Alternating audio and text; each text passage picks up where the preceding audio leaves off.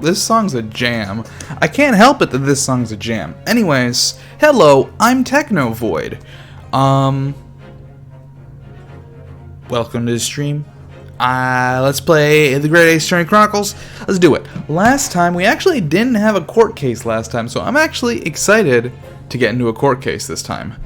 However, we did meet Hairlock Sholmes, and he was pretty great. The Adventure of the Runaway Room. Let's get straight into it. No introductions needed.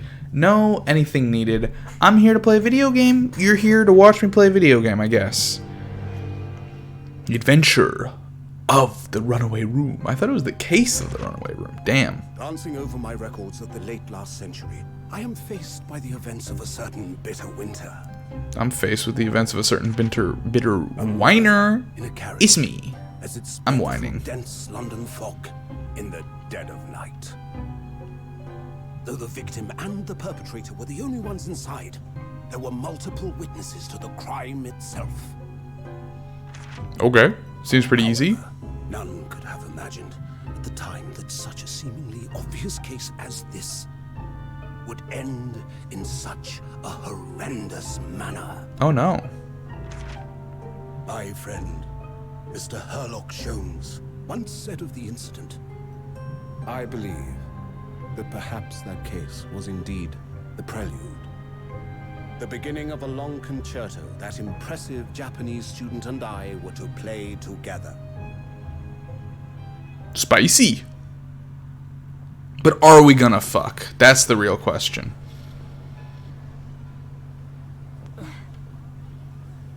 Did you do it? Amazing. Is this really just a railway station? Did you learn how to lawyer? Station or not, I've never seen such an enormous building before. And look at all the steam locomotives. This country is incredible.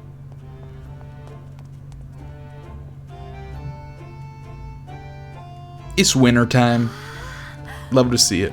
It's always winter in Britain, ain't it? Soaps, dude. They selling soaps? I need some soap, dude. Don't put your bags down. Some shit's gonna steal it. So this is the capital of Great Britain. London. Where to? Oh, hello. Climb aboard. I'll take you wherever you want to go. They're Japanese. Aren't you supposed to be racist towards them? Supreme Court in Whitehall, if you wouldn't mind. My pleasure. I suppose you're visiting students from abroad, eh? Yes. Thought so. Well then, I hope you enjoy your stay.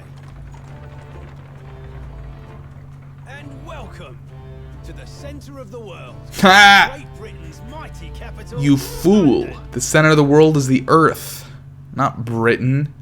Come on, dude. Everyone knows that.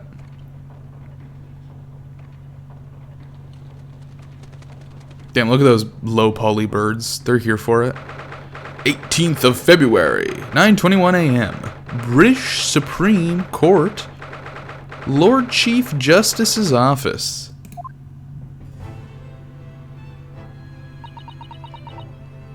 Impressed, are we? Hi, Stormy. What an incredible place. It's so imposing. It's almost suffocating. This place is breathtaking. Looks like a fortress. There are some stone buildings like this in Japan now, of course, but they've only been built in a few short decades since we opened our borders to the outside world. An authentic example like this has quite a different impact, wouldn't you agree? A far cry from the wood and paper most of our buildings are constructed from. It's certainly unfamiliar. But I think there is more to the difference than just construction materials. Those low poly birds definitely have something to do with it. What is this place again? This is the Lord Chief Justice Office, Naruhodo-san. Didn't you read the little boop boop boop boop boop boop at the beginning? Come on, dude. In the Supreme Court of Great Britain. The Lord Chief Justice. Sounds like he's from, I was gonna, Star Wars. I was gonna say sounds like he's from Toy Story. That ain't right. If we had instructions to report here at this time. If circumstances were different, we were supposed to let the Lord Chief Justice know that we had arrived from Japan. But Kazuma can't. No, he is fucking dead. He did trip on a cat. Despite that not actually being how he died, it is how we're gonna say he died for the rest of this video game, because it's funnier. So instead, we are here in a different capacity. As envoys to report the news of Kazuma-sama's death. Yes. And having delivered his or her message, an envoy's duty is done. So, we'd have to return to Japan. If we want to remain here in Great Britain, I have to take Kazuma's place as the law student selected for the study tour. Yes, which means you need the requisite qualifications as a lawyer, which we got, right? We did spend the past 40 days on a boat doing that. Please say we didn't forget to do that. Come on. Fantastic, which is what we've been studying. Dude, Ryunosuke, we're gonna pass the bar exam today. I'm hype. I'm hyped to pass the bar. The bar I've set for myself is so low that I could pass it no matter what. Here, in Great Britain, it is the Lord Chief Justice who appoints lawyers. So that's the second reason why we're here, to have you officially recognized as a lawyer. Lawyer? I hardly know her. Boom, boom, boom, boom. It's the only way we'll be able to remain here in London. London? I hardly know one. Hope I'm up to scratch. Ah, good morning. Sorry for keeping you. Oh, hello. You are imposing. Oh. I trust you aren't too exhausted after your long voyage from Japan. It seems I'm 1 hour, 12 minutes, and 47 seconds late. My apologies. Oh, no, don't mention it. We are never happier than when we're standing around with nothing much to... Not a good look. Not a good look. Maybe don't lead with that. How fortunate. So, introductions. I am Male Strongheart, Lord Chief Justice of the British Empire. And I feel like a little mouse under an elephant's foot. Come on, Mr. Naruhodo, don't be a mouse. Oh, reading my memories again? Come on, don't do that. It's an honor to meet you, Lord Chief Justice Strongheart. I'm Ryunosuke Naruhodo from the Empire of Japan. Well, Mr. Naruhodo. Welcome to London, the capital of our glorious British Empire. Check out our low-poly birds. We have many. Yes, thank you. I mean, can we examine? Tell me about this chair, dude. This must be the Lord Chief Justice's desk. I believe it's made of marble. Looks more like an over-the-top tombstone that's toppled over to me. I think that's your fanciful imagination at work again, Mr. Naruhodo. It feels like everything that's normally made of wood and paper at home is made of bricks and stone here. I know. That's why this place feels so overbearing, I'm sure. Tell me about the chandelier, dude. Just look at all the naughty books packed together on these shelves. They go from floor to ceiling. No, they clearly don't. The ceiling is clearly higher than that. And they're all books that you couldn't hope to come by in Japan. It's like a dream. Yes, a very bad dream. They're not all about British law either. There are books about the judicial systems of other Western nations. France, Germany, Spain, Holland. What about Russia? Why do you ask? I was wondering about asking Lord Chief Justice how you say wardrobe in Russian. What do you think? I think perhaps it's a thought best abandoned. Damn. Look at these menacing metal giants facing each other across the room. I believe they're... Yes, they're suits of armor. Oh, right. I thought maybe they were like lion dogs we have in Japan guarding shrine gates. No, not at all. In fact, in Europe, suits of armor like these are always possessed by evil spirits, you know?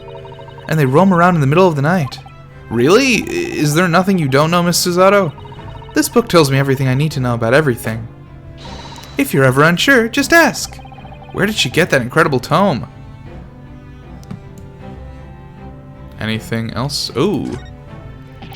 Is this some kind of clock? Actually, I think we might be inside some sort of giant clock. But those gears are larger than anything you'd find on a steam locomotive even. It's eerie. Do you think clocks are some sort of hobby of his? The Lord Chief Justice, I mean. Well, Boys do enjoy fiddling around with their cocks, don't they? I mean clocks, don't they? I'm not sure you could fiddle with cogs that size. I'm certain you couldn't call him a boy. Damn. Way to assume his gender, Susato. I can't believe you do this. I just did it too. I said his gender. What's wrong with me? Still, it's amazing how little noise these cogs make considering how large they are. There's actually something quite soothing about their precise rhythm.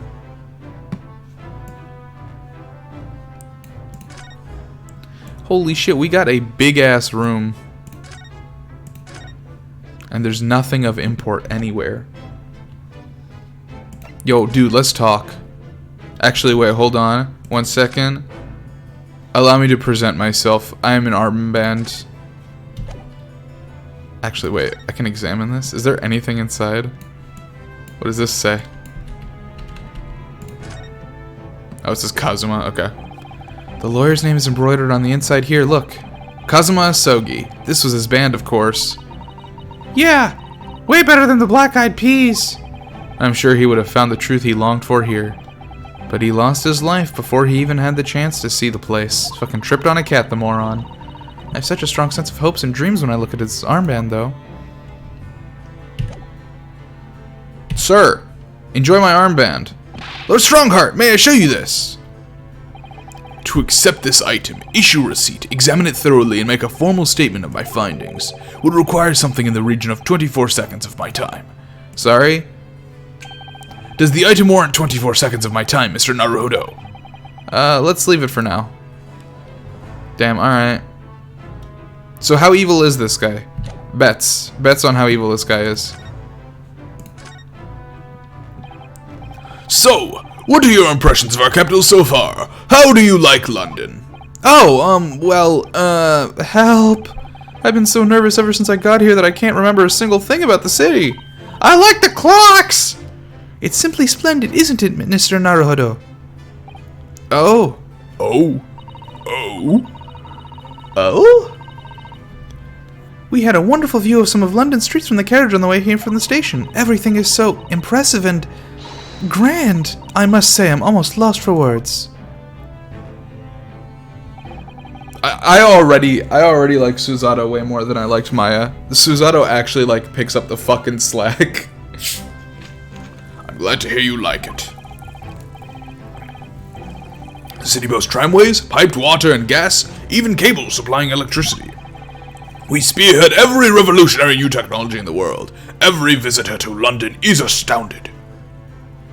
Oh yes, astounded is the word. Thanks for saving me there, Susato-san. And everyone seems so jolly and full of vigor. Oh, that's just because you haven't been to the back streets yet. Yes, there's much excitement about the upcoming great exhibition we'll be hosting here in London. Great exhibition? Cultural and technological achievements from around the globe are to be exhibited here in our great city. It's going to be great. A great exhibition, one might say. It will be the greatest spectacle.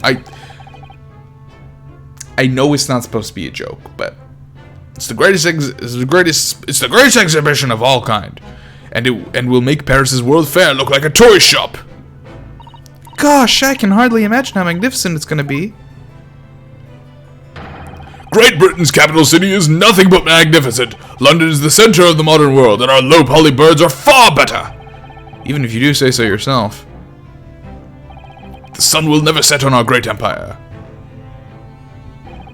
Perhaps it is the fate that in these progressive times we welcome visitors from the land of the rising sun.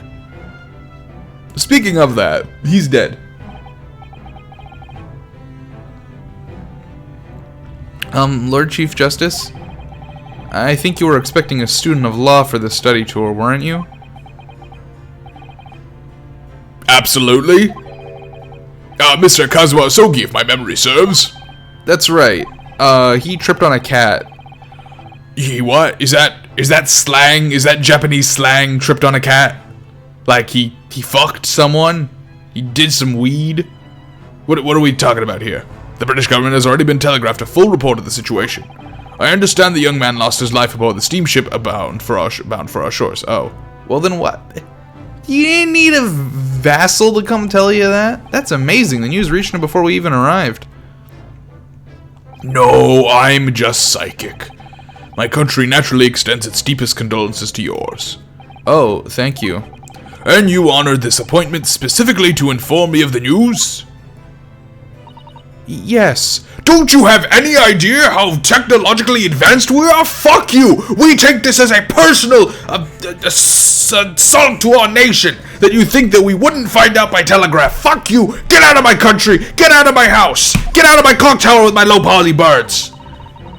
I'm sorry, I got a little carried away there. We are here to report in the capacity of envoys from Japan to report the sad news in person. But not with the person, because he's dead. He tripped on a cat. They tell me you Japanese are a people of protocol and courtesy, and I see that it's true. And it is with some regret that I must inform you that the death of the young lawyer means the study tour arrangement can no longer proceed. If you would just hear us out, Lord Strongheart. What do you have to say, madam? It's about the study tour. Mr. Naruhodo here would like to make a proposal. Would he now? Well, Mr. Naruhodo. This is it then. The moment of truth. I'll suck your dick if you let me stay. I mean, wait, continuing the study tour. The thing is, Lord Justice, Lord Strongheart, I was wondering if perhaps you would consider allowing the study tour to go ahead? Don't misunderstand me. Britain would ideally like to see the tour go ahead.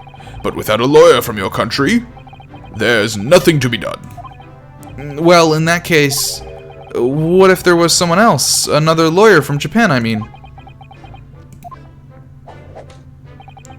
Is there something I don't know? Only a single lawyer was invited to Great Britain from your country. And that was Mr. Asogi. At least that is what I've been led to understand. The thing is, this really isn't going well at all. I just can't seem to find the right words to say to this man. Mr. Naruhodo! I could ruin things here if I'm not careful. What am I gonna say? If there's someone else here from Japan who could be described as a lawyer, it's... Actually, never mind! Sorry I brought anything up! I'm just gonna go ahead and leave now. It's me, though. It's me. I can do it. It's me, the baby. That's a joke, right? That's what the kids are saying these days, the baby. They like that one. Please like, comment, and subscribe, and give ad revenue, even though this video doesn't have any ad revenue. Is that so? I mean, I don't actually have any qualifications as such, but... No qualifications, you say, and yet you still claim to be a lawyer. I have acted as a lawyer in court before, only once, as it happens. Sorry, Megan. My apologies. I had Kazuma to help me, and I was the accused, but glossing over the details. I've been spending every spare moment on the journey here to Great Britain studying. I've learnt all about British law and court proceedings while I was on board the SS Burya. The voyage from Japan is some 50 days, I believe. Not what you might call a full education. To become a qualified lawyer here in Britain, not only do you need a university degree in law, which, by the way, I doubt Asogi actually had, you must also complete several years of training. I realize it's far too short a period of time, but I can't just go back to Japan. Kazuma, Mr. Asogi's journey had only just begun. Coming here on the study tour was all he thought about. I have to carry on and do everything he planned to do. I know it must sound like I have an overly inflated opinion of myself, but believe me, that is not true. I would do anything to prove that I have what it takes. Any test you care to set me. Just one chance, that's all I'm asking for. Please! 31 seconds. Sorry? Your opening statement there, Mr. Naruhodo. It was 31 seconds long. Not too brief, not too protracted. A perfectly judged appeal, I would say. Which is a skill that would stand you in a good stead as a lawyer. Oh, thanks. That was intentional. So, you're willing to put those words to trial, are you? Well, I'm all for entertainment. Huh? But let me ask you one thing first, sir. Yes? You say you intend to do everything Mr. Asogi planned to do. Are you firmly set on that path? Well, yes, that's my intention. I see. Am I imagining things? Or did his expression just alter a fraction all of a sudden?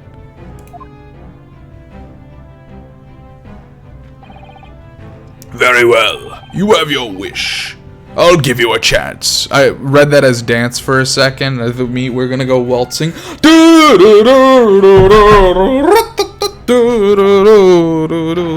A test to become a specially certified lawyer. Whether you pass or fail is entirely down to you.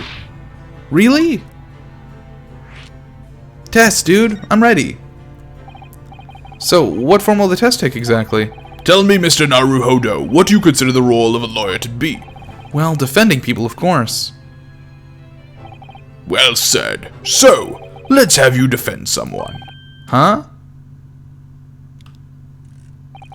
Your timing is perfect, in fact. There's an apt trial about to begin later today. No advocate has been appointed for the defense as yet, so this will be welcome news. Today? Straight away? If you manage to secure a verdict of not guilty, you'll have passed my test. What could be simpler? I don't know, maybe a written exam, that might be simpler. How do I get myself in these situations? Well, could I ask what sort of trial is it, Lord Strongheart? Yes, good question. I remember. It's a murder trial.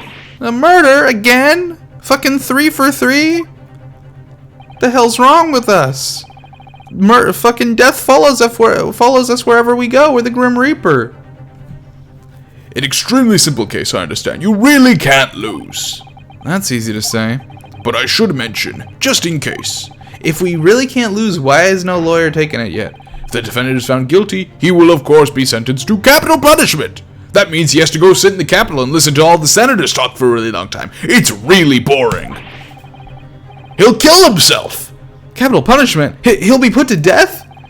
Here in Great Britain, murderers are sent to the gallows without exception. Presumably, you read that much in your short sea-based introduction to British law. We can't possibly agree to such a test. We would be toying with a man's life. I am the Lord Chief Justice, and I've decided it's acceptable. But you can't do that, can you? No, but I'll do it anyway. There's no need to overcomplicate this. All you have to do is ensure you don't lose. Just reduce the enemy's HP to 0. Really couldn't be simpler. So the defendant may live or die depending on how well I perform in court? If I lose, he'll be hanged. Mr. Naruhodo, you've come to me claiming to be a lawyer! I have. If you want me to take you seriously, you need to prove you're willing to do a lawyer's job. And you say you intend to see through the will of your compatriot, Mr. Asogi. I would like to understand just how far you're willing to go in order to make that happen. He's testing my resolve. What's the matter? You've fallen silent. I'm sorry, but time is pressing. The trial begins shortly. I need an answer from you now. What's it to be? What do I say? Do I agree to this absurd test? I'll do it! Alright then, if I have to give you a decision now, my answer is... I can't do it. I can't get the words out. 15 seconds. Your decision making needs work if you want to be a lawyer. That was too slow.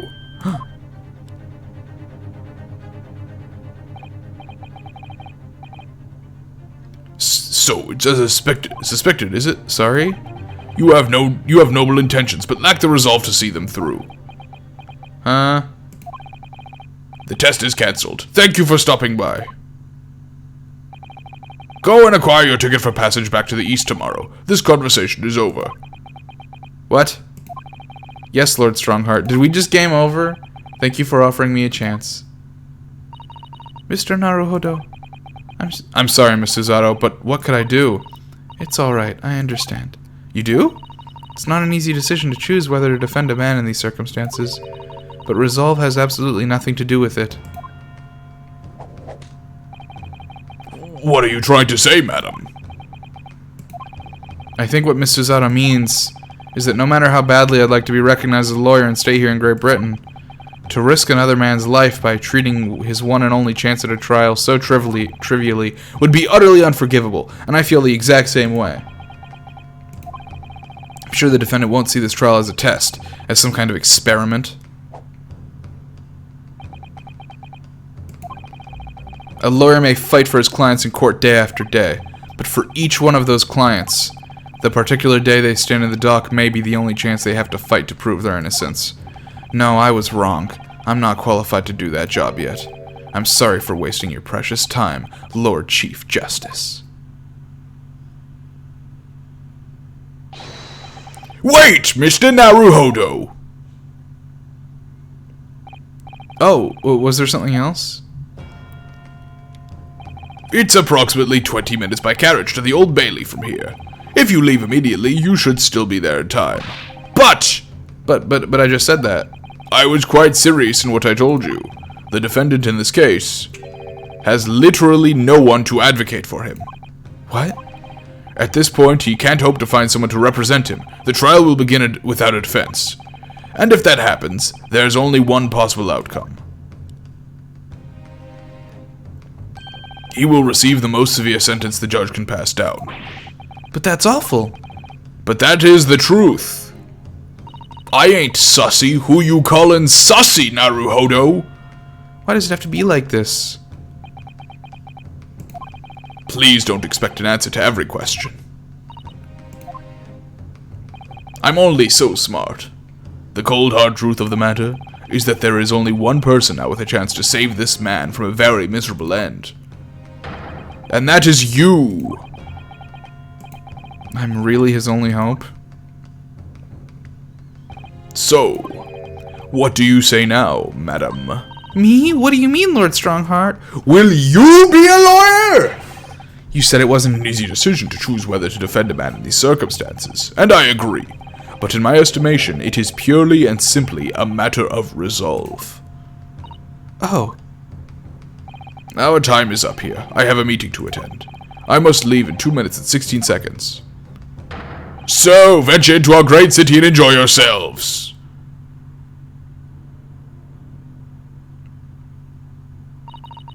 He's gone. The Old Bailey. If we're gonna do this, Mr. Naruhodo, we must leave at once. Let's take a look at those shit armor again.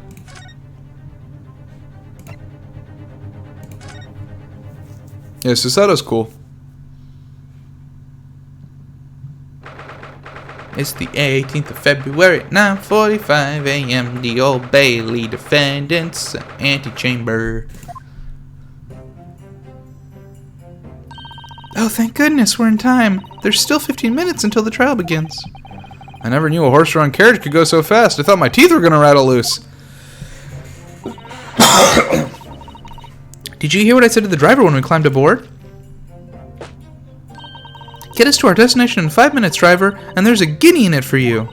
It's one of my favorite lines from the Herlock Sholmes stories, and it worked quite perfectly. I'm not sure why you're so pleased. I thought we were gonna die, and we had to pay gold for the privilege. Well, at least we arrived before the trial started. Yes, I suppose there's that. Anyway, I don't understand it. The court clerk said the defendant should be here, but there's no sign of him at all. Oh, he was invisible. He got criminal for invisible. So this is the Old Bailey. Even this room for defendants to wait in is grand. Are you all right, Mr. Naruhodo? I'm feeling tense. That's all. Even though we're in a giant building, I'm still feeling tense. This place gives me the same sense of foreboding that I remember from the Supreme Court in Japan. An oppressive air, almost as if the building itself is going to crush whoever is about to be sentenced. Feels like only yesterday that I was the one about to be crushed. Yes, whoever the man you're to defend is, I imagine he's feeling very alone at this moment. Top of the morning, dear madam. Who the fuck? What are yous doing following me here? Things are fair desperate, are they? Sorry? Would you look at those expressionless faces from the East, are yous? We're from Japan, yes? Ah, Japan is it right. Say no more, say no more. So, how much do yous need? No, we're just here because... No need to explain, fella. I've been there myself, so I have. No place to go, none to eat, barely a penny to your name, and all's wild and strange, faraway land. Well, actually, we haven't found a place to stay yet, no. Let me start by giving you 1,000 guineas. Say nothing now. 1,000 guineas? Please, Mrs. Otto, you don't have to shout. But 1,000 guineas is enough to build an entire mansion in the most prestigious area of Tokyo. What? What?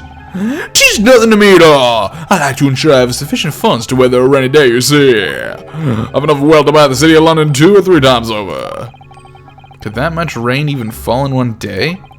Well, even so, we couldn't possibly accept such a large sum of money. Ow. Ah, that hit me in the eye.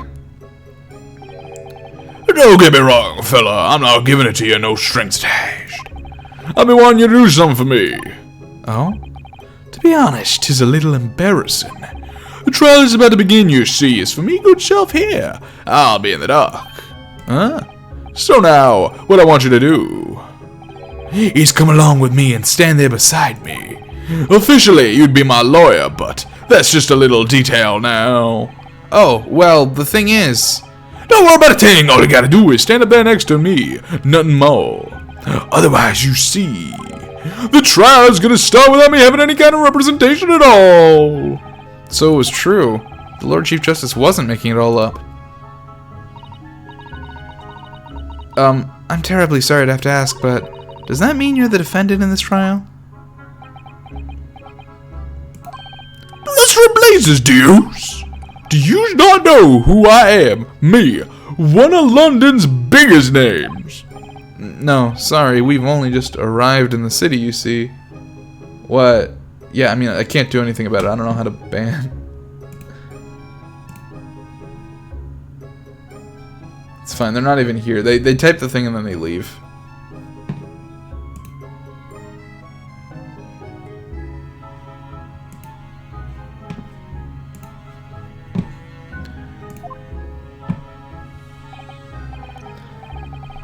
I see. I suppose it isn't altogether impossible. Well, just next to Hyde Park there in the central London is another beautiful park. Sorry, a park? What? 'Tis called McGilded Park, full of blossoming flowers in the spring and singing birds and whatnot. I donated to the city, so I did. An entire park? In central London? The city of smiles, that's my vision for London. There's nothing Magnus McGilded wouldn't do for the city and its queer old people. That's amazing. I mean, really extraordinary. But now they gonna say I'm a good-for-nothing criminal. Me, Magnus McGilded. What is the matter with the London police, I ask you? Alright, don't pass out. Mr. Naruhodo, perhaps now would be a good time to introduce ourselves while the gentleman catches his breath. Good idea.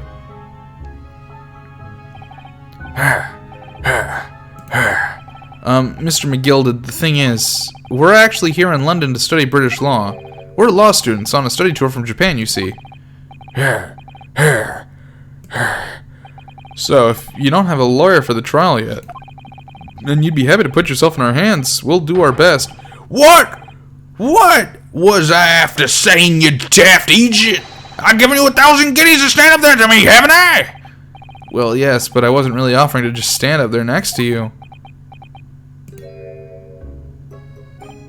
Oh, I think I see what's going on here. Sorry? I know what you thinking. 'Tis chances of a fella claims to have more money than the Queen. But if that's true, why the blazes can't he hire the finest lawyer in all of England? Because he did it, that's the only explanation. Well, no, not at all. Not at all. Although, it is a little strange, to be honest. Why don't you have a lawyer, I mean? That would be the fault of the Reaper. He came after us the whole way, this little cat. He came, Mr. McGilded's gonna trip on him too. Sorry, did he just say Reaper? This is the Reaper Leviathan. The Grim Reaper of the Bailey, Lord Baron von Zeeks. He's the prosecutor. The prosecutor is the Grim Reaper? Damn, I don't think he's gonna give us any quarter. When Van Zeke stands for the prosecution, they call the accused his sacrificial lambs. And to this day, in every single trial in which he's been the prosecutor, the accused has been damned. What? So it's reached the desperate situation where there's no one willing to stand in defense against the fella at all. You could say he's a living legend of the Old Bailey. Goodness.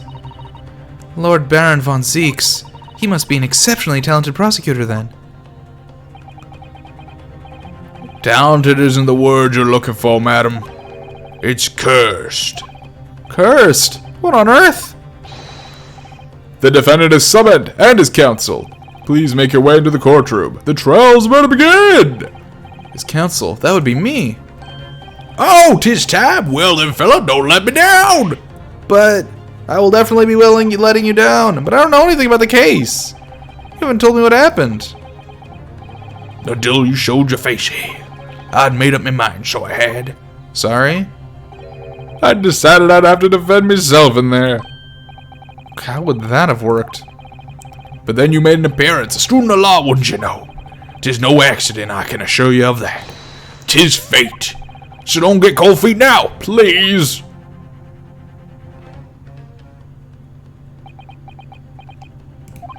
I literally know nothing about the case or about this man who stands accused. In fact, the only thing I do know is that I can't just turn my back on him.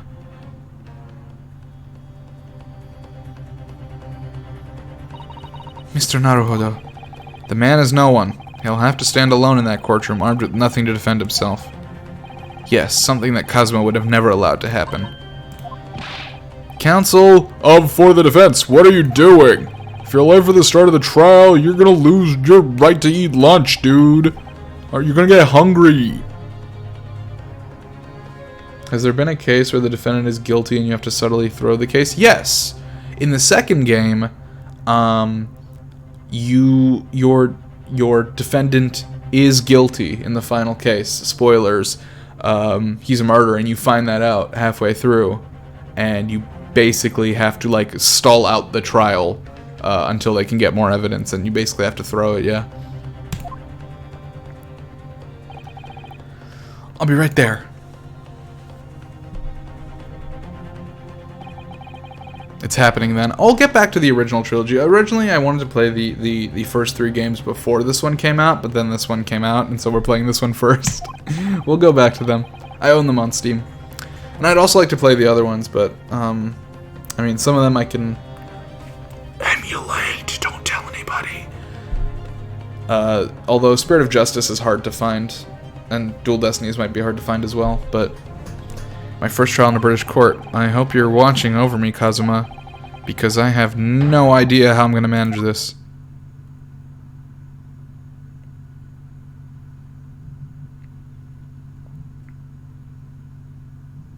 Thanks, Stormy, I appreciate that. Shh, keep it hush-hush. It's the 18th of February at 10 a.m. There's 104 days left until Mr. McGilded dies. Actually, more like 104 minutes, probably. So this is the highest court in Great Britain. The Old Bailey. The centuries of history in this place is palpable, isn't it? It's so different to the Supreme Court in Japan. It feels both imposing and serene at the same time. The atmosphere almost makes words redundant. Whatever the country, determining a person's guilt or innocence is always a solemn affair. May I say something, Mr. Naruhodo? Oh, yes, what? Your eyes look ready to pop out of your head again. I know, but I just can't help it. Hello.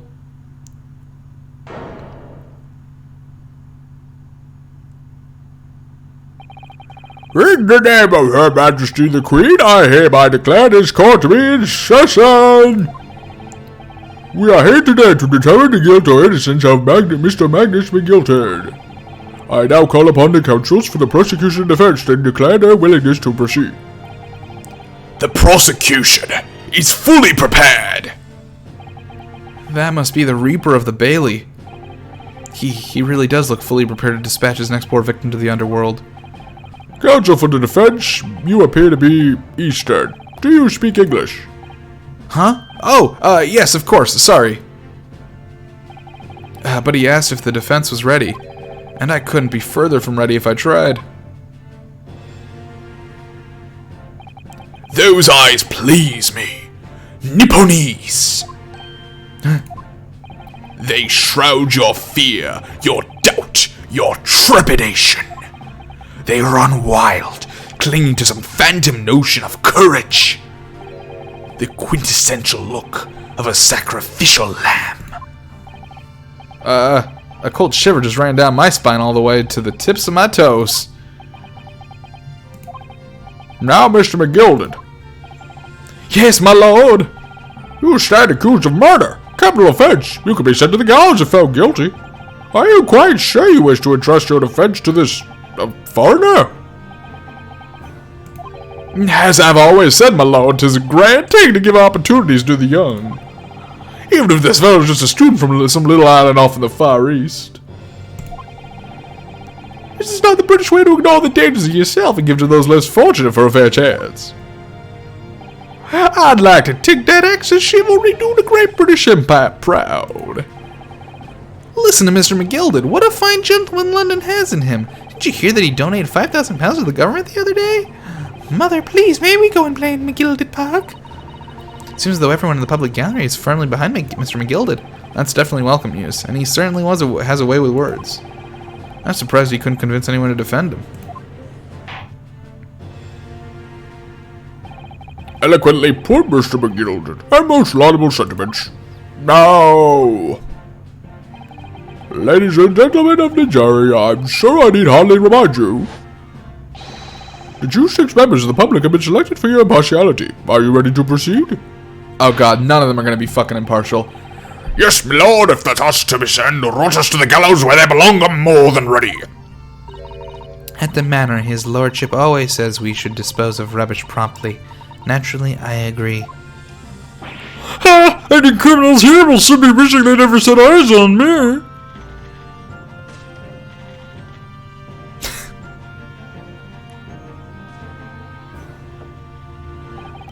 I feel a chill. Oh, don't mind me, my dears. I'll just be getting on with my knitting. Must finish these mitts for my grandson. Ah, Mr. Naruhodo, those people are... The jury, yes. That's something we don't have in Japan yet. That's right. I've only ever read about it. But here in Great Britain, the court's final verdict depends on the opinions of these 6 jurors. The judge passes sentence according to law, but the jurors determine guilt based on common sense. So the defendant is ultimately judged from 2 completely different points of view. How exactly do the jurors give their verdict? That I don't know, but I'm sure it'll be clear as the trial progresses. Yes. Project Advance 6. My lord. It's been a number of years since we've seen you here in the courtroom. I thought you'd renounce your fame. I'm known as the Reaper of the Bailey, my lord. Infamy rather than fame, I would say. But yes, 5 years have passed since I last spread my wings in this capacity. So what brings you back? Is there some change of circumstances of which the court should be aware?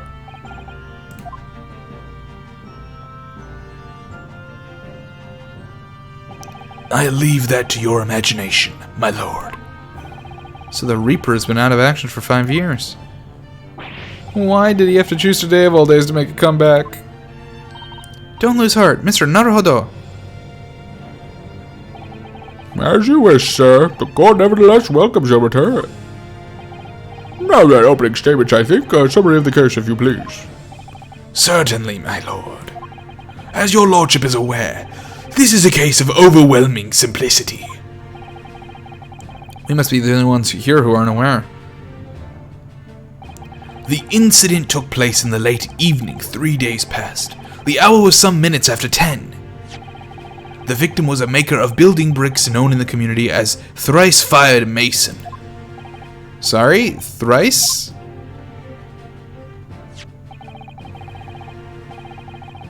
I don't think that they aren't. They're on the same sides. He was a very accomplished craftsman. The bricks he fired were said to be almost indestructible. The victim's corpse was discovered in an omnibus in service on the streets of London at the time. Oh wait, A dagger that had been thrust into the victim's abdomen is believed to have been the ultimate cause of death. Here is the autopsy. what do you? They're not. Edgeworth and folks are always on that side, and Phoenix and folks are always on that side. I'm confused about your confusion. Thank you, counsel. I shall accept that into photograph as evidence. The autopsy report has been entered into the court record. The photograph of the crime scene has been entered into the court record. And one further item of evidence. Let's take a look at the court record real quick. What are we looking at? Thrice fired mason, brickmaker, stabbed once in the abdomen with a knife while steering in an omnibus, died to internal hemorrhaging as a result from the trauma. Okay. Seems pretty self-explanatory. The prosecution wishes to submit these as well. And these are... Good lord! Is that blood, counsel? Don't bring blood here, it makes me squeaky. Makes me squeaky, squeamish. Yes, my lord, seized by a policeman who arrived on the scene. These gore-soaked gloves were taken from the hands of the accused when he was arrested. What? Mr. McGilden's gloves had blood on them? Why'd they have that? Yes, I will accept these as evidence as well. The defendant's leather gloves have been entered into the court record. How did I get into this? I'm backed into a corner before I've even started. Let's take a quick look at those gloves.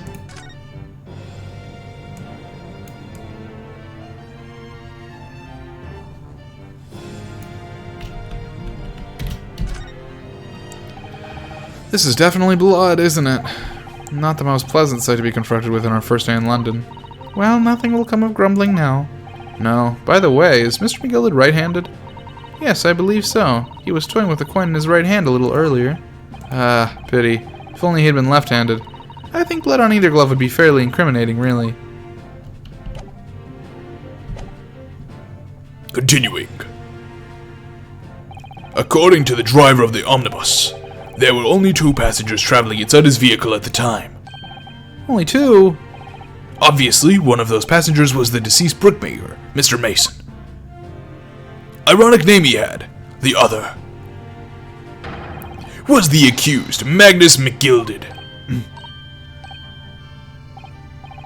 Well, rather damning circumstances to say the least. Defendant, what say you?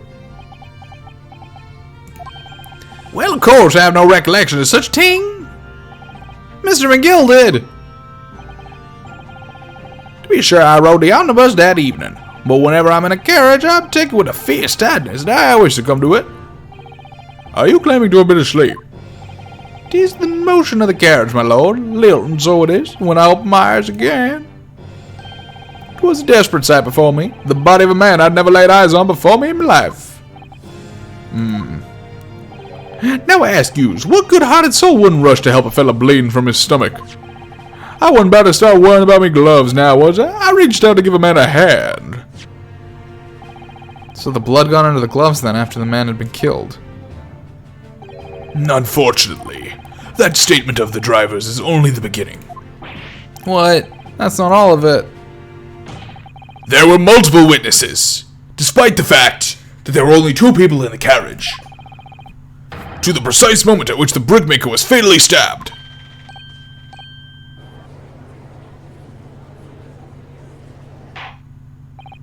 Order! Order! Order! When the killing took place, only the victim and the accused were inside the carriage, and there were witnesses to the crime. This is not just a case of compelling evidence. It's the nail in the coffin for the accused. Oh no.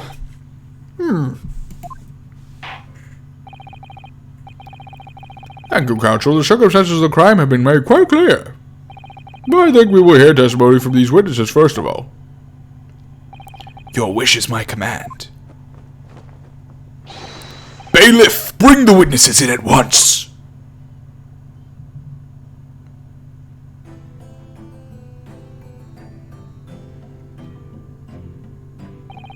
Witnesses, your names and occupations. My name is Whenever Cosmic People. I drive an omnibus in the East End. Bruce, fair play. I'm a banker in the city. My name's First, Lady First. I, make hats for gents. Let's begin by confirming the facts. 3 days ago, at a short time after 10 o'clock in the evening, all of you present in the stand were in an omnibus and a witness to the aforementioned incident. Is that correct? Yes, sir. Quite right. Yes, sir, that's right, sir. Very well then, let's proceed with your former testimonies, please. Each of you will tell the court precisely what you saw. Witness testimony. What the witnesses saw. It was the last bus of the evening, so I had a few customers. I remember well. The victim and the man accused of killing him were sat next to each other inside the bus. Then out of the blue, the accused just reached over and plunged a knife into his guts.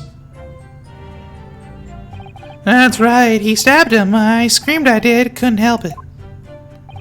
As soon as I heard the scream, I stopped my bus. And then I saw it too.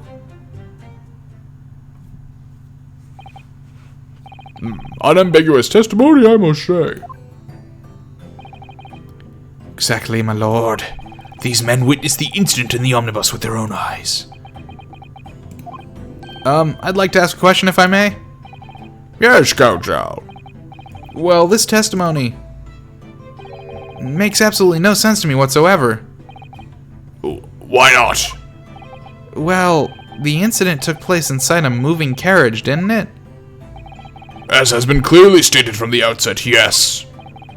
Well, in that case, how could those two witnesses possibly have seen what happened? There's no way they could have seen in the inside of a moving carriage.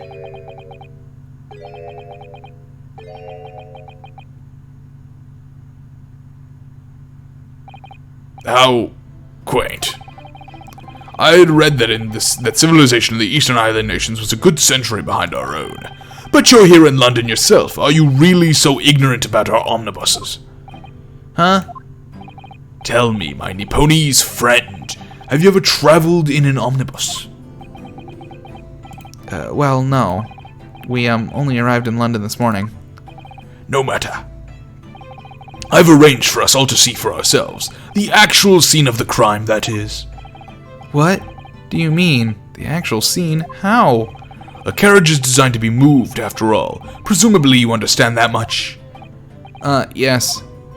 The omnibus in which this bloody crime took place is here today, in this very building. Here? What? The entire carriage? Bailiff! Bring forth the stricken omnibus!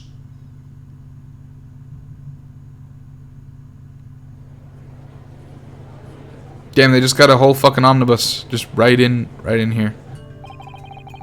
So that's an omnibus. The omnibus. I can't believe they could bring something so enormous in here. Great Britain's courtrooms are amazing. As you can see, the omnibus is pulled by 2 horses and can carry up to 8 passengers. 4 passengers seated inside the enclosed cabin, and another 4 on the rooftop deck above. Every Londoner knows that the best views of the city architecture and sights are to be had from the top of the omnibus. And I should point out to our foreign guests that there is a skylight in the roof, allowing a view of the interior from the seats above. Ah, skylight. Oh!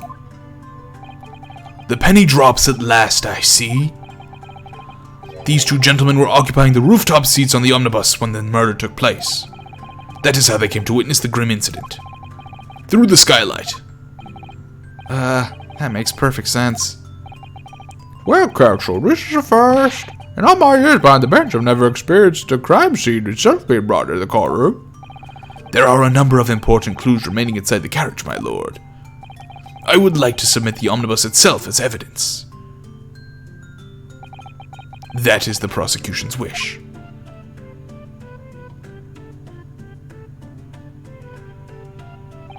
Very well, I see no reason why not. This omnibus is hereby formally accepted as evidence. The omnibus has been entered into the court record. I can't believe it. The entire crime scene entered as evidence. Yes, Great Britain is simply extraordinary. Can we, like, look in there?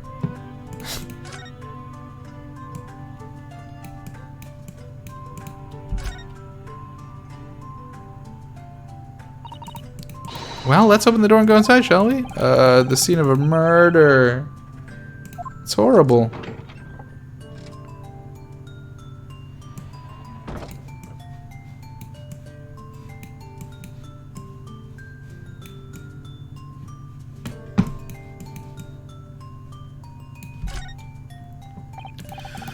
Well, that's a poster for the great exhibition that's due to start in 6 months from now.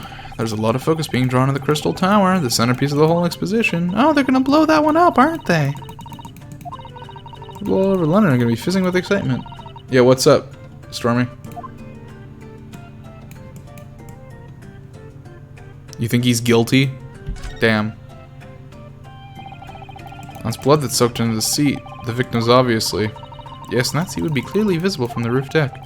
Would you really stab someone in full view of the other passengers like that, I wonder? Well, it was after dark. And there was a lamp on here, so perhaps the culprit couldn't see anything outside through the skylight. Whichever way you look at it, it doesn't seem like it was a planned attack. Okay.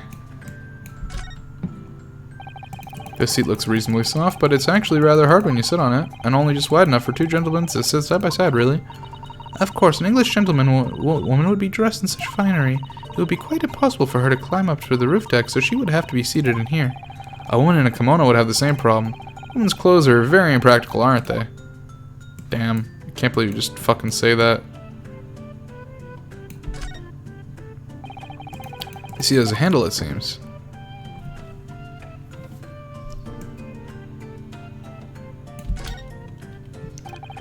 This looks like all sorts of equipment that might be needed to keep the omnibus running.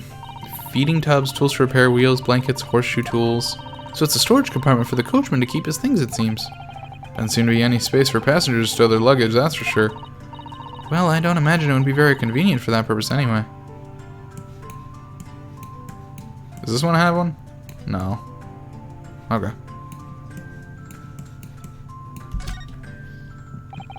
It's quite a large skylight, isn't it? Yes, quite large enough to afford a good view into the cabin from the roof deck. And there doesn't appear to be a handle or a catch of any description, so I suppose it can't be opened from the inside of the cabin at least. Okay, alright. I've gotten a good look.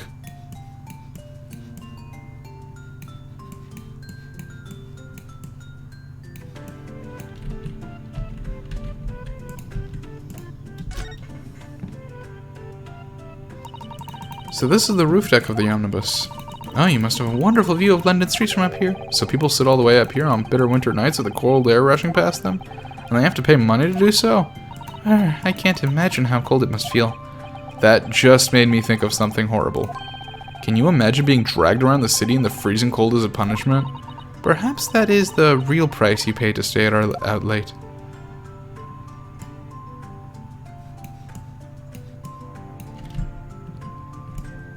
Okay. Alright. Could help myself a lot by giving that omnibus a thorough examination, seeing as it's here. Let's continue with the proceedings, then. Your cross-examination, counsel. Pray don't expect this Nipponese straight to understand the intricacies of a British court's cross-examination rights.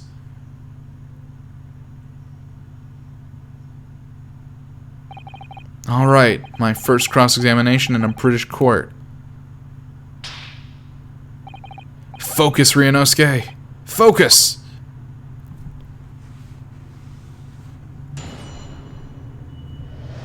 What the witnesses saw. It was the last bus of the evening, so I had a few customers. I remember it well.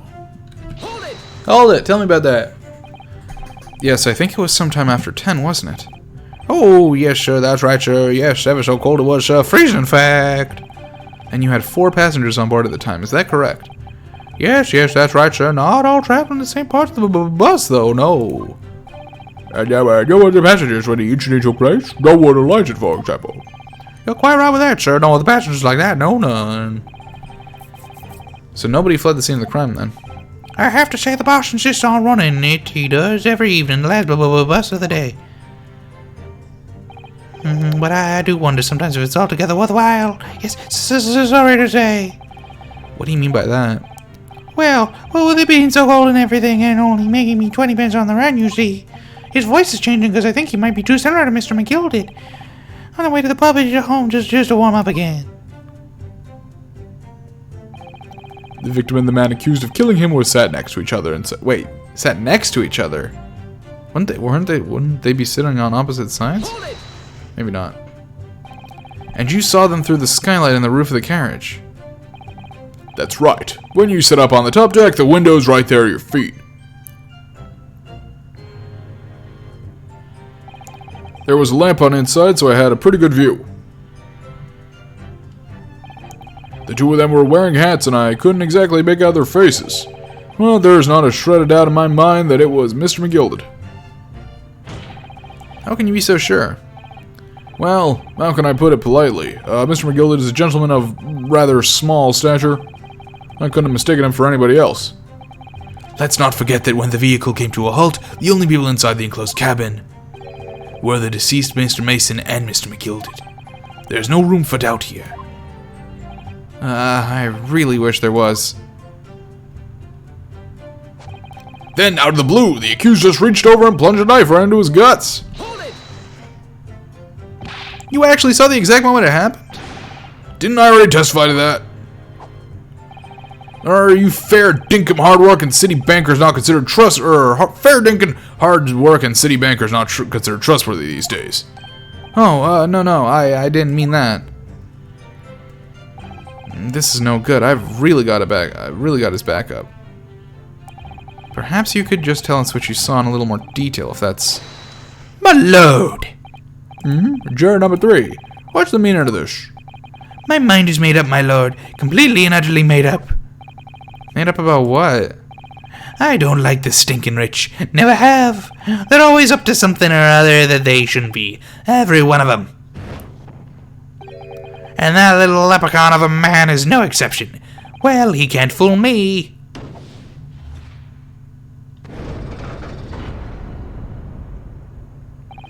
There's no point wasting time listening to any more of this. That's my opinion on the matter anyway. That is precisely what I was about to say. As the foreman of the jury, it's my duty to set a good example to my fellow jurors. Oh no. Oh no. Uh-oh. Well, what is happening here? Let me see. Yes, it seems that's how the members of the jury give their verdicts. With fire? Apparently, yes. White for innocent and black for guilty. As the 6 members of the jury make up their minds about the case, one by one they each cast a ball of fire into the great scales of justice, as we saw just a moment ago. So if those enormous scales fall completely to the black side, does that mean... Let's do our very best to make sure that doesn't happen. Now I'm even more worried than I was before. Very well. The court acknowledges the change in the jury stats. Counsel for the defense, please continue with your cross-examination. This is a nightmare. That's right, he stabbed him. I screamed, I did. Couldn't help it. He stabbed him, you say, and you were sitting up on the roof deck, were you? Yes, that's right, sir. I was up on the roof seats. I remember seeing the little gent sitting next to the fellow that was stabbed. I'd been thinking about a new hat design, you see, so I just gazed absentmindedly around. But then I happened to look down through the skylight. It was sticking right out from his belly. That huge great knife. A grim sight indeed. That didn't help me at all. The jury looks like they're even more convinced my client did it than they were before. That appears to have made everyone even more dubious that Mr. McGilded is telling the truth. If only we had some evidence to counter their suspicions. Mr. First, Oh, yes, yes, sir. is this the knife you saw? Oh, good grief. Yes, that's it. The very one, sir. Is that? Yes, Counsel. This is the blade that was driven into the victim's belly, like a stake through the heart. There's a blade of considerable size, Counsel. It is. And furthermore, the scabbard is emblazoned prominently with a certain initial. The letter M, which seems oddly familiar. Please, no. M for Magnus, perhaps? Or McGilded, possibly. Take your pick. It seems this particular big name in London made a magnificent mistake. But there are M's everywhere. Yes, like in Mason. Objection! This blade is far too extravagant for a poor brickmaker to have owned. No! This weapon of murder certainly belonged to the accused! Okay. But there's so many nervous guys. There's so many anxious guys. Not conclusive, but certainly compelling, Counsel. The murder weapon has been entered into the court record. My lord, if you'll forgive the interruption. If you'll forgive my interruption, I want to take a look at this knife. What if that's a fucking... That's gonna be a W. Maybe. But the sheath's in it. Are you alright, Mr. Naruhodo? Oh, sorry, yes, I just don't really like blades. Oh, those don't seem to like the words of a man with a large katana strung from his waist. That's not a blade, that's Cosmo's soul. Anyway, there's no sense in delaying it. Let's see what the blade looks like.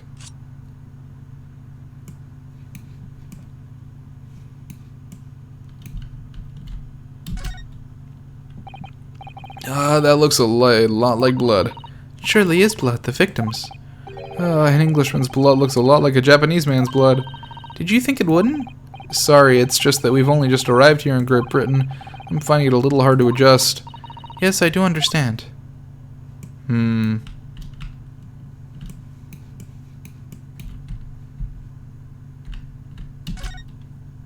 W for gilded. And it's beautifully gilded too. It must be very valuable, I should think. Ah, what is it? Look at this M. If you turn it upside down, it becomes a W. This could change everything. A W. Yes, this is one of those, you know, turnabout cases. I'm sure of it. I'm afraid I don't know at all. But what I am sure of is that this is an M. Damn it. Oh, well, that idea was quickly quashed. Oh, no. I'm a dumbass, too. Alright. Doesn't seem like there's too much with the knife right now. Juror number 2, go on! Mr. McGilded is a pillar of society and a gentleman's word should be sacrosanct. However, those of us in service know we must accept hard truths. Wait, what are you about to do? Dispose of the rubbish!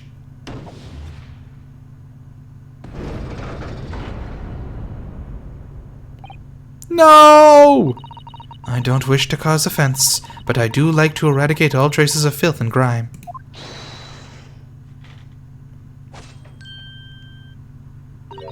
I have painstakingly typed every word uttered here today and cross-referenced all the facts. As such, I am now in a position to draw the only logical conclusion. Oh, this is not looking good.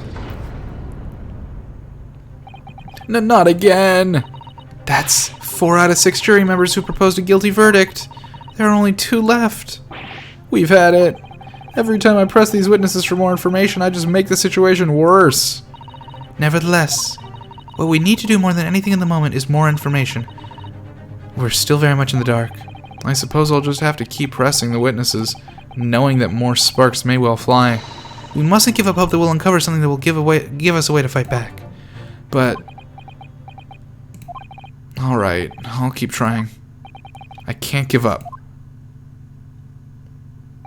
I just need to keep calm and listen to the witnesses' statements again. Soon as I heard the scream, I stopped my bus, and then I saw it too. Hold it! What exactly did you see? Oh, well, sir, that would be the passenger, sir. Yes, collapsed on the floor he was. And by the passenger, obviously you are referring to the victim, Mr. Mason the brickmaker. And then the other passenger that had the knife in his hand like this. By the other passenger, obviously you are referring to the accused, Mr. Magnus McGilded. And he plunged down like this, stabbing the other passenger in the belly. What? Why would you scream before then? You couldn't have possibly seen that. Please put that in your witness. My lord, I wish to speak. Yes, juror number 5. Do I take it that you too? As the master of the London Guild of Coachmen, the idea of a murder being committed in one of the city's carriages is utterly abhorrent to me. It wouldn't be right to make a decision before hearing all the facts, though, I said to myself. But I've heard enough now. The horse is bolted, as they say. No, please, just keep an open mind a little long. Gee up now, Silver Blaze, the finish is in sight. Grandma, we're counting on you. Work on that crochet just a little longer. Babbo's a long-standing member of the guild, and I trust what the man says. Oh, thank you, sir. There's no way I'm going to keep voices straight, by the way, just because there are, unlike the other Ace Attorney games, there are so many people it wants to keep track of. You got 6 jury members, you have like 3 witnesses at a time. There's no way these voices are going to stay consistent. I'm sorry. You're too kind, sir. This is too unkind, sir. Which now means that 5 jurors agreed to condemn this man.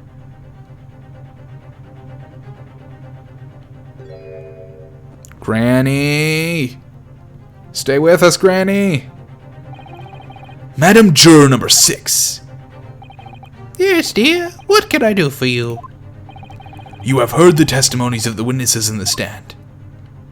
Oh, yes, I certainly have. Still got my hearing, you know. Then, pray tell, why are you yet to pronounce your leaning? Well, dear, the thing is, I'm a creature of habit, me. I always go to the pocket around this time of day and sit on a nice bench and get on with my knitting. What does that have to do with anything, old lady? There's a lovely little park just near where I live. McGilded Park, that's what it's called. The gentleman donated it to the city, you know, to put a smile on Londoners' faces, he said. I can't imagine such a fine young gentleman would have it in him to take another man's life. He's always doing wonderful things for the city. That's right, a man like that wouldn't stab someone, surely. Mother, may we go to McGilded Public Library and borrow some more books? Shut up, Jimmy! How many Londoners live with their heads in the clouds? Do you people not know? What kind of a man Magnus McGilded really is? What kind of a man is he? The philanthropist, Magnus McGilded, has enough wealth to purchase the entire city he claims to value so highly. But where did all that wealth come from? Your client is a Shylock, sir, and one with the very darkest of souls. What? Stone the crows! McGilded lends money at extraordinate rates of interest, so his victims have no hope of repaying him. When they default, he takes possession of everything they own. He is a vulture that preys on the weak. I've never heard of any mention of that before. Your faculties haven't deserted you, I'm sure, madam. So has this thought not crossed your mind? Would a man wealthy enough to buy London in its entirety not have a carriage of his own? What possible reason could this man have had to use of a public omnibus service? You're not saying that the victim, a poor brickmaker, had next to nothing in his name, save considerable financial liability. It will come as no surprise that his creditor was the accused, Magnus McGilded. But let it also be known that the very day Mr. Mason was killed was the final repayment date for his debts. Good gracious! The brickmaker was destitute. He had lost his house. He had not a shilling with which to repay his debts. And in the end, this pitiful soul had the very last thing he owned taken from him, his life. By the merciless philanthropist pretender, Magnus McGilded. I don't believe it. If I might add something briefly, Miss Susato, you claim that the victim had been lent money by Mr. McGilded, but where's the evidence to support your claim?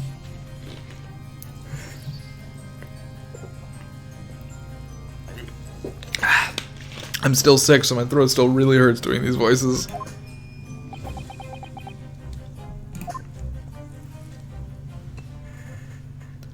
Dude's pouring himself some fucking wine in the courtroom? What are you, Godot? Pray forgive the discourtesy of filling my hallowed chalice in a court of law. Aha, there it is. Lord Van Zeek's hallowed chalice. How can this be considered acceptable? But I find myself in unexpectedly good humor. I had heard ladies from the Far East could show great courage, but I didn't expect to experience it myself. Ah! As judicial assistant to the defense, I am simply doing my job. What a pity that your display of courage is in vain. This is the debtor's ledger, which details all monies loaned by the accused. You will find the victim's name clearly recorded inside. Oh. Please enter that into the court record. That's going to be what we need. Allow me to present this ledger as evidence. And pray forgive the discourtesy of raising my chalice in a toast to the enigmatic East at the same time. A marvelous toast, counsel. I will gladly accept this new evidence. The debtor's ledger has been entered in the court record. Oh yes, 20 guineas. The victim owed a considerable sum. Do we have access to that? Let's open that shit up. This portfolio must contain all sorts of secrets, London gentry. Oh dear, do you really think we ought to look inside? Well, it's not as though we know any of London's gentry personally, is it? Apart from our great detective friend, perhaps. Actually, I wonder. I assure you we will not find Mr. Sholm's name inside. Well, let's see what we find.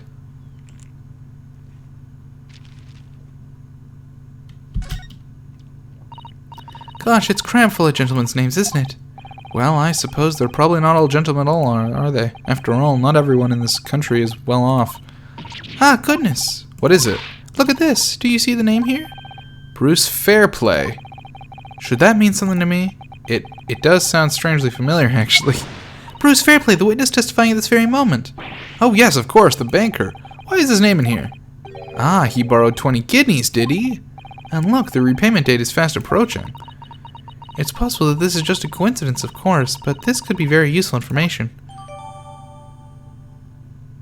Nice. Very good. We will use that. And the accused made quite certain he had ample recompense. Well, it would seem I've had the wool pulled over my eyes. Regrettably, madam, that is the modus operandi of the accused. And it's such a pretty little park, too. What a scoundrel. No, no, Granny! Granny, hold on! Granny, wait! Still. Maybe it's all for the best. Ah, wait a minute! Let's think about this a little more before... I don't stand for nonsense. Shit. Uh-oh.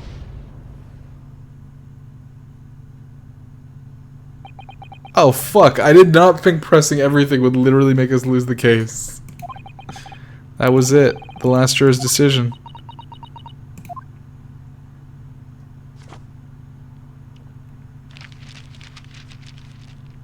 Save me, Susato. According to this Encyclopedia of British Law, when all members of the jury have concluded that the defendant is guilty, court proceedings are suspended and the presiding judge will deliver the final verdict and sentence. That's what it says here. The final verdict. It's over then. Oh! There's a footnote, though. A footnote? My feet are perfectly fine. All 6 members of the jury are now in agreement in this case.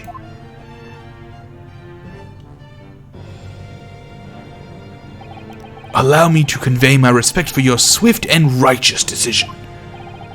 According to the laws of this country, I will now conclude the trial by delivering my final verdict. I trust there are no objections.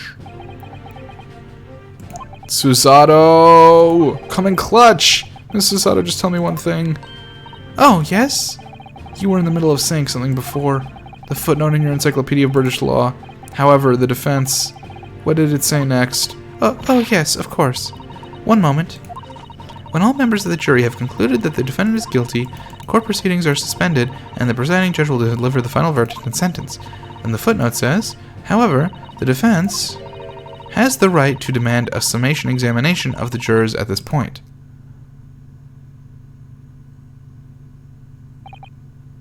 Summation?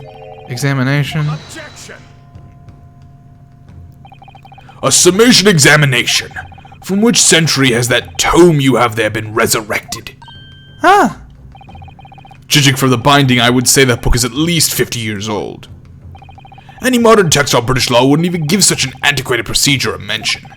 It's a relic, long forgotten, and certainly no longer practiced. So you're out of luck. Oh. What even is it, Mrs. Otto? This so-called summation examination. Oh, one moment and I'll read about it. She's a quick-ass reader. You would demand the right to a procedure before you even understand what it entails? Typical Nipponese. Alright, Mr. Naruhodo, I think I understand. It seems that this procedure we would be able to appeal to the members of the jury. To do what exactly? Appeal to them to change their leaning and reverse their decisions. And it says here that, if successful, the proceedings of the trial must be resumed.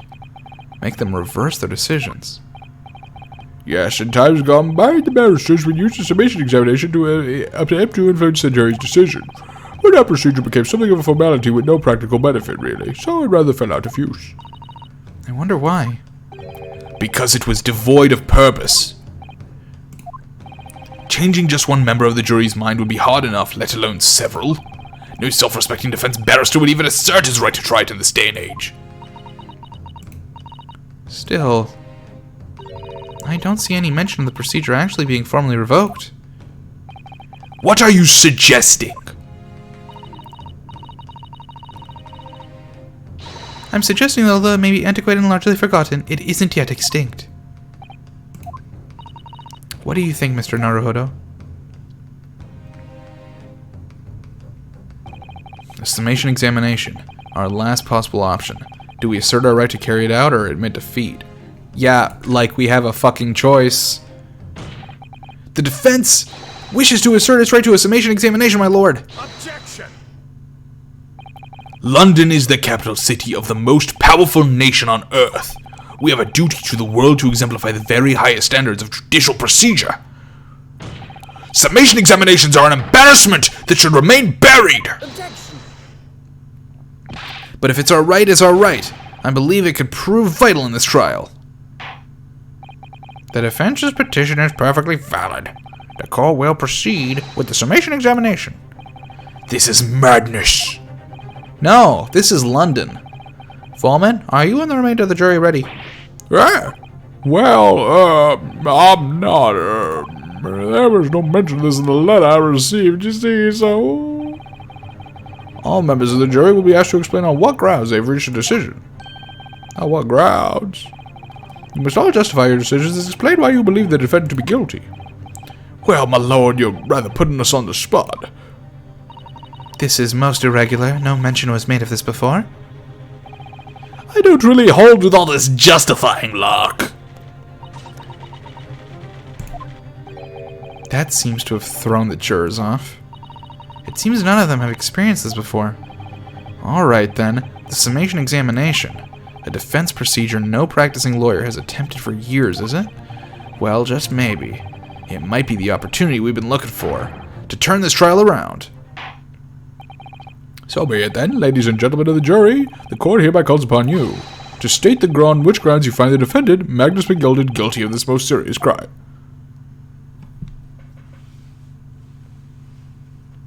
Judicial findings. The jurors' contentions. There was no one else inside the carriage at the time, so it had to have been him. I trust the driver. He has an excellent memory, it seems. 4 passengers with fares totaling 20 pence. He stuck the chap next to him just like this. Brazen, I must say. Absolutely brazen. I have simply typed and collated all the statements made thus far and drawn the logical conclusion. You address the guild. Fares is our motto. We haven't raised the price above 4 pence for years. 4 pence? 20 pence? 4 people? Math doesn't add up! We found our fucking thing! The scoundrel stepping that poor man on the floor! It beggars belief! We found our loophole. You fucking had 5 people on the fucking omnibus. I'm starting to wish I hadn't pushed for this now. Some of the jurors don't seem to have wonderfully formed arguments, though, do they? Well, let's see what we can do. We need to get these 6 people to change their minds. I'll have to throw everything I can at them and use some very persuasive language. Just a moment, Mr. Naruhodo. According to my book, that's not quite how it works. Oh? I thought I was going to have to thaw their icy minds with some heartwarming rhetoric about the defendant. Unfortunately, once the jurors have decided the defendant is guilty, they're unlikely to heed anything the defense says. But then, they've reached their conclusions by their own reasoning, you see. Your pleas will sound like excuses. In fact, it could recoil on you. The more you try to persuade them, the more entrenched they may become. Then what am I supposed to do? Oh dear, I'm just citing what I've read about the British law, Mr. Naruhodo. Right, I'm sorry. Do you have any idea how to make this work, then? Well, from what I can understand, the key to this procedure is using the jurors' own words to make your arguments. What do you mean? 4 pence, 20 pence. Doesn't add up to 4 people. Adds up to 5. They may appear to present a united front, but the truth is, they are complete strangers who just happen to find themselves here in the courtroom together. And that's the way to break them down, you mean? Yes, exactly. We must listen very carefully to what each member of the jury says, and see if we can identify any contradictory statements. If we can, we then contrast the statements and pit the corresponding jurors against each other. I see, so it's contradictions in what 2 or more jurors say that we're looking for. In a way, then, this is similar to a regular cross-examination. Oh, yes, I suppose you're right. Find contradictions in their statements and pit the jurors against one another to break them down. Alright, I might be able to pull this off. No, that's not right. I have to pull this off! Can we stop proceedings, Counsel? I would ask you to take the stand for this. I'm expecting a clear and concise rebuttal. Yes, my lord.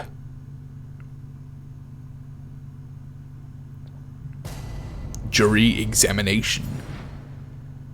The defense's rebuttal. There was no one else inside the carriage at the time, so it has to have been him. I trust the driver. He has excellent memory. It seems 4 passengers with fares totaling 20 pence. He stuck the chap next to him just like this. Logical conclusion. 4 pence. Scoundrel. Okay, I know what I need to do. So, we just need to find 2 jurors with contradictory statements and pit them against each other. Which is so much easier said than done. Is that perhaps what you were just thinking? How did you know? Well, I took the liberty of doing some research in case you happen to find yourself in just a situation. Shall I read to you what I found out? It's a little long, I'm afraid. No. I think I could figure this out. I mean, I should rely on advice right now from the start. How will I get on later? Okay, so that's like giving me like a out if I can't figure it out. Okay. Is that perhaps what you were just thinking? How did you know? Well, that sort of attitude is most admirable, Mr. Naruhodo. I know what I have to do. Let's listen to those assertions. Okay, so I wasn't sure if I had to listen to them. Okay. Yep. Alright, we're going to pit you.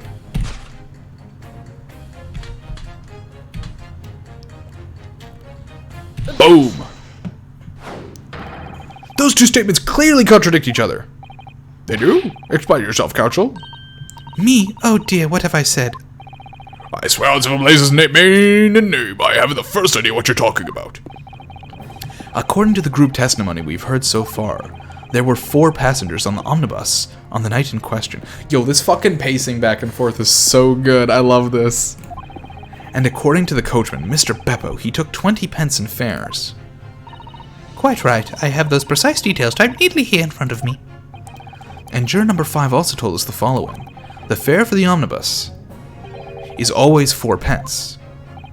And it is a fair and convenient single price, just the way London's carriages should be operated. But that doesn't add up at all. In fact, it leaves a glaring discrepancy in the facts. Why, man, why? 4 passengers paying 4 pence each. If you do the multiplication, it would be 16 pence. Exactly. As I said, it doesn't add up. The figures are different. By 4 pence, in fact. Or precisely 1 person's fare. 1 person's fare? Yes, in other words, on the omnibus that night, it's distinctly possible there was another passenger that we've heard nothing about. Good gracious! This can't be right. The coachmen of the guild are good, honest men, one and all. Trustworthiness is our watchword. The figures your coachman claims most certainly do not add up. Your watchword, good sir, is a fallacy. I beg your pardon.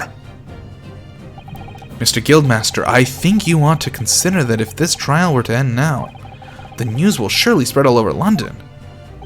The news that one of your coachmen tried to hide the fact that he let nefarious characters ride his omnibus. Alright then, how do I make it so this miserable trial doesn't end? Well, according to my book here, you simply launch a ball of fire into the innocent side of the set scales. Now hold your horses there, coachman. We were all in agreement. I keep fucking changing their voices. I have no way to remember. Wait till I get my hands on you, Beppo! Hell yes. The tides have turned in our favor. This is all very irritating. Begging your pardon, sir, I'm going to do the same.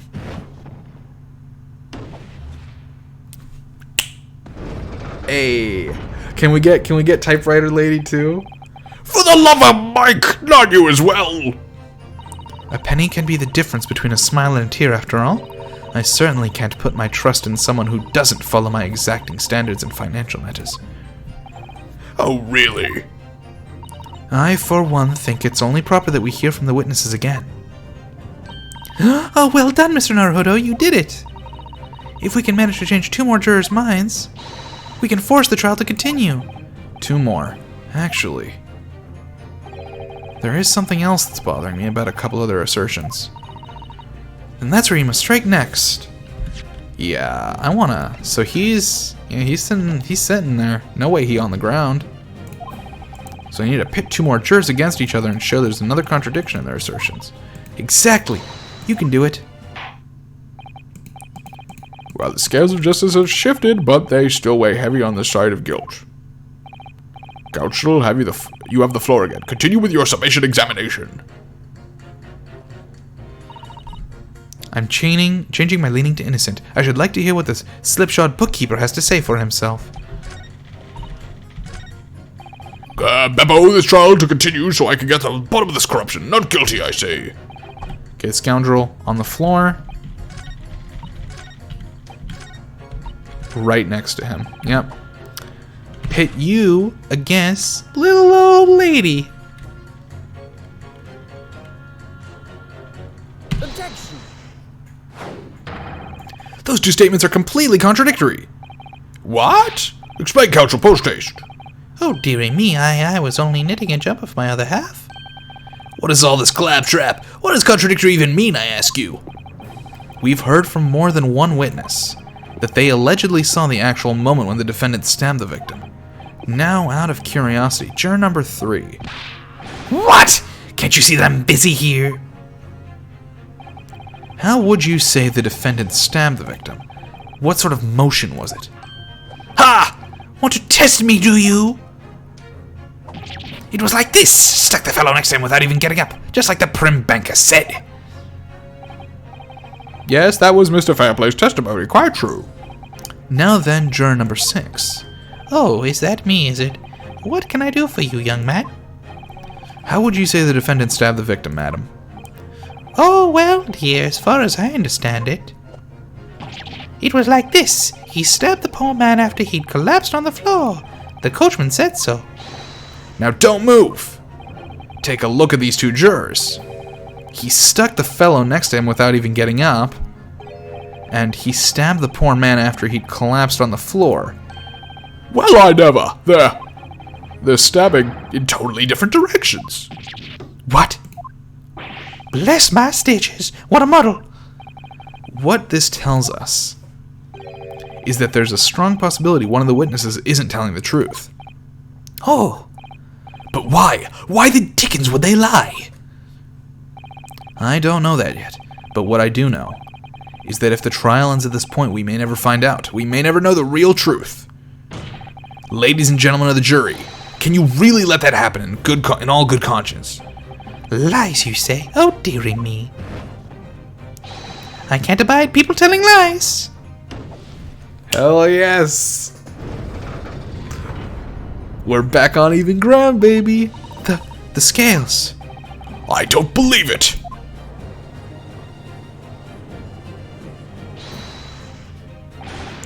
Wait! Now hear this, my fellow jurors. I warn you, you cannot listen to this man. Look at him in his black suit. He's clearly some devious Eastern sorcerer using magic on us all. If I could use magic, do you really think I'd be putting myself through all this? Answer me this, Dark Jinx. Huh? Me? What exactly is the problem? What of it two witnesses have slightly different recollections of events? What of it? Let's say the Shylock did stab the victim as he sat next to him on the omnibus, and this young dandy saw him do it. And now let's say the victim collapsed on the floor, and then the Shylock stabbed him again, and this old lady saw him do it. Well, what's to say it didn't happen like that, Who are you calling a dandy, sir? Why I should take this knife to you? Who are you calling old? Why I should take this needle to you? They're ready to kill each other now. But could the foreman of the jury be right? Did the two witnesses see two different moments of the same crime? It's possible. It's true. There's an outside chance of almost anything you care to mention. Exactly the point I've been trying to make. Before you go any further, Mr. Naruhodo. Oh, what is it, Miss Susato? I think you should have a look through the court record. Ah. You see? This evidence makes it quite clear. Oh, a single stab wound. No, he only died one. Okay, I was thinking maybe he got stabbed twice, but fair point. Thank you, Susato, for catching me on that. There isn't even an outside chance of what the juror is saying. How did I miss that? That was my bad. I assume maybe we're going to the next thing where he got stabbed twice. Unfortunately, Mr. Foreman. What is it, you Dark Jinx? Come on, out with it. What you're suggesting isn't possible. It's out of the question. What are you talking about, man? How could you possibly say that? You do realize that I'm only doing my job. As foreman of the jury, I have a responsibility to steer everyone in the right direction. So where's your evidence, man? That's what I want to see. I say two witnesses saw two different moments of the same crime. If you say that's out of the question, show me some proof. It looks like the only way I'm going to convince him is to present him with something he can't dismiss. Some irrefutable hard evidence. As you wish. What? Well, I'll give you the proof. It's out of the question that two witnesses saw two different moments of the same crime, as proven by a one stab. Take that! This is the victim's autopsy report. According to what's written here, Mr. Mason was stabbed in the abdomen. Only once. Only once! It's quite simple. The victim was stabbed precisely one time. Which means these witnesses can't possibly have seen it happen two different times. Right. I can see defeat. Hell yeah. We going all the way, baby. Wait, that means 4 jurors are now leaning not guilty. We've done it, Mr. Naruhodo. We've won. What are you playing at, you dandy fool? Shut your trap, sir. No one deceives me. But we had a consensus. I said shut your trap. I know a liar when I see one. And if the chap ever dares to cross the threshold of my shop, I'll take this razor-sharp blade and shave every last hair off his head. Please tell me he's a barber. Well, and Quite a remarkable turn of events. The defense's summation examination has flipped the balance of the scales of justice. hey, what'd you say to that, Van Zeeks, bitch? The jurors now stand 2 for guilty and 4 for not guilty. Now, accordingly, there is no longer a large enough majority among the jury for me to adjudicate, and the trial must continue. Hey, Van Zeeks, how does it feel to be a bitch? I hereby ask the defense, prosecution, and witness to return to their places, and I call upon all of you to continue to pursue the truth.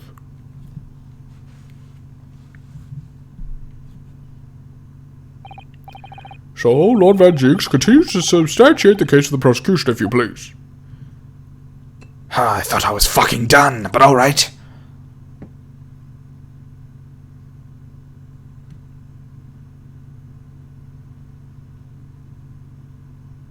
Having a good time there? Oh! Having savored the rich aroma of the calming contents of this hallowed chalice, it may seem crass to crush it to dust. Pray forgive the discourtesy. Lord Van Zeeks! Is it cold in here, or is it just me? As your antiquated tome no doubt says, the prosecution may not speak during a summation examination. So I honored a deathly silence and listened to the charade. It seems I overestimated the intelligence of the jury. Well, no matter. There is nothing so hard to prove as a self-evident truth, it would seem. No, and why else would we grace the courtroom with our presence after all? So, let us proceed to the next round of battle. Damn, he lost the cape. Bring forth the witnesses once more.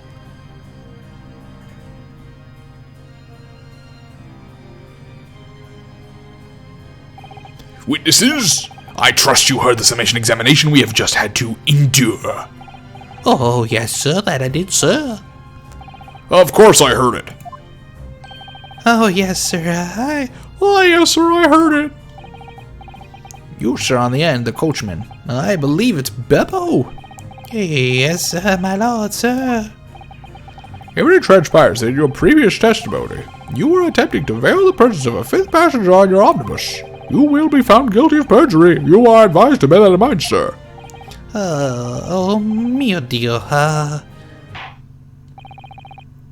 Now then, witness, I hereby call on you to testify before the court again.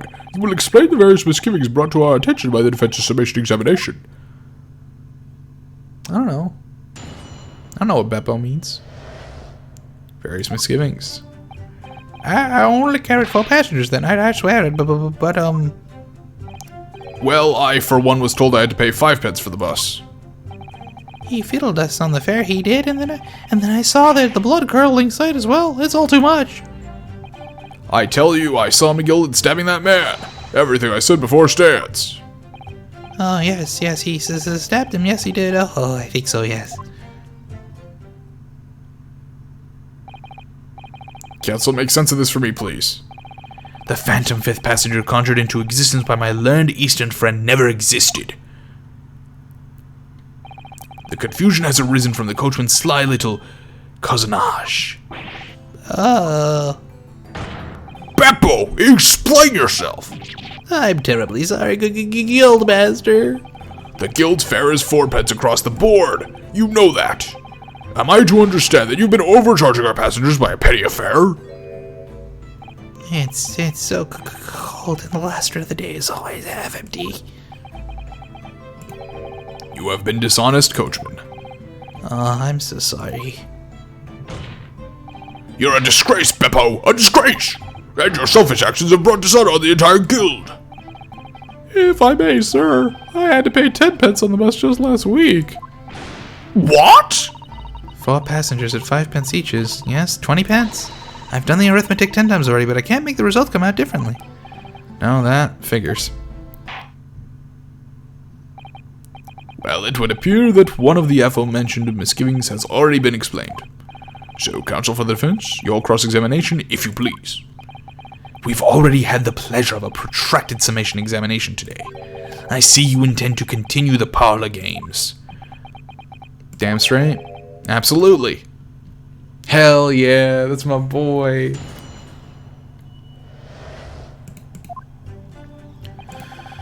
Only carried 4 passengers that night, I swear it, but, alright, let's just press on everything. So there were only 4 passengers in your carriage, but you didn't charge them the standard 4p fare. Is that right? It's impossible to make the last run of the day pay.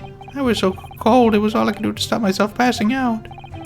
I'm getting chilblains just listening to you. It was terrible, so I wanted to give myself a pat on the back for keeping the bus running. Doesn't a dedicated coachman deserve an extra penny per passenger?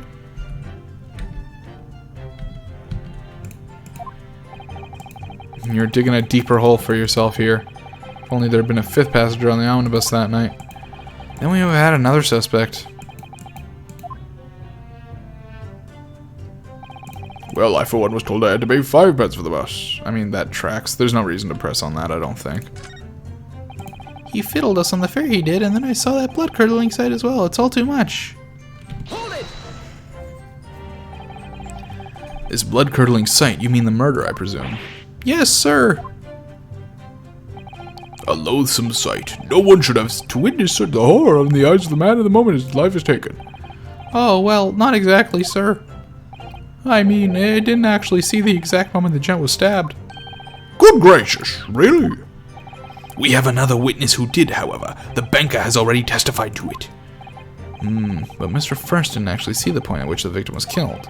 That may turn out to be very significant. I heard the banker gent next to me take a sharp intake of breath. See, that's when I looked through the glass. That's when I saw the horrible blade poking out from his belly, all covered in blood. Every time I see a knife now, I can't help screaming, even when I'm eating. I tell you, I saw McGilden stabbing that man. Everything I said before stands. So you saw the defendant, Mr. McGilded, stabbing the victim, Mr. Mason, who was sitting next to him. That's what I said, isn't it? It was bothering me before, this was. For just a brief moment, he hesitated before answering the question. Anyway, there was only the 2 of them inside the carriage, wasn't there? There's been much talk of a 5th passenger, but as yet 0 evidence. Then what are we wasting all this time for, eh? It's black and white. The man's guilty. Something about Mr. Fairplay's testimony just jars with me. Wish I could work out what it was. Oh, yes, he stabbed him. Yes, he did. I think so, yes. Earlier, you testified that you saw the moment when the defendant allegedly stabbed the victim, didn't you? Oh, yes, that's right. You said that the victim was on the floor and described the assailant holding the knife in an ice pick grip. I suppose I might have, yes. Put the cart before the horse, maybe. What's this? Well, I'm quite sure, most sure about it. I was driving the horse when I heard a scream from the seats on the roof deck. Oh, I expect that was me, sir. And when I turned around, yes, I saw through the skylight. The gentleman was on the floor, and the knife was sticking up out of his midriff. That's right, yes, and the fellow holding the handle was the famous man, yes. So in short, you didn't see the moment when the victim was actually stabbed at all. I really thought I did, but when I could go over it again in my head. No, I suppose I didn't actually see the precise moment of the stabbing, did I? Ooh, interesting. Excuse me. Do you have something to say about that, Mr. Fairplay? Now you listen to me. I know what you're thinking. He didn't really see the exact moment the fellow was stabbed. What are the chances of that? Eh? Are you asking me or telling me? He's getting flustered. I might be able to extract some new information from him if I answer him cleverly. Could he just have happened to see the exact moment the crime was committed? Some days are like that. No chance. Well, it is a little hard to believe, certainly. Unless you spend your time peeping through a skylight on top of an omnibus, that is. Peeping? I'm a respectable city banker, I'll have you know. And I know what I saw. I remember it as clear as a Balrat day. And it was a grim scene, I don't mind telling you. Thank you, Mr. Fairplay. Oh, excuse me if I was getting a little hot under the collar there, my lord. I would ask you to supplement your testimony with a clear statement about what exactly you saw. Oh, I can do that, all right. I'll tell you just how grim it was. Do you think I'd forget the sight of those blood-soaked hands after the butcher stabbed the man? Ooh, hands, you say. Interesting that you mentioned blood-soaked hands, huh? We got 'em, boys. Blood-soaked. Well, perhaps soaked is laying on a little thick, but anyway, there was definitely blood all over them. Both of them were covered in it. And you saw that from the roof, through the skylight? Well, the skylight's reasonably large, so I had a pretty good view. And there was a lamp on the inside carriage as well, so I'm quite sure of what I saw. This banker's latest statement is full of bullshit. I feel like there's something not quite right about it. When you feel something doesn't add up, Mr. Naruhodo, that's when you should have a good look at the court record. Yeah. Not long ago, this trial very nearly came to an end. Somehow we've managed to keep our chances alive here. I can't waste this cross-examination. I have to use it to bring some new facts to light. If you're not careful when you press these witnesses, the danger is that the jury will end up believing something, unhelpful as they did before. Maybe, but we can't let the fear of that happening stop us from uncovering important new information. Yes, you're so right. I need to pay careful attention here. I don't want to miss even a flicker of a reaction among these witnesses.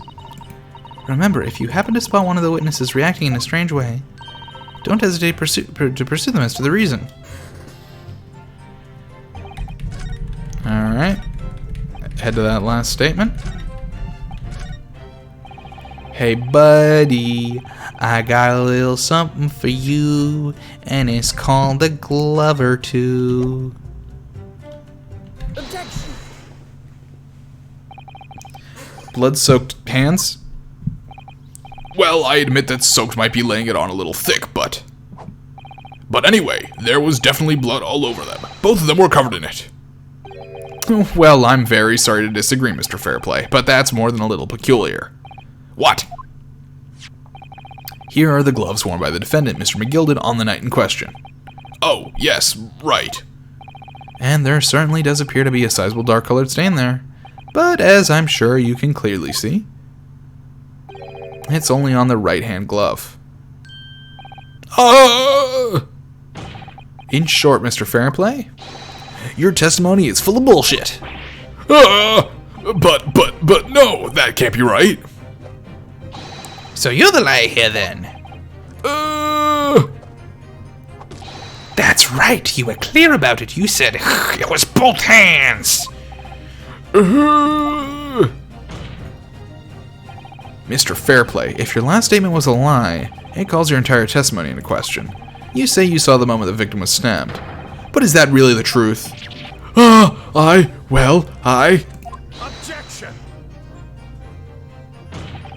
It was a simple mistake. You can't justify accusing this man of lying.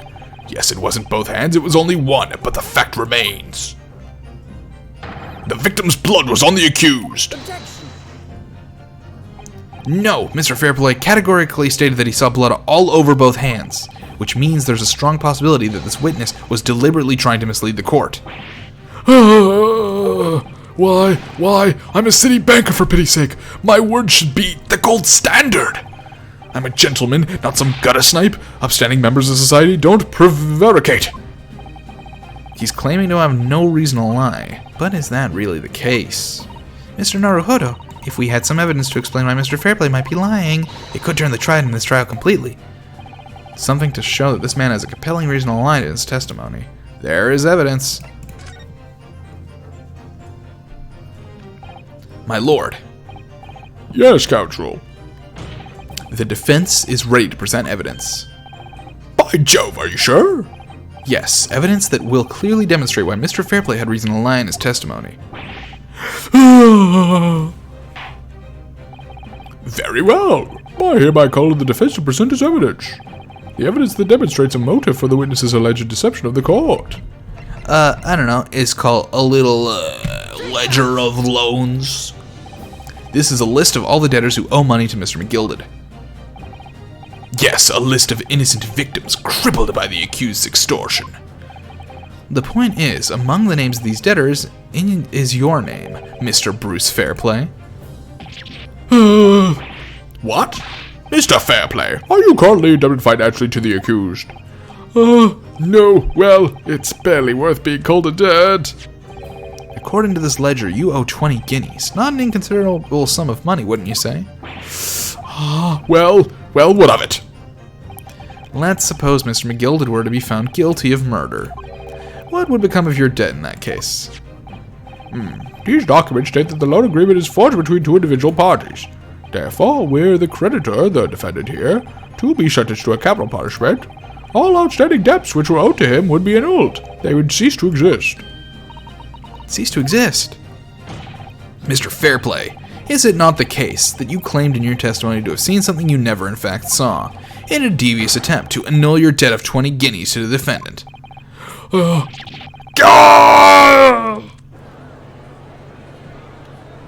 We got him. Ladies and gentlemen, we got him. Mr. Bruce Fairplay. Yes, my lord. Let me ask You again, and be aware that your answer may have most serious implications upon your future, sir. Did you or did you not see the precise moment in time at which the defendant is alleged to have thrust a knife into the victim?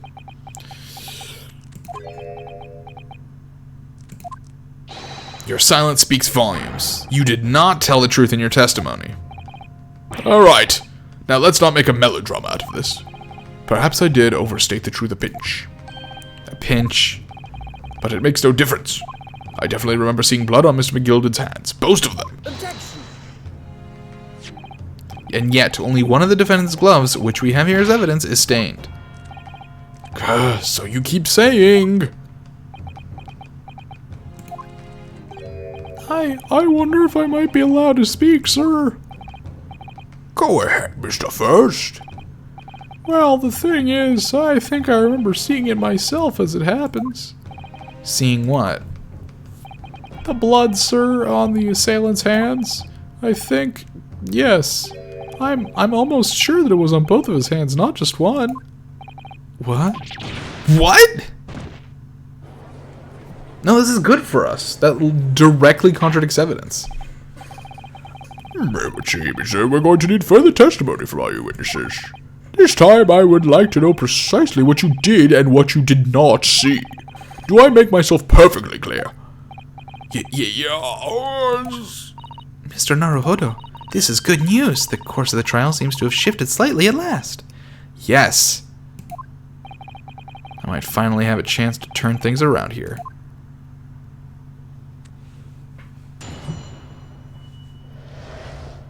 What the witnesses really saw.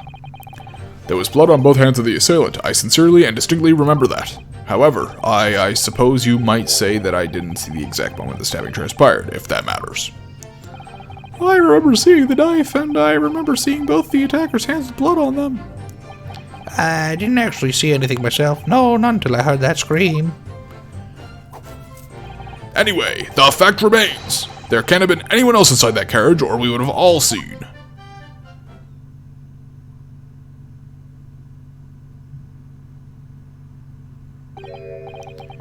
Well, lo and behold, in truth of fact, not one of you was witness to the crucial moment the crime was perpetrated.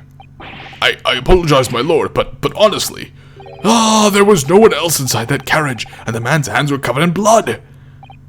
That much incriminating evidence is tantamount to saying we saw the man do it. That's really not what testimony is about.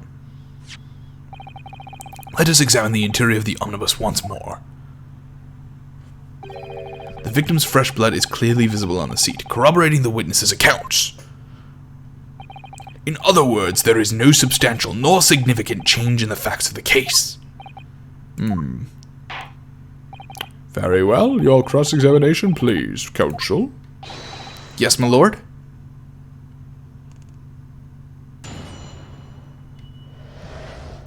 What the witnesses really saw. There was blood on both hands of the assailant. I sincerely and distinctly remember that. I mean, I trust that, but let's press. No, the evidence tells us otherwise. We have the gloves the defendant was wearing on the night in question in the court record. I'm well aware of that, sir, but nevertheless, I know what I saw and I stand by it. The man had blood on both hands. He's defiant even in the face of hard evidence. He's steadfastly refusing to admit that he might be mistaken about what he saw. But why? Your reasoning is dire. Huh? One hand or two, the salient point remains unchanged. Minutes after the grime crime, the victim's blood dripped guiltily from the accused's fingers. However, I suppose you might say that I didn't see the exact moment of the stabbing transpired, if that matters. It doesn't, but let's press. Don't try and downplay this.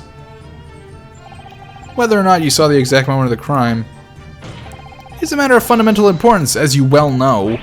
But for crying out loud, we all know that no one else could have possibly done it. I was just trying to save us all some time. You have a loan of 20 guineas outstanding with the defendant, do you not? How'd you hope to release yourself from that financial burden by ensuring the defendant was found guilty? That's not entirely not what I was hoping for. I just lost a little guinea or 10 when I backed the wrong horse in the derby, that's all. I was gonna win it all back. There's a fixture this weekend, that's a sure thing. A little guinea or 10? I'm a banker. No one bats an eye if I borrow a little spending money for the weekend. I think you may have revealed rather more about your character than you bargained for, sir. This witness's scruples are not on trial here. Proceed to the next witness. Is that really how it's supposed to work? I don't think it's suicide. I mean, maybe. Oh, why? I guess because he couldn't pay. I remember seeing the knife. And I remember seeing both the attacker's hands with blood on him. I mean, it's still true. I don't see anything wrong with this. Okay, well that's a press moment. And everything you saw of the incident was through the skylight on the roof of the omnibus? That's right. It was fiercely cold that night, but the glass wasn't frosted over. Oh yes, I remember I was shivering, it was so bitter. Which rather begs the question of why the pair of you were sitting on the roof deck in the first place. Well, I don't know about this young fellow, but I couldn't enter the cabin. Oh? Why not? It was locked from the inside. I tried knocking, but no one opened the door. It was locked? That's right, and it's a public bus service for pity's sake. That's not what I call fair play. Yes, I had the exact same experience. I tried knocking, but the gent inside just gestured at me to clear off.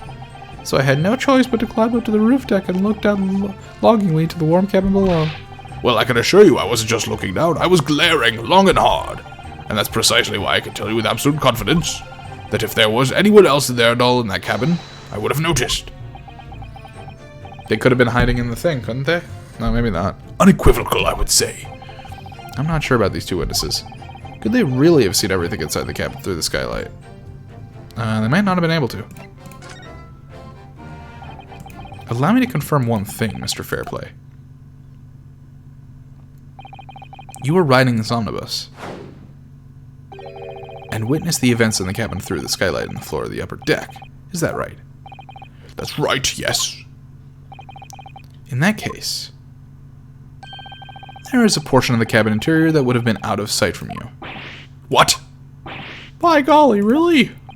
Obviously, at this stage, we can't say for sure, but the possibility cannot be denied that at the time of the incident, there could have been another passenger in the enclosed cabin of the omnibus. Objection! Enough hypothetical meandering, my Nipponese friend.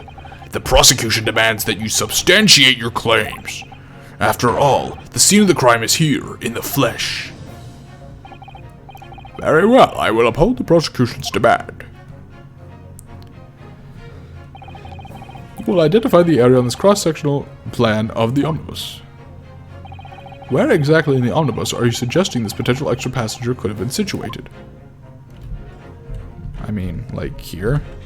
Because, like, they're looking down and they see this. They would not see over here at all. Take that! Both rows of seats on the roof face the direction of travel, whereas the seats in the enclosed cabin face each other, which means The visible part of the cabin, which passengers on the roof deck can see through the skylight, is as I've drawn here. Ah!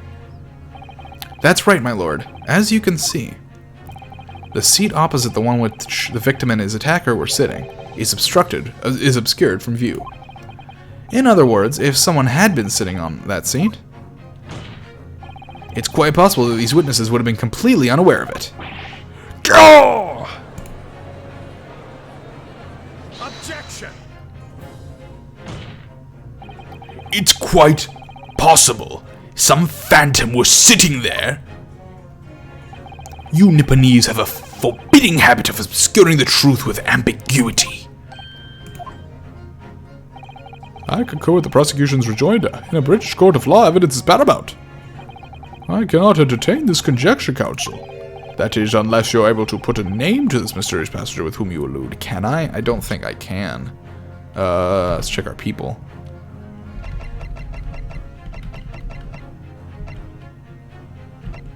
No, I don't think I can. I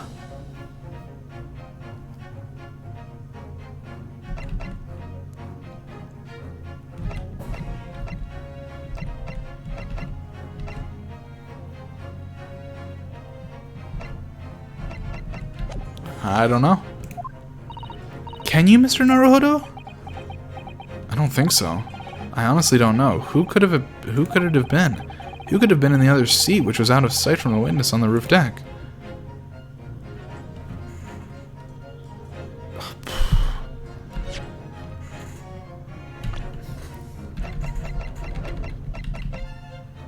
I mean,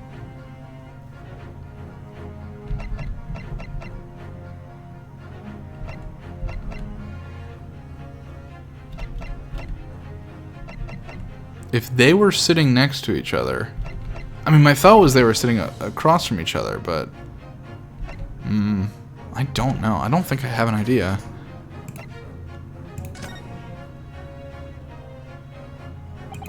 I have literally no idea. But as proud as it is in a Japanese empire, you will look to the sky and walk on, as make sure all signs of tears are gone. Go on. This isn't just a case of going on, Mrs. Otto. Well, I don't think, but there's no reason to suspect that the High Justice would be sitting in a fucking omnibus. We have no evidence that points towards that. All right, then I'll go on. The defense would like to put forward a name. Okay. You are a fool. That response was a desperate attempt by a man who has no notion of his own limitations. A toast to hard lessons not yet learnt. Let us not delay, counsel. The defense is still to name the passenger in the other seat. This could be it. This could be the chance I've been waiting for to turn the trial in our favor. On that night, on the night of the murder, the person occupying the seat in the omnibus cabin that was obscured from view was... Fuck, dude. I don't know. I mean, obviously it's not them. It's not him. I mean, the only option here is Strongheart, but there's no good reason to believe that he was there. God. I mean, I really think it was just Magnus, but they said that they recognized him because he was short. I do not know what the answer is here. I don't know, fucking this random guy?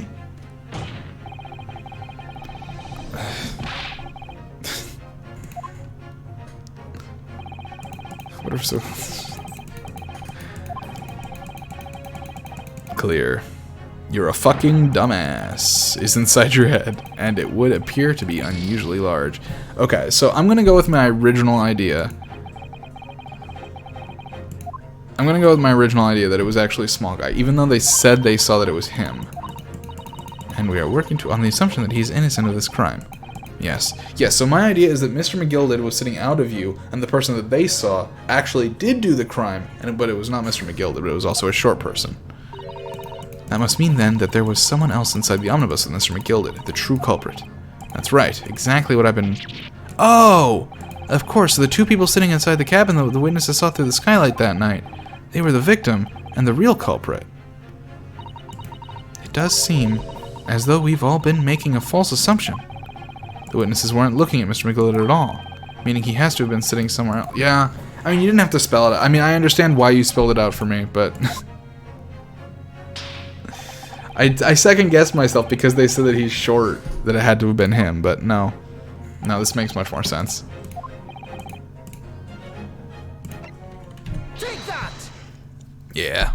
Would have been cooler if I didn't second-guess myself. I just said that immediately. The passenger in the enclosed cabin that the witnesses on the roof deck failed to see has to have been Mr. Magnus McGilded. Mr. McGilded?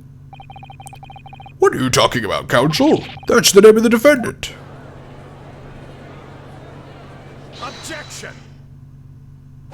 Ah! If I desecrate this chamber by smashing my hallowed chalice, do forgive the discourtesy. Lord Van Zeeks, people talk of those tiny island nations in the Far East as having a learning and culture of their own, but I see they use the terms ill-advisedly. What are you trying to say? Let me explain in terms that even a student of the artless backwaters such as yourself might understand. When the bloody scene unfolded, the victim and his assailant were sitting side by side. Multiple witnesses have attested to the fact. It's the very premise on which this case is built. But that premise may be wrong. What? If the victim really was sitting beside Mr. McGilded, it creates an inconsistency that can't be reconciled in any way. What inconsistency, counsel? The defendant's gloves, my lord. Both witnesses made... Oh, it would be the left hand. It would be left hand. Well, no, if they just ask Magnus, he's just going to say he said on the other side. It's left hand because he would be the right hand. He's not going to stab over himself this way. Boom. Boom. He's not going to stab over himself that way. He's going to use the left hand. Easy. They claim that there was blood on both hands of the person sitting in... Oh, and that. Okay. Objection! Yet we know the truth to be otherwise. Only one glove bears the gory remains. The point is, even in the face of this irrefutable evidence, both witnesses have maintained their stance. Yes, their testimony remains unchanged. Exactly. They both adamantly swear that they clearly remember seeing blood on both hands of the assailant. In short, their memory of events is correct, and their testimony reveals the truth. It was somebody else sitting beside the victim that night, a third party we have yet to identify. And the victim's blood was on that passenger's hands, both of them. Objection! And who was this third party? Obviously, the true culprit. Extraordinary! Order! Order! Order! What exactly are you postulating? Objection! The defense's postulation is just that, nothing more than conjecture. The witnesses have clearly stated that they saw the accused. But when elaborating on his testimony, Mr. Fairplay said the two of them were wearing hats and I couldn't exactly make out their faces. Yes. The tops of their heads are obscured by the roof. I could see the rest of them, though. Yes, that's right. Both jets were most certainly hatted. Hatters do tend to notice such things, sir. And what particular styles have had the two gentlemen sport, Mr. First? I'm afraid I don't remember. And you call yourself a hatter? That's mad, man. The style of hat makes no difference. There was no third passenger in that cabin. How can you be sure? Because if there had been, the accused, Mr. McGilded, would undoubtedly have offered to depose the fact. He was asleep.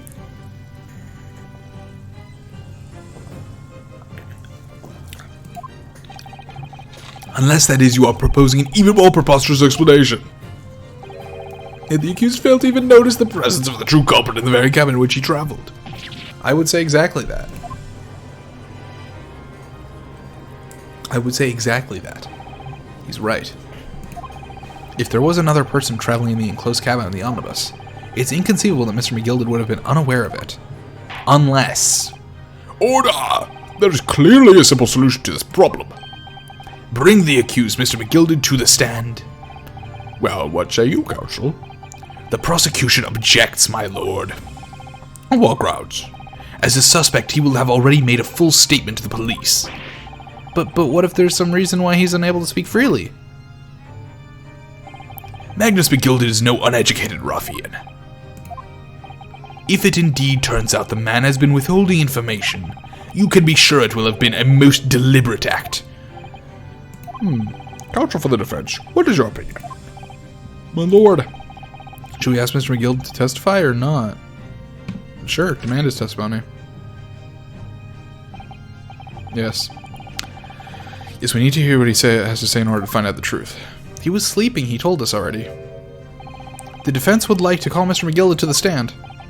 In that case, I would like to hear the opinion of the jury. Yes, I need a little time to consider this. If you ask me, I think we should hear what Mr. McGill has to say. Get the man out here, I say! It would be utterly illogical not to hear his testimony. When something needs doing, get it done. That's how I run things at the guild. Hearing what the patron of my favorite little park has to say, oh yes, that would be lovely. Yes, the jury says the man must be heard. Very well. The court will hear the defendant's testimony. Bailiff, show the defendant to the stand at once. I'm trying to find the judge's voice. I haven't quite found it yet. Now, maybe what actually happened that night will finally become clear.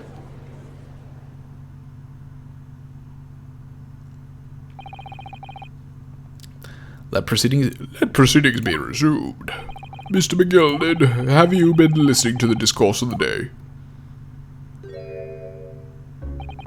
Oh, to be sure I have, my lord. There are now two matters on which the court desires to hear from you.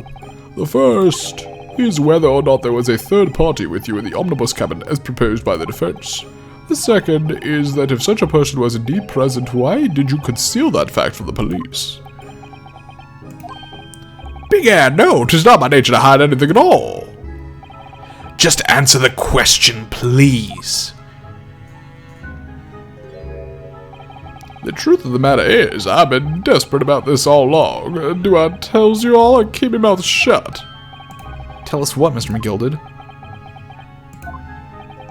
The fine fellow representing me is absolutely right. In the carriage on the night with myself and the other man, there was another passenger. It's true. Aye, and it was me who helped the little urchin get away after it all happened. You... What?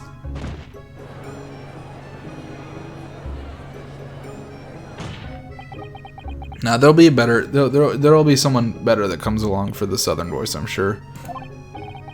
No, Magnus McGilded, that convenient excuse can't save you now. I'm truly sorry, so I am, Lord Van Ziggs. I'm sure you may want to know why I said nothing when I was taken in by the police. I do be having a very good reason, I assure you. Well, so you were asleep, weren't you? You told us that, which was... Well, the little child was just in the wrong place at the wrong time and not in any way involved, you see. What? If the police had known the wee one was there, they'd have assumed she'd done it. They'd have hauled her into this here courtroom just like myself. I was only trying to spare her that. Young hearts and young minds are easily damaged, my lord. And who was this young child of whom you speak? That I don't know. That I don't know. You don't know. Aye, well, the wee ting just happened to be in the carriage that night. I never saw it before or since. Objection! We have absolutely no reason to believe this man. The prosecution calls for the witness's statements to be disregarded by the court. You know, I wouldn't be surprised if the urchin isn't here in this courtroom as we speak, listening to the proceedings. What? Oh, shit. Ah, smoke. Ah, oh shit, there's a fire. Someone's trying to get away. After them. It's no use. I can't see anything wrong with the smoke. What is going on? Be careful, Mr. Naruhodo. Cover your face. Bailiff, don't let the accused escape. Secure the omnibus. I hereby call an emergency recess. Bailiff, ensure the defendant is in custody and clear the courtroom. We were hurriedly removed from the smoke-filled courtroom by the bailiff. Amid scenes of chaos as people stumbled over one another in their desperation to flee the chamber. We had no idea what was happening. All we knew was that, for the time being at least, the trial was suspended. To be continued. Alright, do we stop here or do we go?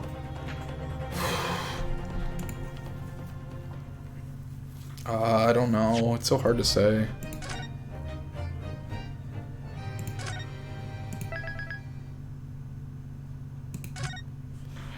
Let's do it.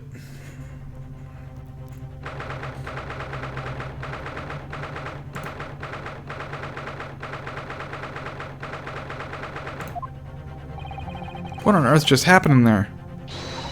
Mr. Naruhodo, I managed to find out what happened. Miss Susato. I was told it was an advanced form of smoke grenade, a type of exploding device that releases smoke. A smoke grenade? It sounds like the sort of thing ninjas use. They're just making sure everything is safe now. I think the trial will start again before long. But who would have done something like that? The police managed to catch someone who was trying to flee the courtroom, apparently. Flee the courtroom? Why? Because they got called out as fuck by Mr. McGilded.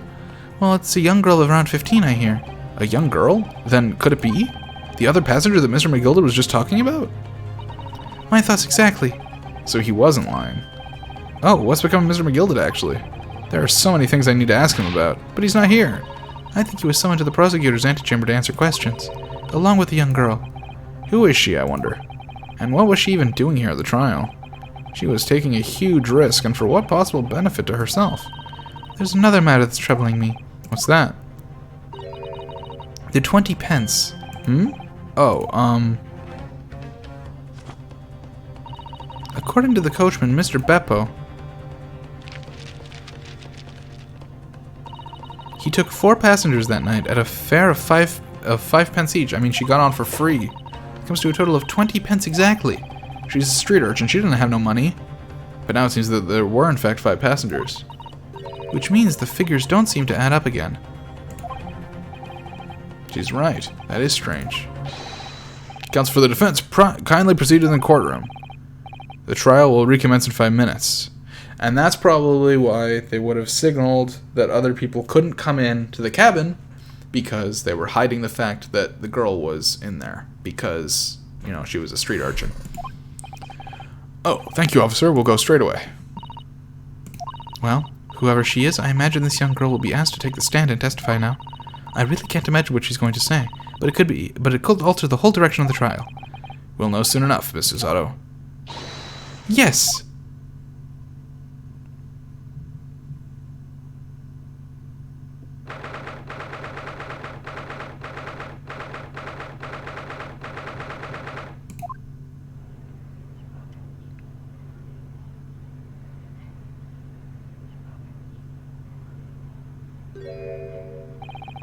There's the young girl next to Mr. McGilded. Look, she must have been the one who caused the disturbance before. Well, after that rather eventful recess, the court will now resume the trial of Mr. Magnus McGilded. I don't think she did it. I don't think she's the murderer. I think there's some... it just doesn't... It seems too straightforward that she would do it. Now then, Lord Van Zeeks. My lord. I believe you have established the cause of the smoke which veiled proceedings earlier. Seems to have been an advanced form of smoke grenade, of the sort typically employed by the army. Good gracious, the army? What in the devil's name? It was an elaborate attempt by the young girl to cloak her escape from the public gallery, but she was caught. And now occupies the stand. Your name, girl? Are you responsible for the smoke grenade with which introduced such pandemonium here in my courtroom? What is the meaning of this deplorable behavior? Ahem, if I may, my lord. Yes, Mr. McGilded. I think perhaps I ought to explain here. Why is it that this wee lass was here in the first place, and why was she trying to bolt like that? 'Tis all tied up with the events of that night, so it is. Very well, Mr. McGilded, give your testimony. You will explain to the court exactly how this young woman is involved in the case. Just what did happen that night? It's not like a defense lawyer needs that information or anything.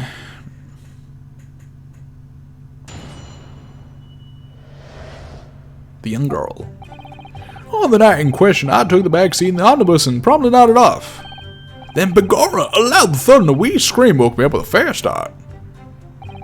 There was a fellow collapsed on the floor at my feet, so I set him up in the seat across from me. Then I turned to find out where that scream had come from. And bless my soul, what did I find? There was a child in there all curled up in a ball, hiding her wee self-aware.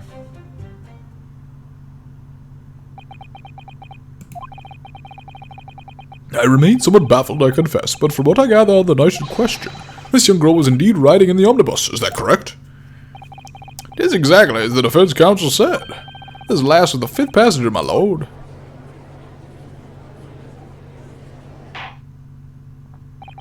Very well. The defense may now cross-examine the witness. Are you ready, counsel? Yes, my lord. Or rather, no. I have no idea where to start.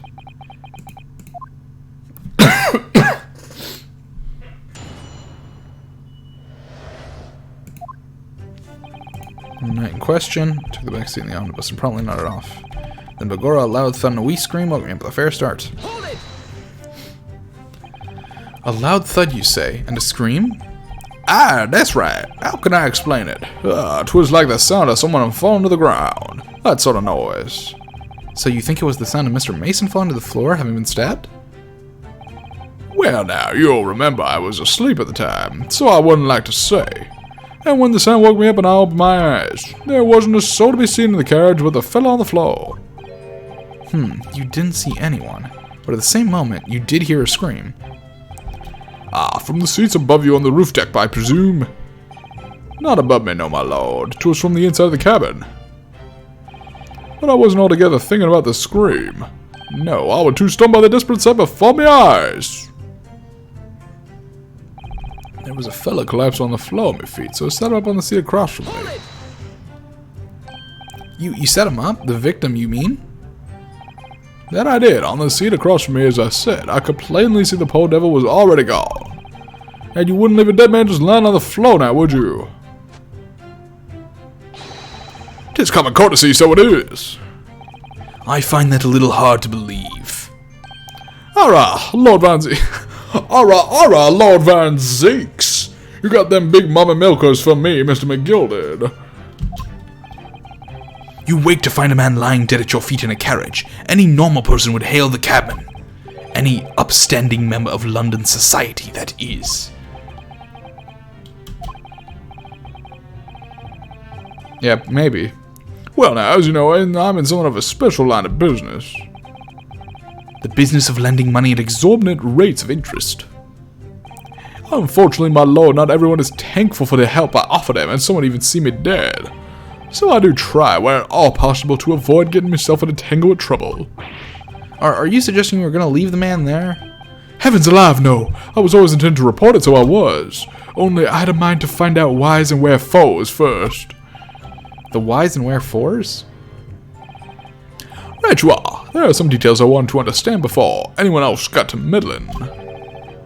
That wee scream I heard, for example. Wouldn't your good self do just the same? Yes, the scream he says he heard at the same time as the thud of the victim collapsing. Then I turned to find out where that scream had come from, and bless my soul, what did I find? There's a wee child in there. Actually, where did you see? I'm afraid I don't understand. I'm sure you told the court that there was no one else in the carriage except yourself and the victim. So I did, sir, so I did. As far as I could see, that is. What do you mean by that? Well, now, 'tis a queer thing. The wee scream I heard as I woke up, was it under you? It came from, if you'll excuse the vulgar expression, under me backside. Yep, that's where she was hiding. Good gracious! Under your backside? And when I lifted the seat on which I've been sitting, I found there was a wee cubbyhole there for storage. Mr. Naruhodo, we can examine the omnibus ourselves, remember? Yes, of course. The whole bus was submitted as evidence. This would be a very good time to have a thorough look around inside. That's when I found her.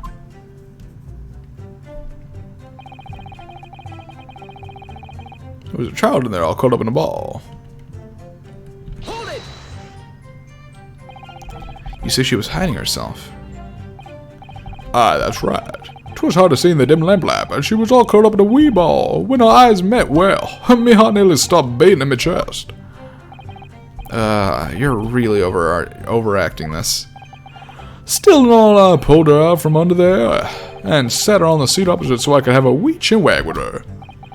The seat opposite? That's right, I was just next to the dead gentleman there. You sat this young girl next to a corpse, sir? Well, as I'm sure I mentioned, a gentleman in my position can all too often find himself in mortal danger.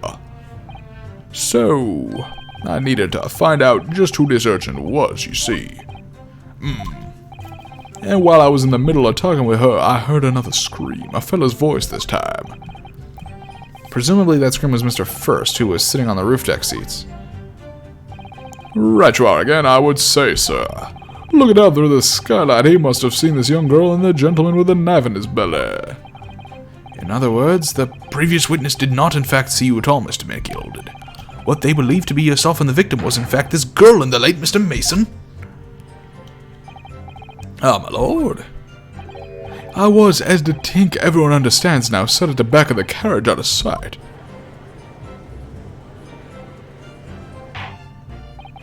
It is certainly plausible. The defendant is somewhat diminutive in stature, and the readily confused perhaps with this young girl.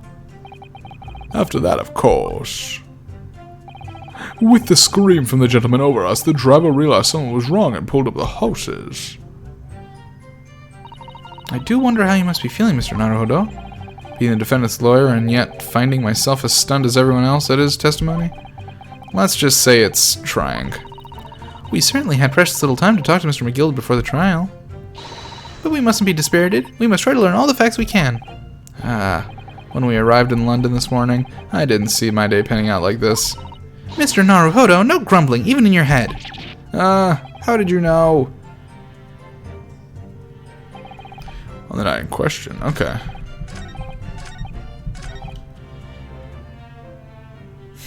Okay, how do I look at the court record?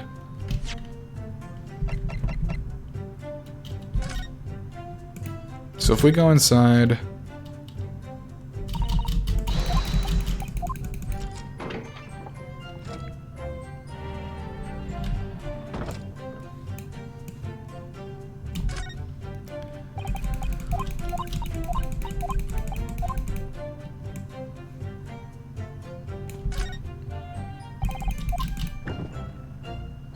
Wait, it's empty now.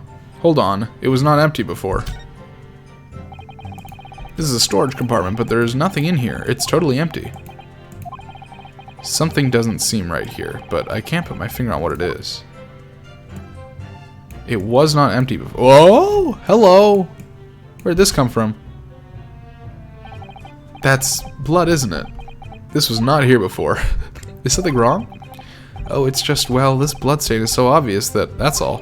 And yet, Von Zieks has made no mention of it. I suppose that does seem a little strange.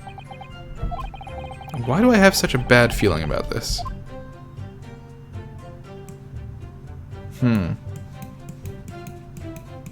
Okay.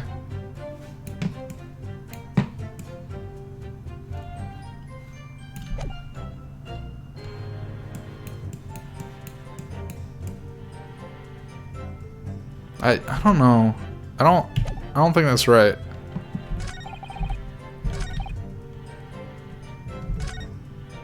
Fuck.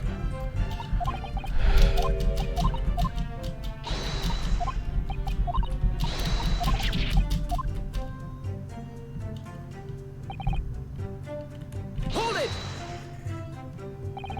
And when you first got onto the omnibus, were there any other passengers already on board? There were not. The cabin was empty, and there was no one on the roof deck either. You were the first passenger, as it were, I see. And that's why I took the backside as I did. 'Tis the most comfortable, so it is. Could you explain exactly what you mean by the back seat?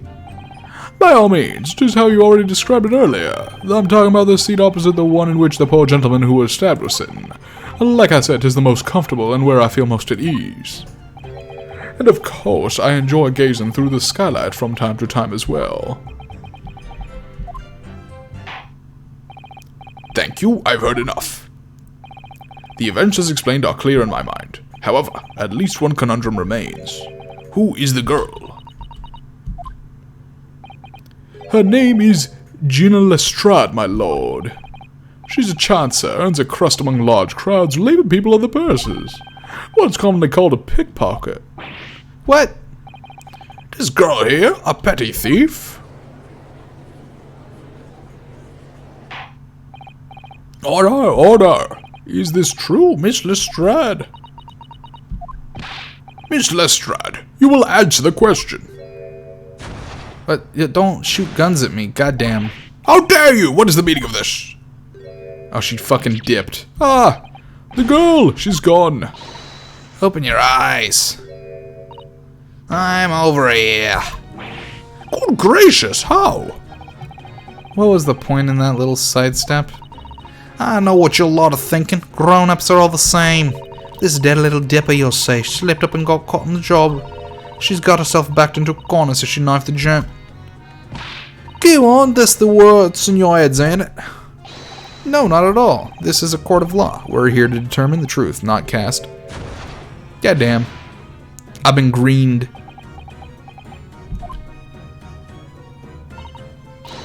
Look, knives are for cowards. Only thugs use weapons like that. All I need for what to do is these fingers. I'm a professional, alright? Maybe not in your eyes, but I got pride in what I do. Let me guess, you don't count smoke guns among weapons for thugs. Oh, this? Yeah, this is in a bag I lifted the other day, down where they keep all the four-wheel drags. That belongs to fucking Shomes, I'm sure. It's nice, isn't it? I like the pink best. Ah, do not wave that thing in my direction again. So, you admit that you were riding the omnibus on the night in question.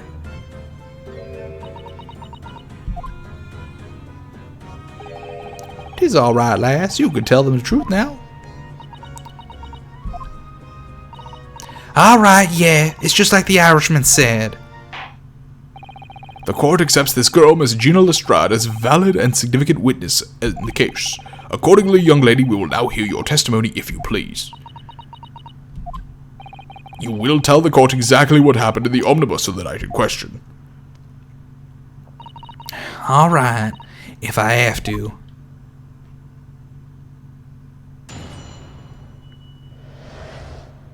What the girl saw. So I snuck inside the carriage before they looked up at the horses, just like always. But it was a right old waste of time. I got nothing to show for my troubles that night.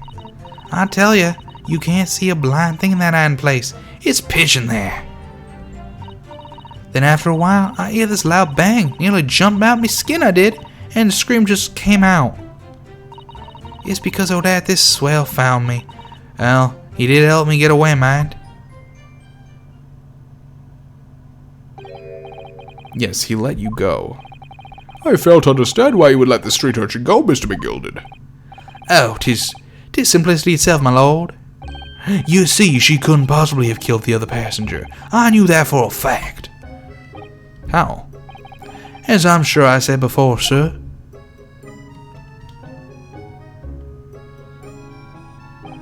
I was sitting right on top of the place where she was hiding herself. I think a demonstration is called for. This is where I was sat that night, and the cubbyhole of which you have spoken is underneath the seat upper, and the cubbyhole of which you have spoken is underneath the seat upper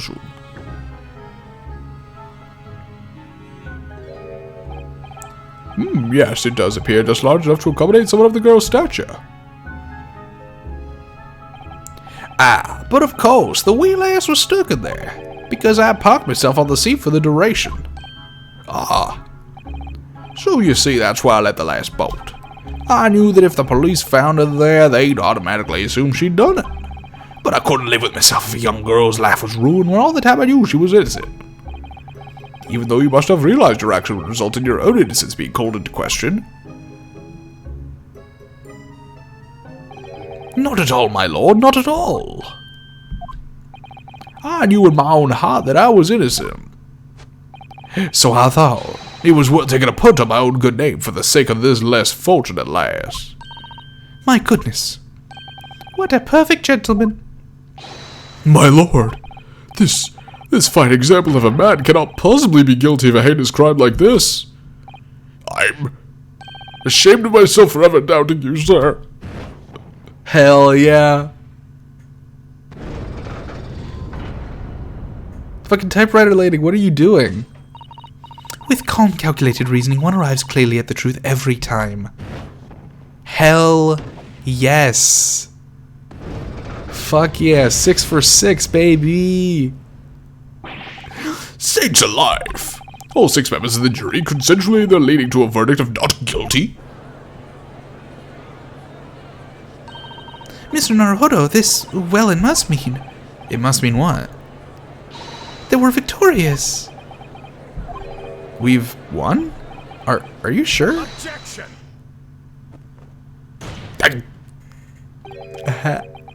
Hey man, Zeeks, how you doing, bud? If the sight of my iron-haired Wellington offends, pray do forgive the discourtesy.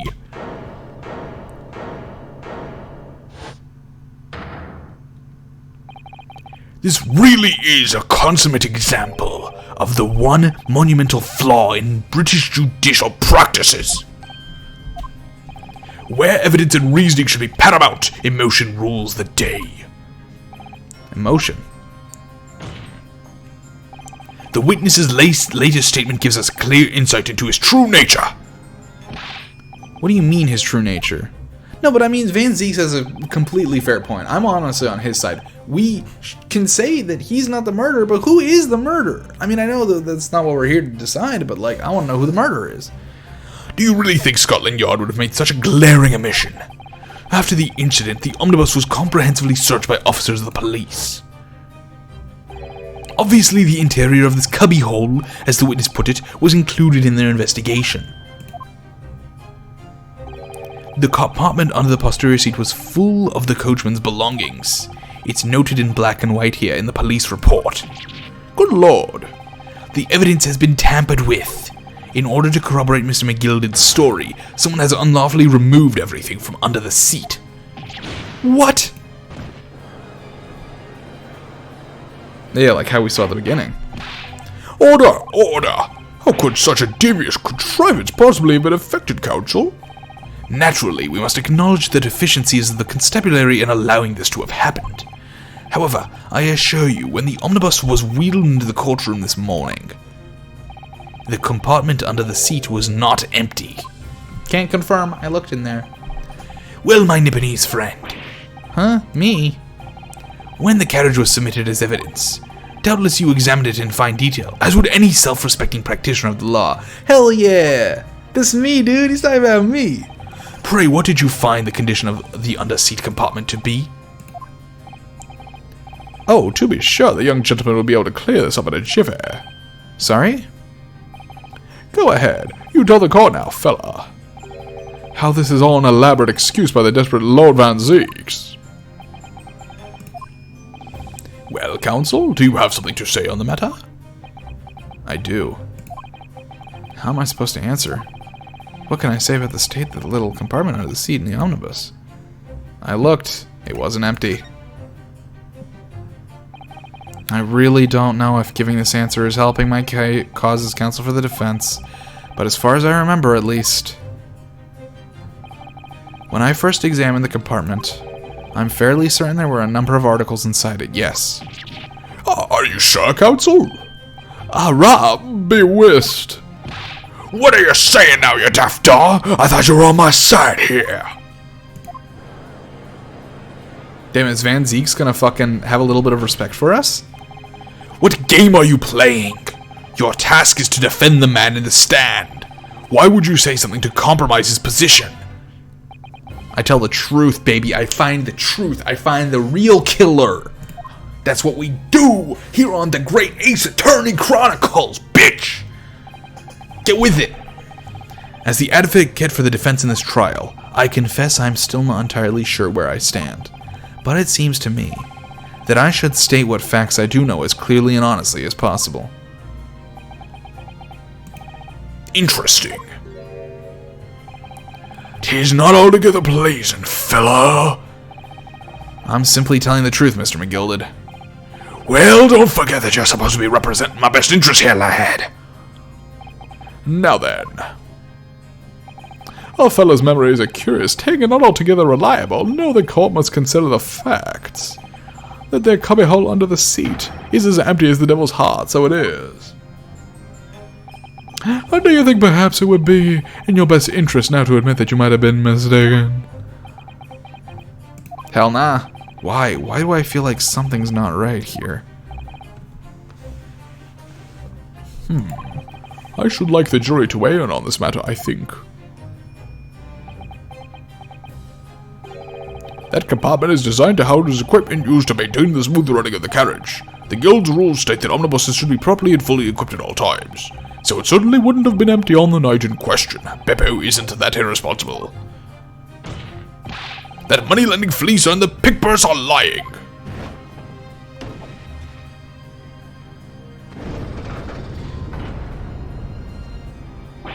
Ah! I can't believe I was nearly taken in. The stinking rich are always stinkers. Nothing but cowards, the lot of them. What? Oh no. It's a trick! Of course it's a trick!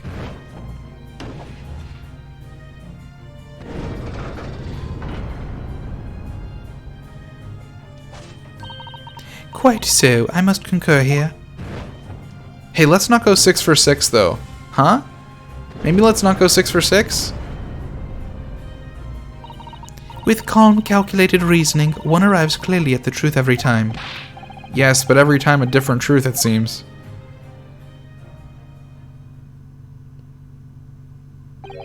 My lord, I humbly exhibit the scales of justice. Clearly, a verdict is not guilty at this time would be wholly inappropriate. Thank you, counsel. But before we proceed any further, there is the matter of the outstanding cross-examination.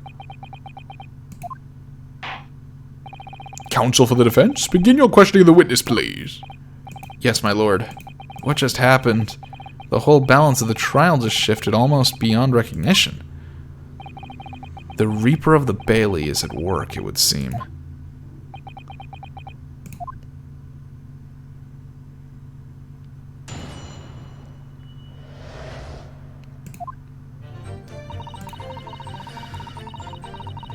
Alright, we'll be back in a second. I do need to use the restroom, so we shall return momentarily.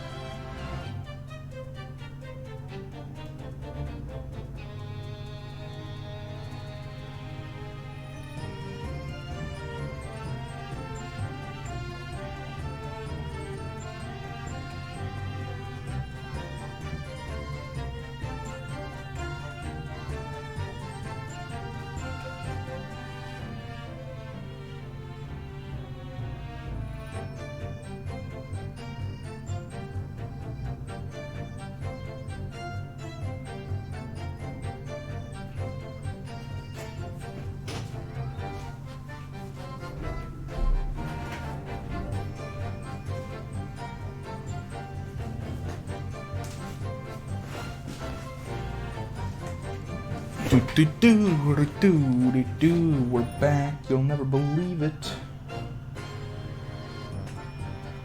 Do I have a fucking...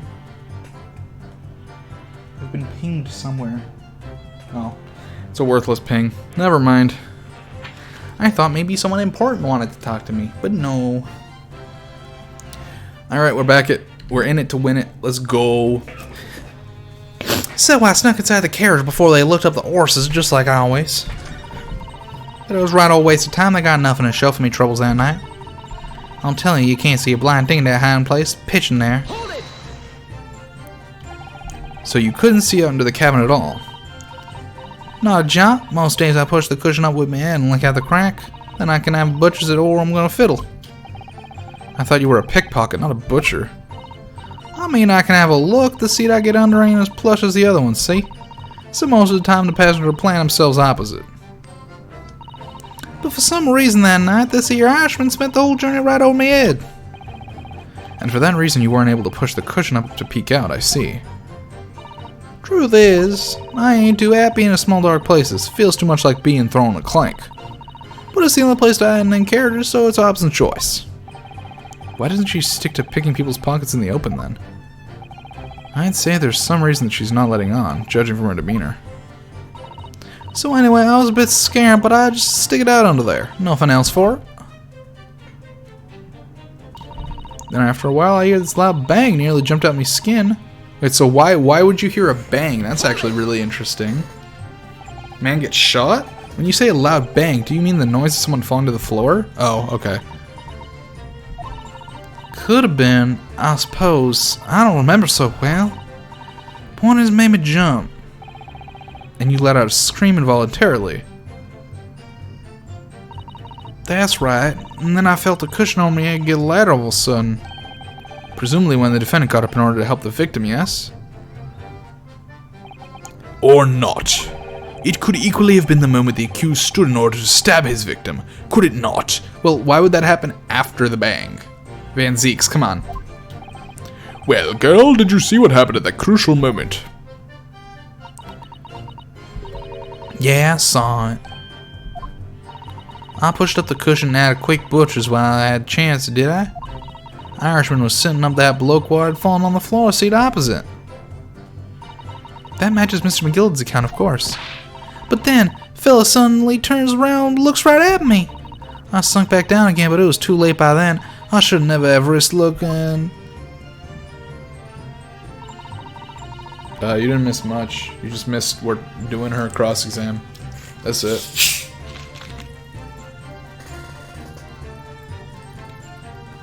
Hold it!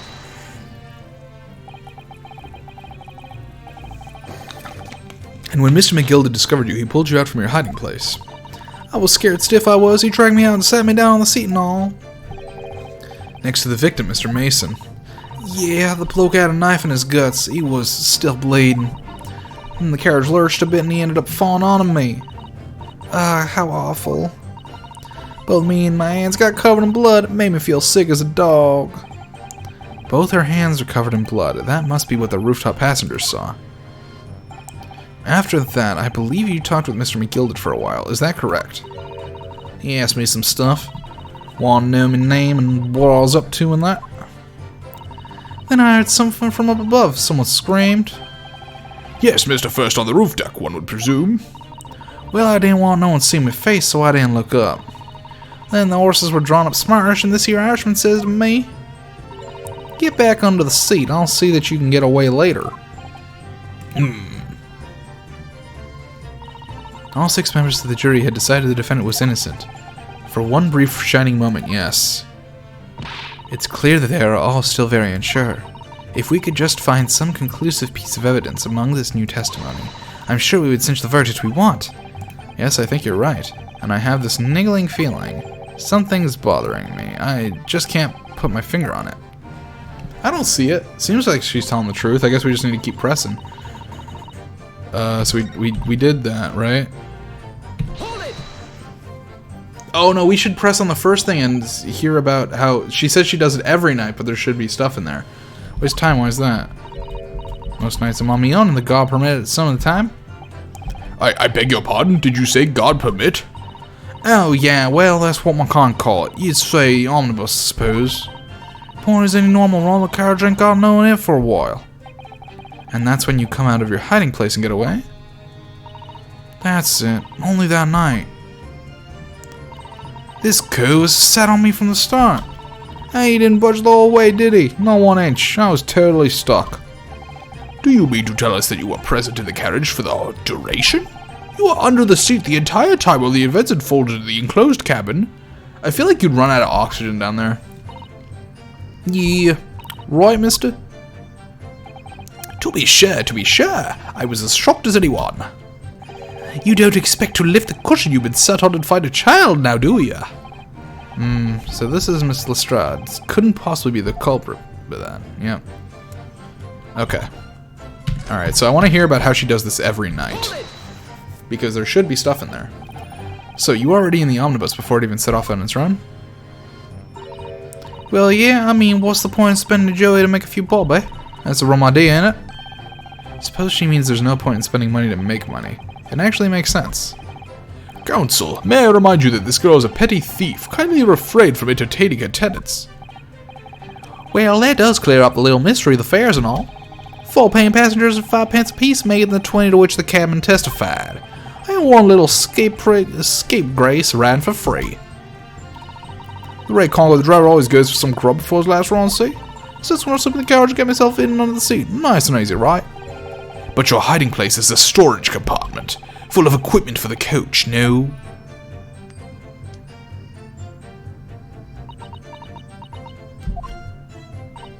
Yeah, there's brushes and buckets and whatnot in there, sure. I always chuck all that out and cram it in a corner somewhere. No one ever seems to bother much. And yet, according to the report filed by the police officer who first arrived at the scene, the compartment was full of such paraphernalia. Well, I don't know enough about that.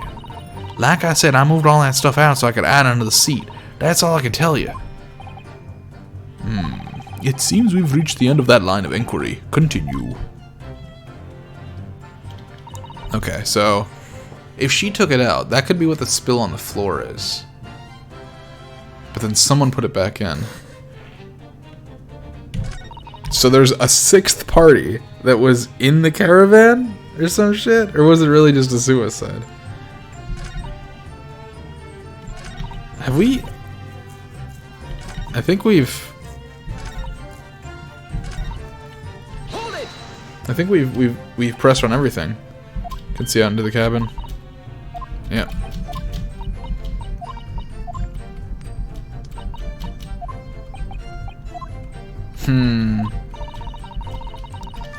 Well, no. Oh, interesting.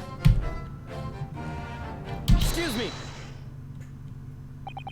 Is something wrong, Mr. McGilded? Oh, I do apologize. Was there something the matter, Counsel?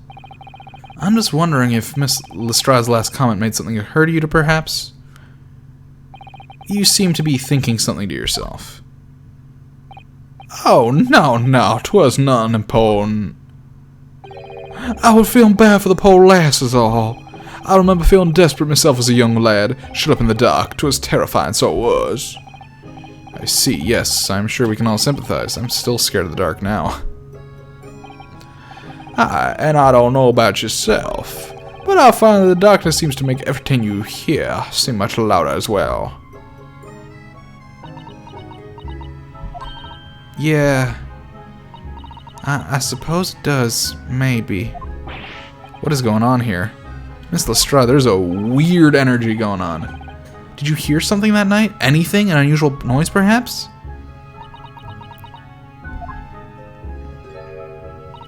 Nah, not really. All I could hear was the Irishman snoring. But Jabez, there's no need to tell the whole world to be foibles, you little scamp. I don't know what happened to his voice there. It completely fucking changed. What a pity. If only Miss Lestrade had heard something, it might have given us a vital new clue. Yeah. What should we make of that last statement of hers? It's profoundly important. Damn, Cabello, he's been missing a Technovoid stream. Oh my god, fake fan. Yo, Cabello, what up? Good to see you.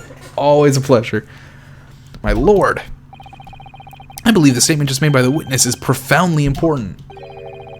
Profoundly important, but all she said was that she heard nothing.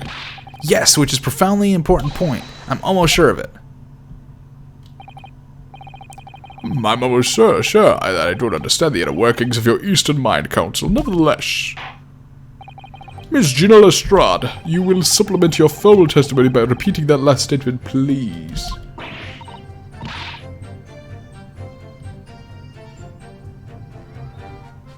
We Gilded is very manipulative.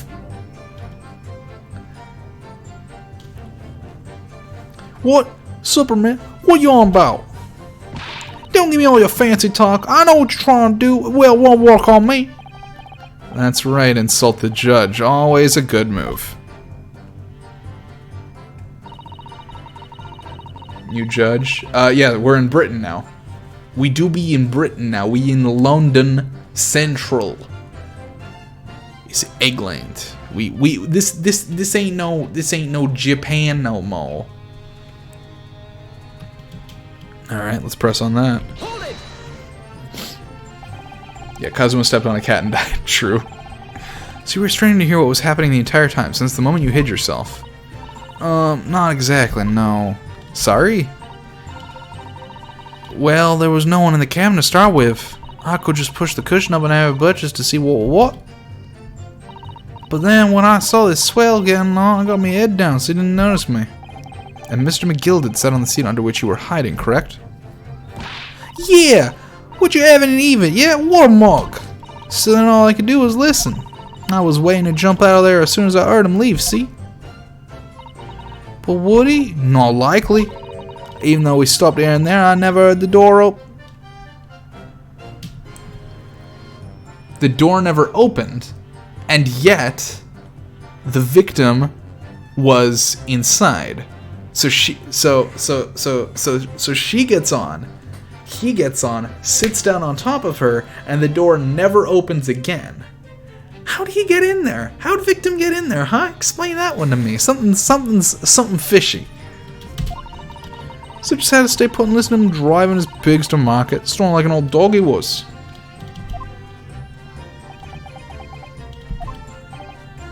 Are there any conclusions we can draw from that, I wonder? It doesn't add up. Miss Lestrade, what you have just told the court is clearly at odds with the facts. Ah! At odds? Are you sure, man? Absolutely. It seems my learned Nipponese friend is not as dull-witted as I feared. So Van Zeeks realized it too.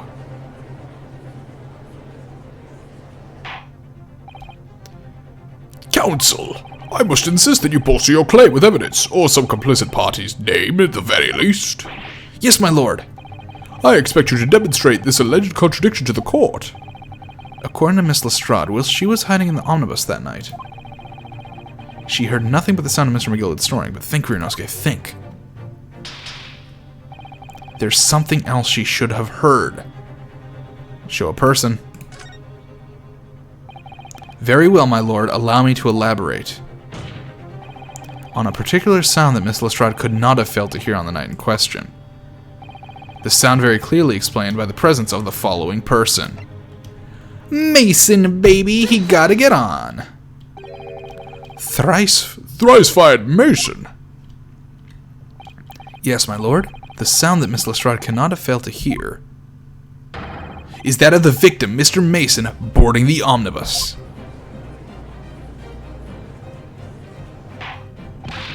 Order! Order! Explain your reasoning, counsel! Miss Lestrade, allow me to confirm something. You claimed earlier that you were the first person to board the omnibus. Is that correct?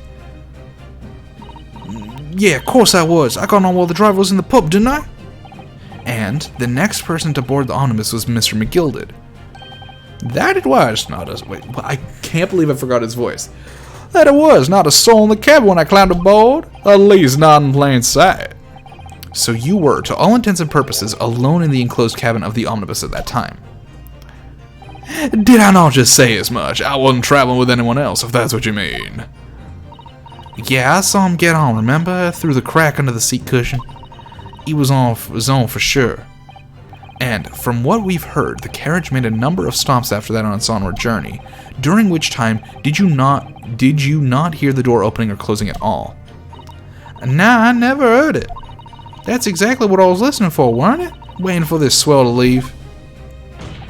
In which case, when and how did the victim end up in the carriage? Ah! We know that the victim collapsed inside the enclosed cabin of the omnibus. Therefore, Miss Lestrade's statement about what she did or did not hear is at odds with the facts.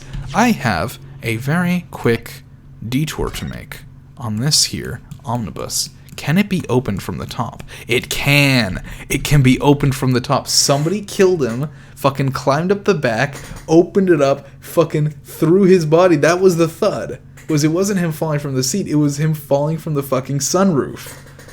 There's a thing right there. It can be opened. You can certainly see inside the carriage through this opening, that's for sure. Yes, and there's a lamp in the enclosed cabin. So I'm sure the witnesses would have been able to see it quite clearly. That's not good for us.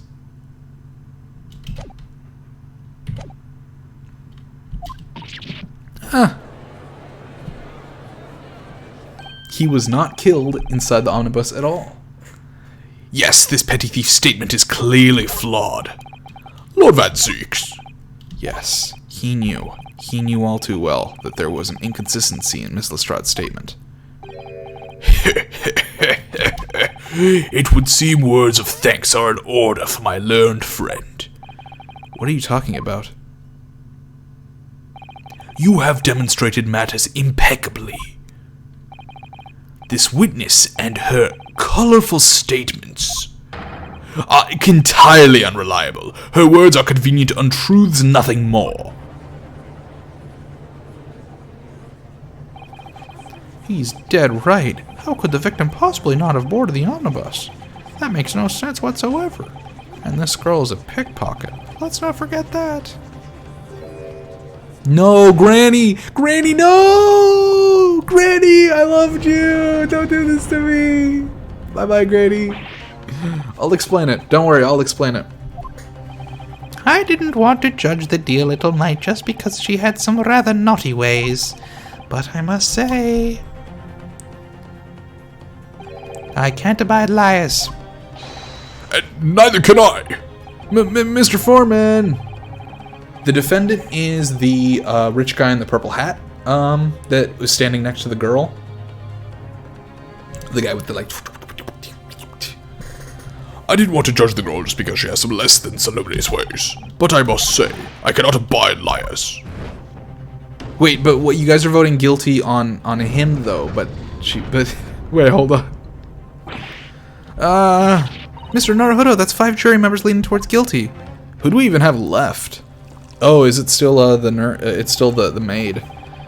Well, your consideration for others is refreshing, my Nipponese friend. To the considerable troubles you have spared me.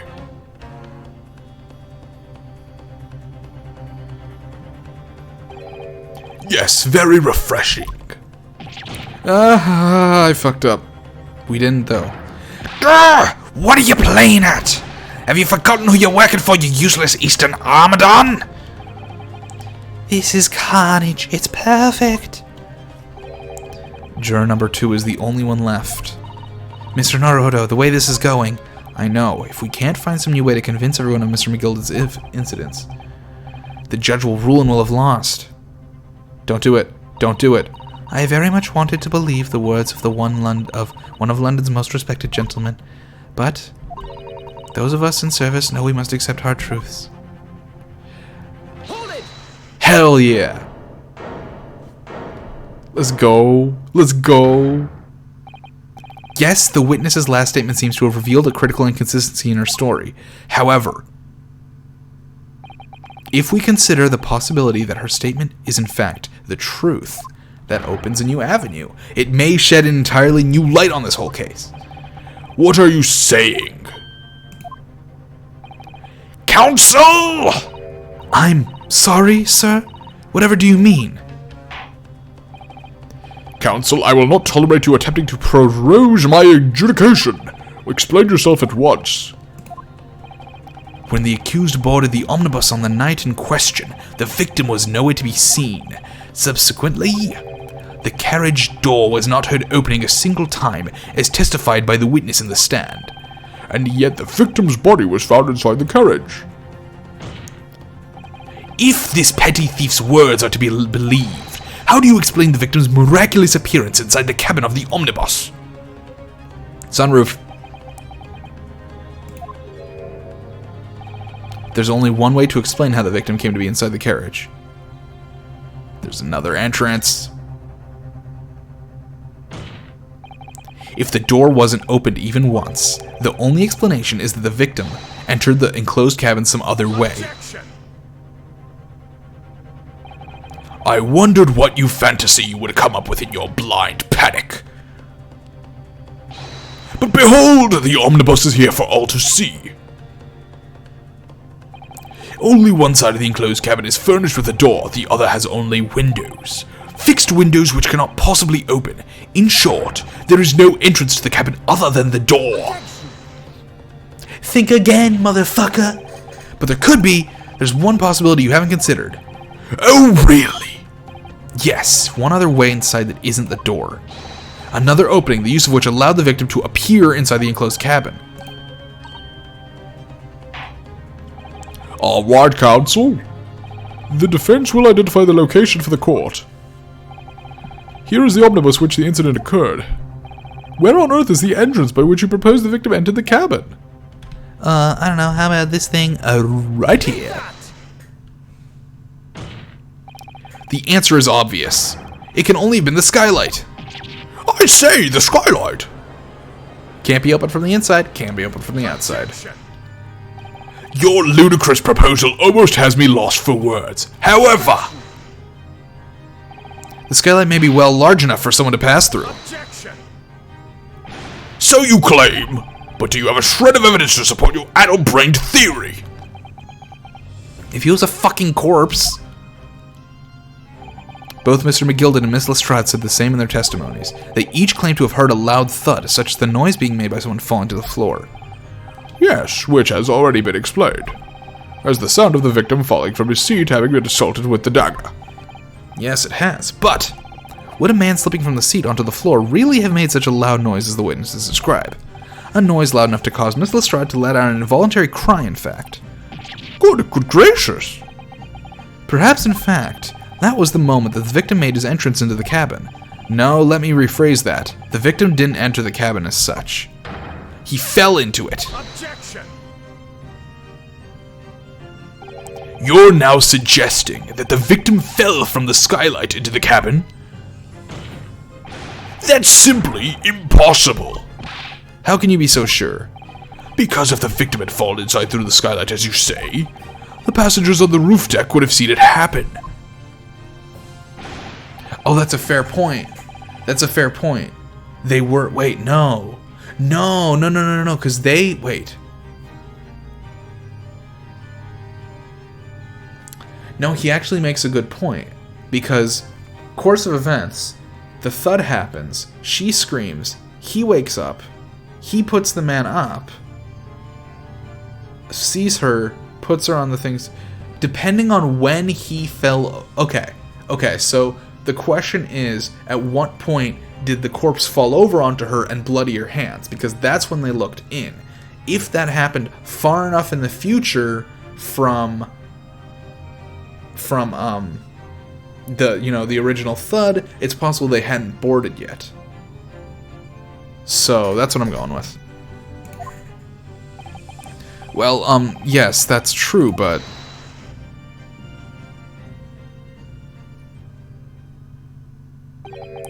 might a humble fella make a wee comment here? Mr. McGilded? To be sure now, the two fellows who were sat on the roof that testified afore said nothing of the victim falling through the skylight. But it seemed to me, my lord, that 'tis not so much a case of them not saying, but not being there. 'Tis a case of them being unable to say. What? I think perhaps the two fellas do be having something of a compelling reason to not mention what happened. Would yous not agree, fine ladies and gentlemen of the jury? Or, okay. It wasn't fucking Beppo. Beppo didn't murder the man. Oh my goodness, surely not. Those two chaps on the roof? You mean the ones who stuck that knife in the man were... No. Fucking fair play did it? Just what exactly are you insinuating here, you blitherer? You rotter, he said. You rotter. What are you insinuating? This is a flaming outrage. I have a good mind to give you a blinker in a minute. He'll give you a shine in a minute, he said, and so will I. Mr. Fairplay. You're effectively accusing me, a city gentleman and well-respected banker. And me, a very angry hatter. A mad hatter, one might say. Suggesting that someone like me could have stabbed that man in the guts, it's a disgrace. It's scandalous. I protest in the strongest possible terms. That's right. I protest too about you, you rotten scoundrel. Damn. Okay, I didn't actually. I guess it is them, huh? Order! Order! Order! This is not the time, witnesses. I will not permit this wanton invasion of the stand. Return to the anteroom at once. But this is beyond reason, my lord. Oh, it's outrageous. It's very hurtful, you know. My lord, if I may comment. Go ahead, Lord Van Zeeks. It was the defense that incited this outburst from the witnesses. My learned friend has seen fit to abandon our protocol and accuse the witnesses without proof. Accuse? I never intended to. It seems, young Nipponese, that your command of the English tongue is wanting. You proposed to this court that the victim fell through the skylight from the roof deck on the omnibus. Yeah, I guess so.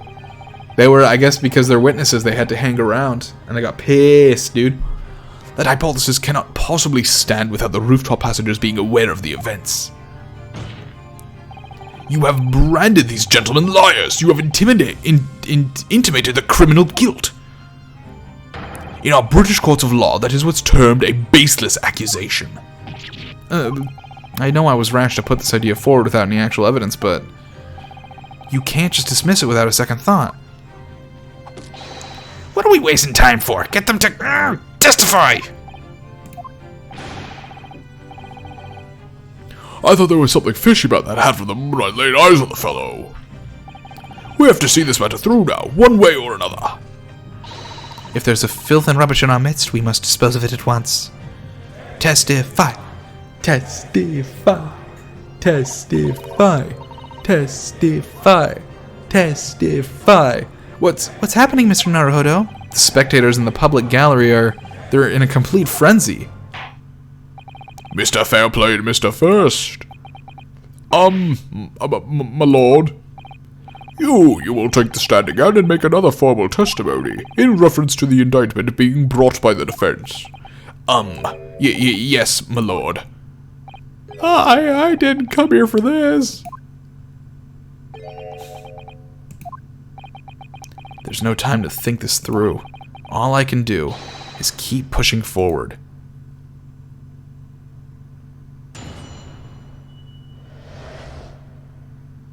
Refuting the accusation. McGilded seems fucking sus, man. Why was he laughing there? Are we going to acquit a guilty man? I'm not sure. We were the only two people up on that roof deck, dead or alive. I can swear to that. If anything had happened while we were sitting, I don't think one of us would have noticed. In any case, neither of us knows the first thing about the victim. We had no reason to kill the man. The skylight was shut the entire time, I tell you. We couldn't possibly have opened it. If you're so sure the victim fell through the skylight, where's your proof? I mean, the blood splatter.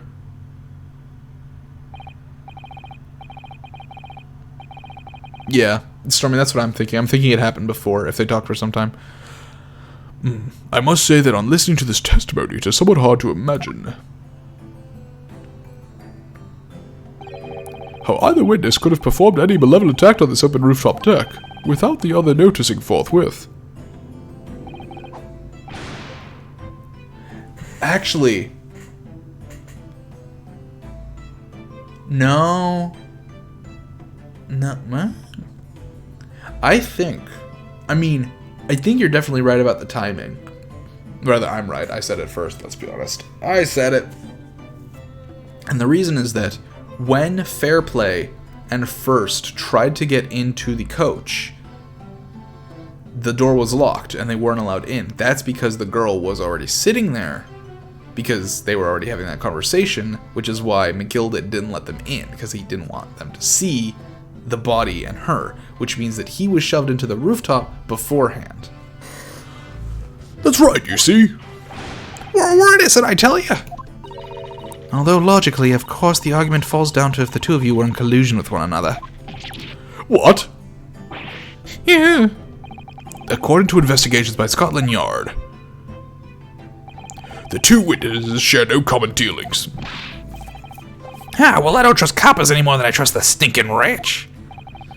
Something doesn't feel right here. The trial is going in our favor, really, so why do I feel so uneasy? Counsel for the defense, over to you. Your cross-examination, please. Oh, yes, my lord.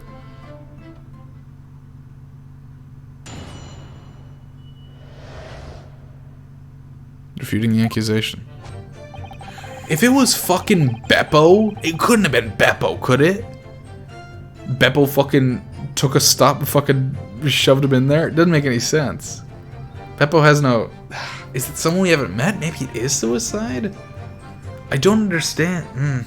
I guess it could have been suicide because he... But why would he fall in? He had to have been pushed in. There's no way he wasn't pushed in, right? He didn't just open it, stab himself, fall in, and the thing closed behind him. Someone had to have thrown his body in there and closed it behind them. I don't think it could have been suicide. There are only 2 people on that roof deck. Dead or alive, I can swear to that. But we haven't met anyone else they could have been.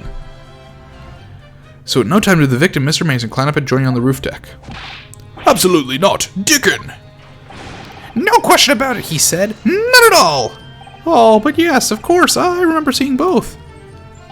I saw the victim inside the enclosed cabin talking with this man here. Is this true, Mr. McGilded? Dear me, my lord, at the risk of repeating myself, I boarded the omnibus alone and nodded off inside almost immediately. That's an outright lie. Without doubt, you were engaged in. Let me stop you there, fellow and ass. Do you have any evidence at all? Ah. Tis all about the evidence in the courts these days, so it is. You do well to remember that. I saw you with my own eyes. This is going so well. If anything had happened while we were sitting, you'd think one or the other would have noticed. Well, it was on the final run of the omnibus at past 10 o'clock in the evening. It would certainly have been quite dark, perhaps too dark to see clearly. Is this some kind of lark? Is this some kind of a joke, he said? Is that what this is? Perhaps one of the other two of you fell asleep briefly? Are you fair dinkum, sir? Are you serious, sir? That's what he said. It's impossible, I tell you. I'd give you the keys to the vault if you could fall asleep in that bitter cold. And if you did manage it, your eyelids would freeze shut and you'd never open them again. That's extreme. It was extreme, I tell you. We had to put up with it because this man had locked the door. Any true gent would have unlocked it and let me in when I knocked. I'm dreadfully sorry about that, young fella. But you see, I was away with the fairies and I didn't hear you at all. That's a lie. I saw you through the glass. You were talking to someone. Yeah, he was talking to her. No, 'twas a cold night, so 'twas. People do be seeing things that aren't real in the cold. 'Tis hardly surprising. Seeing things! I've completely fucking forgotten McGilded's voice. Fuck me. I believe we've reached an impasse here on this particular point. You! Don't take it personally now, lad. If I'm a suspect in the case, well, 'tis only fair that you and the other fiend are too. Open and free competition is what a capitalist society is all about. This isn't a competition I should like to be involved in, really. In any case, neither of us knew the first thing about the victim. We had no reason to kill the man. So, you had never met Mr. Thrice-Fired Mason before? Oh, Lum, no, not once, never. He'd never met the man before, he said. Never. And you, Mr. First, had no prior dealings with the victim either? That's right, sir. Hatters don't have much to do with brickmakers, to be perfectly honest, sir. No, I imagine not. You see, how many different ways can I put this? Neither of us have the remotest connection. Interesting. What's going on there, bud? Excuse me. Mr. McGilded? Yes, counsel. What can I be doing you for? Did the witness's last statement give you pause for thought somehow? Not the remotest connection. Is that right now? I wonder. What are you insinuating now? Ah, Mr. Fairplay. It has been too long, so it has. If I'm not very much mistaken, I believe 'tis fast approaching, is it not, your repayment date? Ah, I beg your pardon. Yeah, you borrowed 20 guineas from me, sir. At an unconscionable rate of interest, you tricked me. It's extortion. Well now, is that a touch of begrudgery, is it? The sort of begrudgery that might motivate a fellow to pass his crimes off on another. Oh! And, young Mr. First. Me, sir? What do you want with me, sir? You do be making hats for a living, do you not? That there top hat sliding about on your head, is that one of your own creations, is it? Oh, well, I'm still just apprentice, you understand. Oh, fuck. Oh, shit. His fucking hat. First made his hat. First made his fucking hat, dude. Oh my god. I'm learning to find the perfect fit for whatever fine gents walk through the door. Hey, the perfect fit, is it? Well, 'tis a very distinctive design, so it is. Many customers like it, I tell you. They like a distinctive touch. Customers, such as thrice-fied Mason. Ah? There was a photographic print of the victim submitted as evidence of foe, my lord. Oh, this you mean. Can't help thinking that poor fellow's hat looks distinctly familiar, wouldn't you say? Oh! That's one of my hats! That it is. So it would seem the brickmaker was a customer of yours. The sort of customer I'd wager that you could have had a weak quarrel with over the distinctiveness of the goods. Oh no, sir, absolutely not, sir! Well, there's really nothing more to add. It wouldn't be right to say that the two fellas here haven't the remotest connection to the victim, you see. I rest my case. You little weasel. Ah! He's better at this than I am. Gosh, Mr. McGilded has certainly been thorough in his research, hasn't he? Please, don't let my little interruption hold up the proceedings. The skylight was shut the entire time, I tell you. We couldn't possibly have opened it. Are you quite certain about that? That the skylight was shut the entire time? I'm going to lose my block with you in a minute. He's gonna lose his rag with you in a minute. That's what he said. Take a look for yourself. Go on. You see, it's shut fast now, just like it was on the night.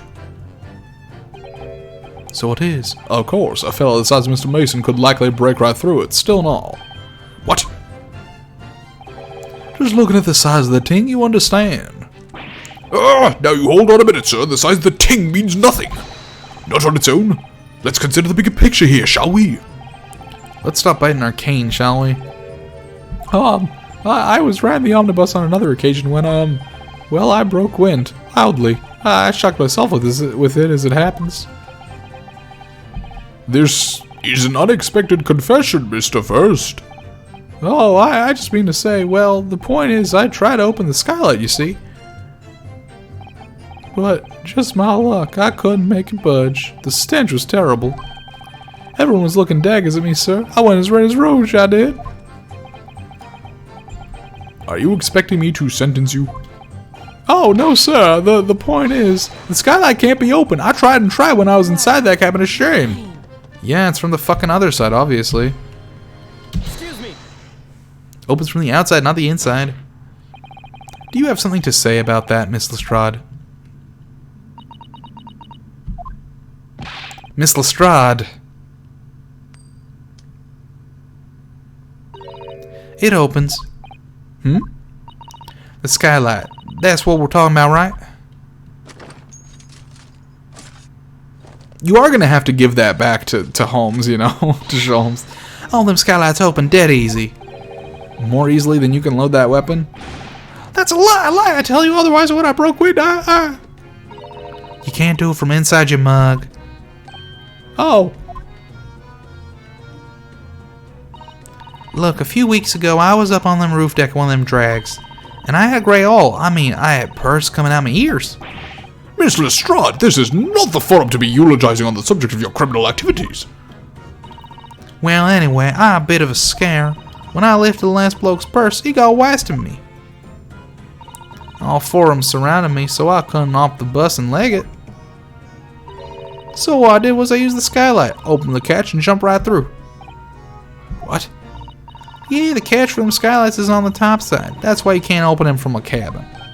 The skylight opens from the roof deck? Bailiff! Climb up onto the roof of the omnibus at once and verify this witness's claims. Yeah, Elijah's right there, dummies. Come on.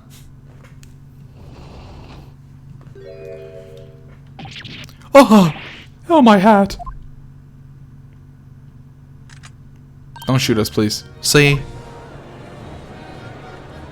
You're wasting all of Sholmes's good juice. Order! Order! Order! So, it appears that the street girl's statement is quite true. I don't believe it. The skylight opens. And from the roof deck. Mr. Naruhodo. This could be the clue we've been looking for. Well, counsel for the defense, please continue with your cross-examination. Don't worry, what? Like what? I missed it. Yes, my lord? So, the skylight opens.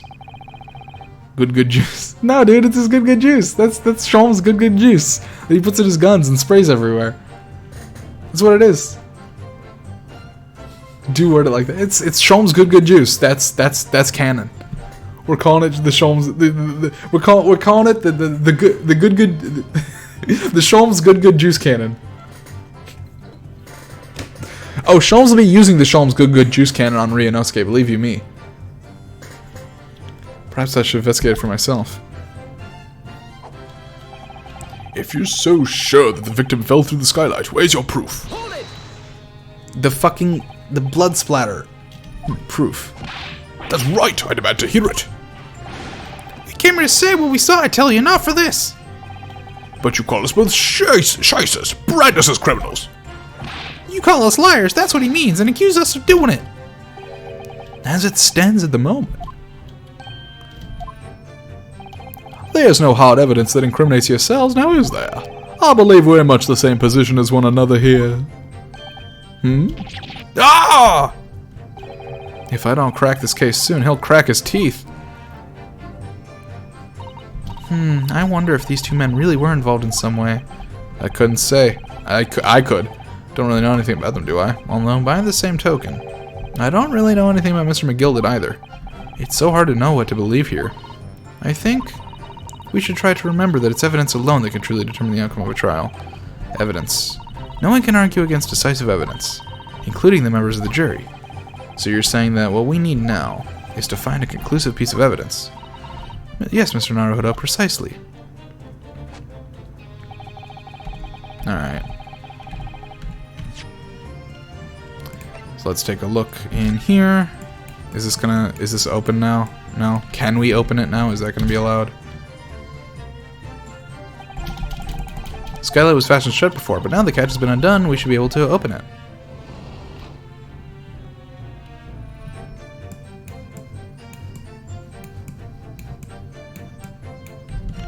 Oh, very interesting. What's that? So this is the roof. Oh, fuck.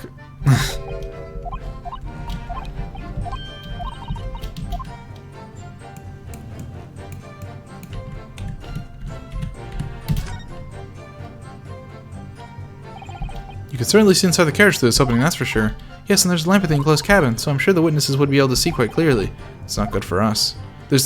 Guys, there's blood. Guys, please, there's blood right there. There's blood right there. Oh my god. Please note the fucking blood.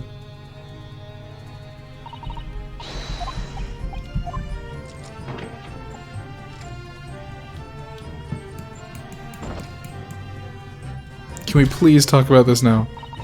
Yes, it does open very wide, doesn't it? Wide enough to kick someone like you through, certainly, Mr. Naruhodo. Why someone like me? Ah! What is it? Look, just here, look at this! That's, without question, it's blood! Why would there be a blood stain there? Surely, it can't be unrelated to the case, can it? Alright, there we go.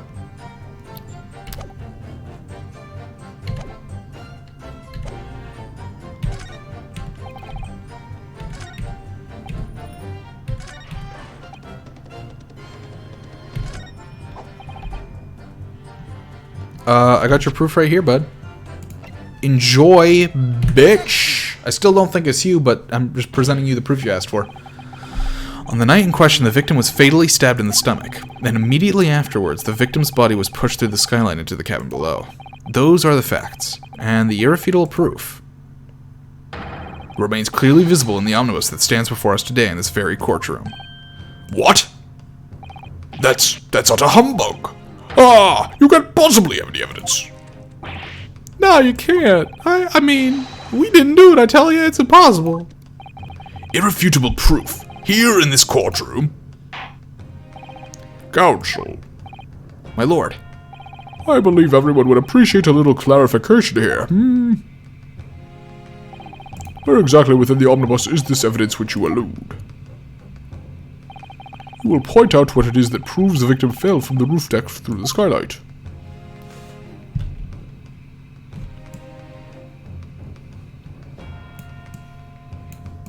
It's gonna be a little bit of that. By Jupiter, is that blood? Ah! This bloodstain proves two things. Firstly, when the incident occurred, the skylight of the omnibus was open. What? And secondly, the victim was already bleeding when he fell through the opening. Oh my! And so it follows that Mr. McGilded, who was inside the enclosed cabin himself at the time, cannot possibly be guilty of this crime. No!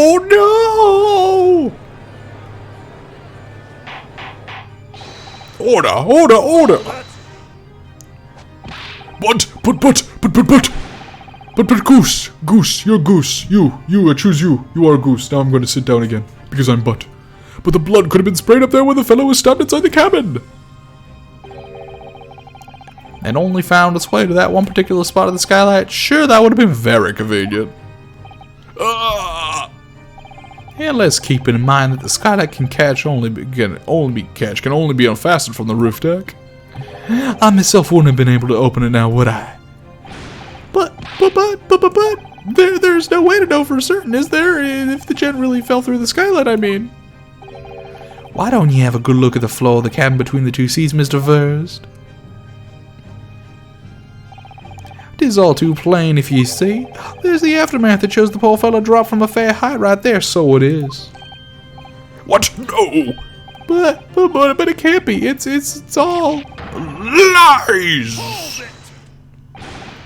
My fellow jury members, I think we can all agree that this is clear proof of the defendant's innocence, can we? I believe we can, yes, sir. It's clear to me now where the filthy rubbish can be found in this courtroom. So, they thought they could pull the wool over my eyes, did they?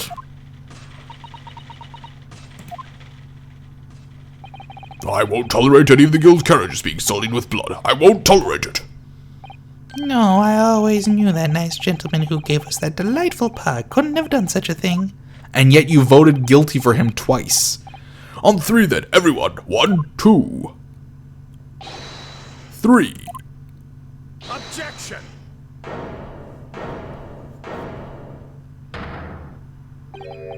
A chilling performance, Mr. McGilded.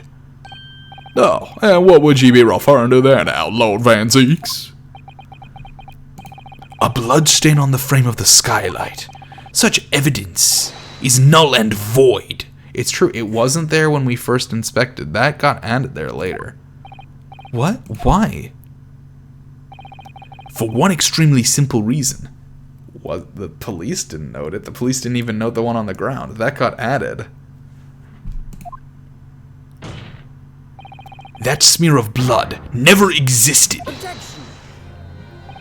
What? What are you talking about? It's there for all to see, and it's clearly blood. I personally attended Scotland Yard's investigation of the omnibus. The officers involved went over the carriage with a fine-tooth comb. So I can state with absolute surety, no such smear of blood existed in the carriage. It's the same thing. Where the fuck did all this stuff in the compartment go? At least not until this trial began. But Are you suggesting, Lord Van Zeeks, that this stain of blood was... Fabricated, my lord, yes, and while this court has been in session. What?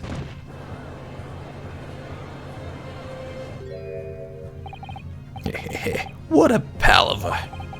Palaver? I don't know that word, admittedly. I must say I didn't expect such crude reasoning from a prosecutor of your standard, Lord Van Zeeks. But our Magnus McGilded, a fella known all over for the capital of his fine contributions to public life. I don't take kindly to slander, and I'll fight to the bitter end. Even if it's rolling off the tongue of the Reaper of the Bailey. Mr. McGilded, I realize that this is your first appearance in court as the accused. However, I am well aware of your involvement behind the scenes in a great many affairs of dubious nature. You're very adept when it comes to avoiding getting your own hands dirty. And each time it happens that a case you're involved in is investigated, you adapt the facts. Adapt the facts? What does that even mean? When you wield a fortune the size of Mr. McGilded's, however ill-gotten it may be, nothing is impossible.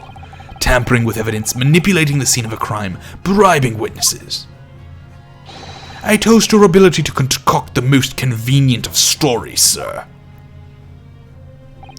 Tut, Lord Van Zeeks, this will not do, to be sure. Will it now, counsel? Oh, no. I think it's fair to say this does all sound like a rather far-fetched excuse by a desperate man. The blood on the skylight didn't exist, you say? But if yous will all cast your minds back, I didn't see it either. I mean, we couldn't open it back then, but, you know, there was no blood on the floor, I don't think. I don't remember when I first inspected. Is it not true that the omnibus there has been in the courtroom the entire time? How could anyone possibly put a smear of blood on it without the world and his wife seeing? The smoke bomb. Isn't that right now, counsel? It's true. So he did it? Did he do it and then, like, be like, you need to accompany me in this by coming to the courtroom and setting a smoke bomb, or else I'll say you did it? The omnibus has been in full view the entire time the court has been in session, because there's no other good reason for him to just let her go free and take the fall himself. Damn, I can't believe we got another Shelley the Killer on our hands. I mean, I can believe it. I called it a while ago, but, you know. My learned friend. Here's to hearing your opinion on this matter, in your own words. I like that he started calling us his learned friend. He's definitely gained some respect for us in seeing that we tell the truth rather than just go for the not guilty verdict. Feels pretty good.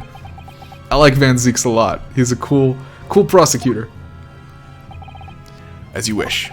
Could someone have tampered with the omnibus during this trial? If you're asking me, I think it could have been possible.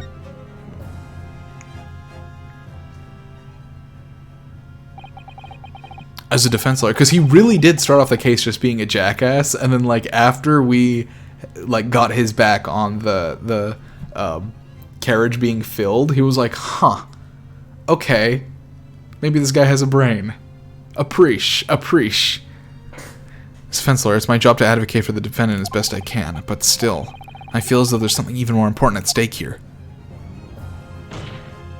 There is no evidence to suggest that the defendant did as my learned friend suggests. Dude, they got that mutual learned friend respect. I love that.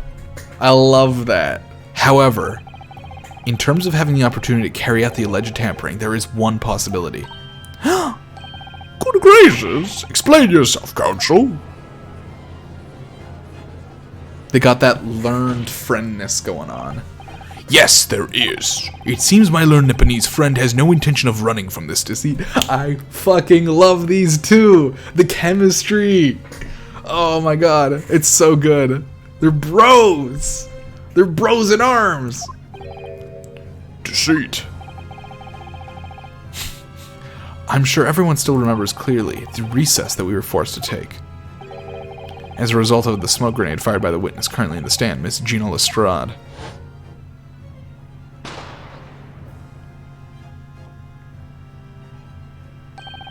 What is going on? Be careful, Mr. Naruhodo. Cover your face. Bailiff, don't let the accused escape. Secure the omnibus. I hereby call an emergency recess. Bailiff, ensure the defendant is in custody. The courtroom was filled with smoke, and everyone was thrown into confusion. All of us were made to leave this chamber. In that brief interval, under the veil of smoke and in all the chaos, it could have been possible to steal inside the omnibus.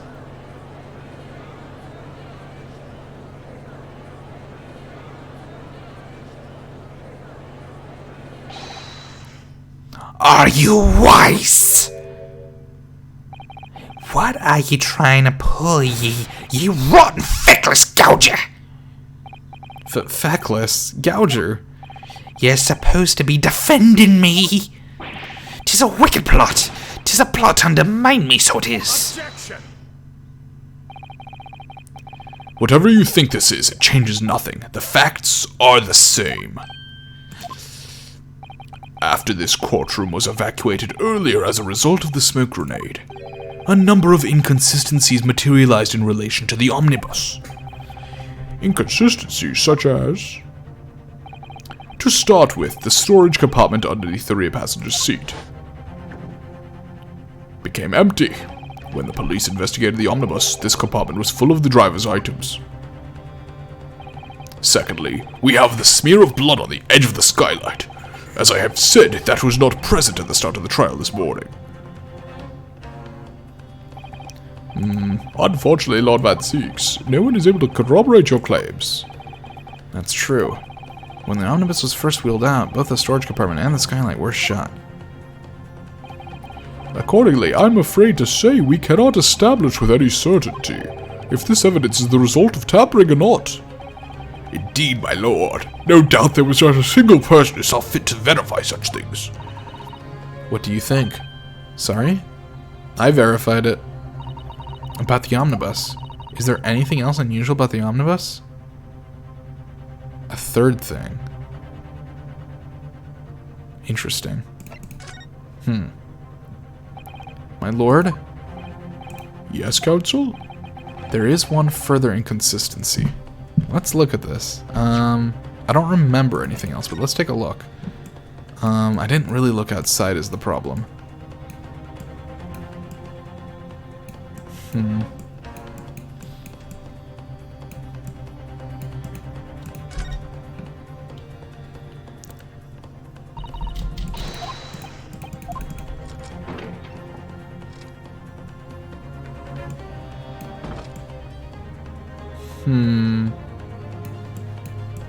Anything else strike us as odd? Not really. I'm not sure I know what the third inconsistency is.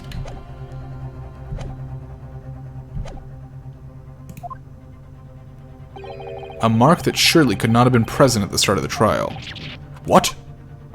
What in the devil's name are you gonna say now? If you dare betray me, you little maggot, you'd better start watching your back. Silence be gilded. The court awaits the defense's clarification. Grr. This trial keeps swinging one way and then the other. I have no idea what's the truth and what's deception. What am I supposed to believe here? I shall have to ask you to elaborate, counsel. What exactly is this alleged mark that you claim to have appeared during the trial? I mean, is it the blood? Is it this?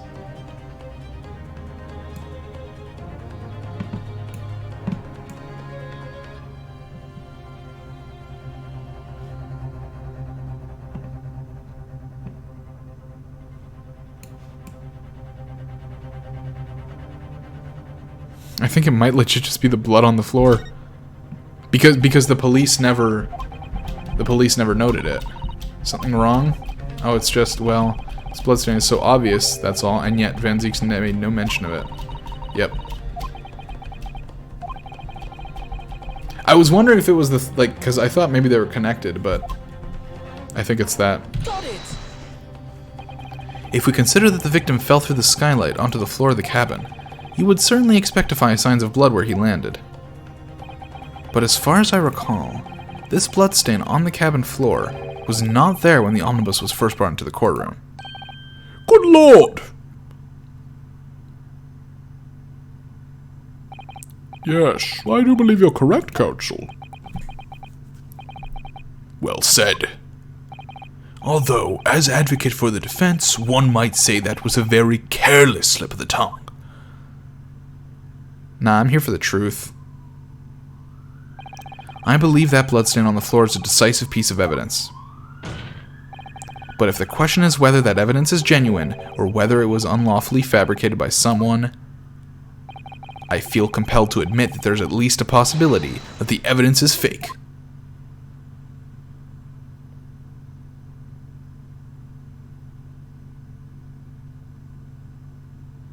That's a pretty big turntables. In the original uh-oh. Oh no. Uh-oh.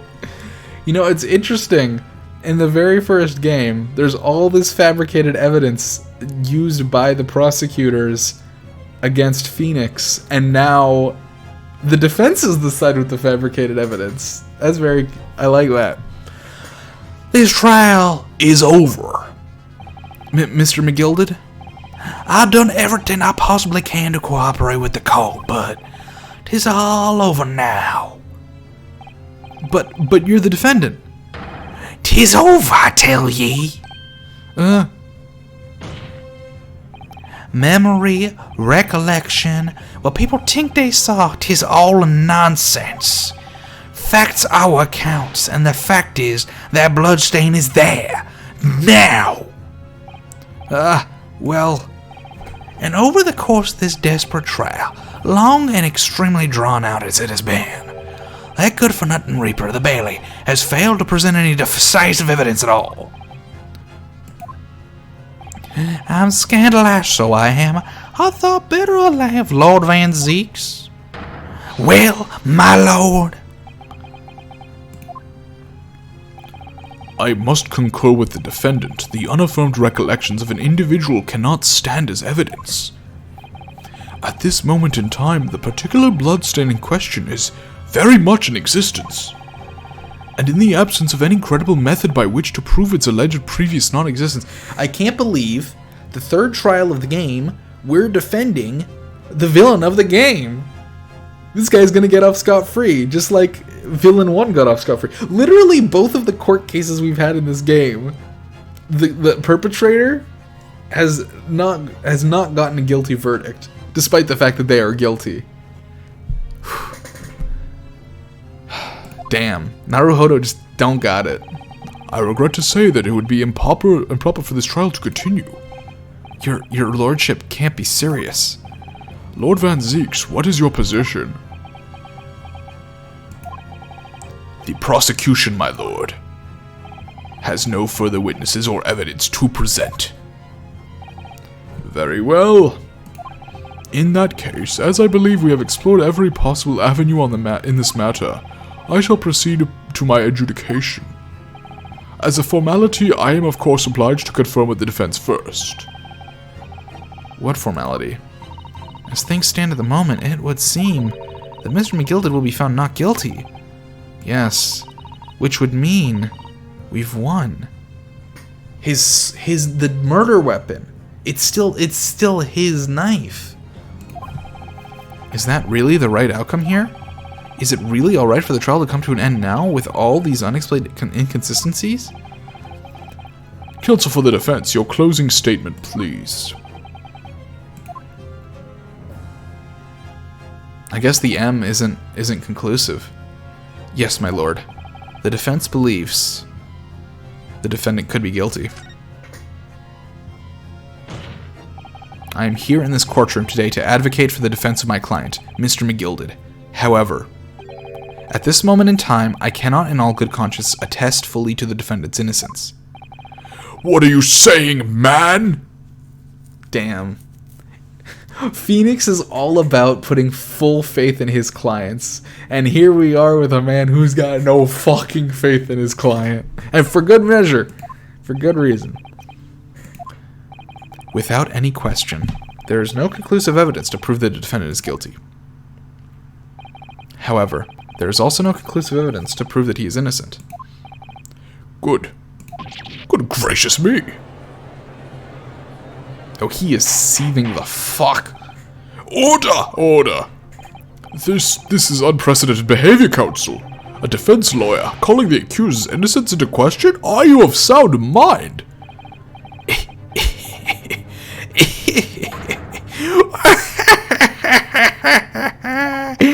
Oh, 'twas a grand decision to appoint you as my lawyer, so it was a grand decision. What? I must say I didn't expect quite such an exciting spectacle at the end there. But still. Here, have this for your troubles. Ah. Your job here is done, fella, and some fine work you've done, so ye have. What do you mean? 'Tis just as the right honorable gentleman so succinctly put it afore. The trial can't go on anymore. And your closing statement there was, how'd he put it now, nothing more than a formality.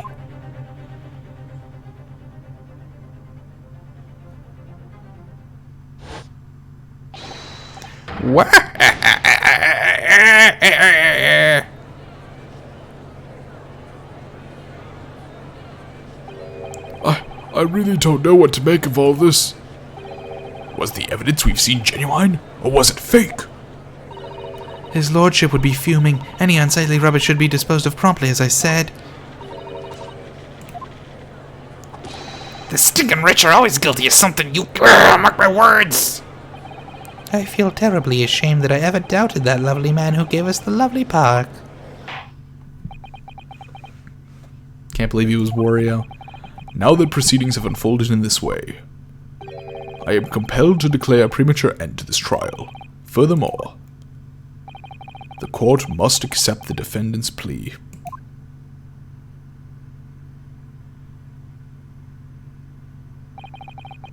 I thank you kindly, my lord. I hereby pronounce the verdict of this court. But we still haven't determined if the bloodstain in the omnibus is genuine or not. We don't know if these witnesses are telling the truth or a pack of lies. And we have no idea about the truth.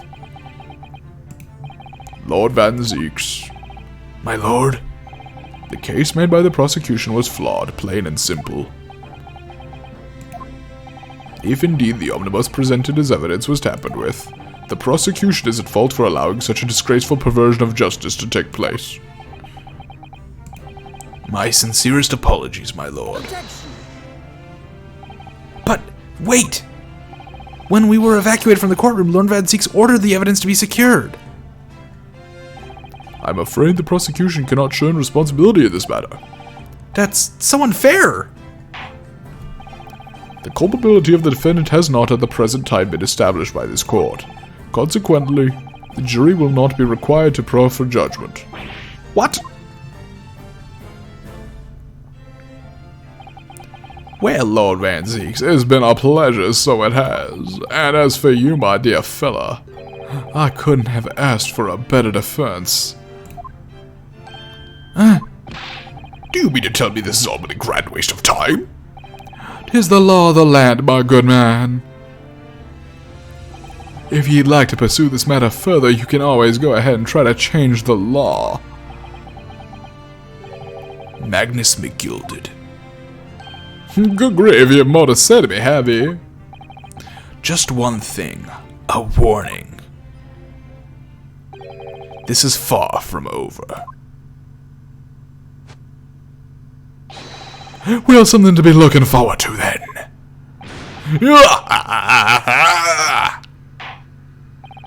I hereby pronounce the defendant, Mr. Magnus McGilded. Not guilty. Damn. Fuck. You hate to see it. Oh, I mean, that means we get to stay in Britain. That means we get to stay in London, but... Oh, that feels... Oh, that's hollow. That's hollow.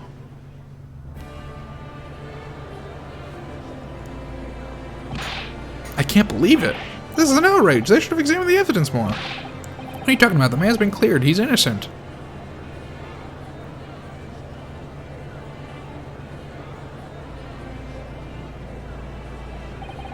With the courtroom in pandemonium for the second time that day, the judge delivered his verdict. And my first ever trial in Great Britain came to an abrupt end, with the defendant being found not guilty, ostensibly a victory for us.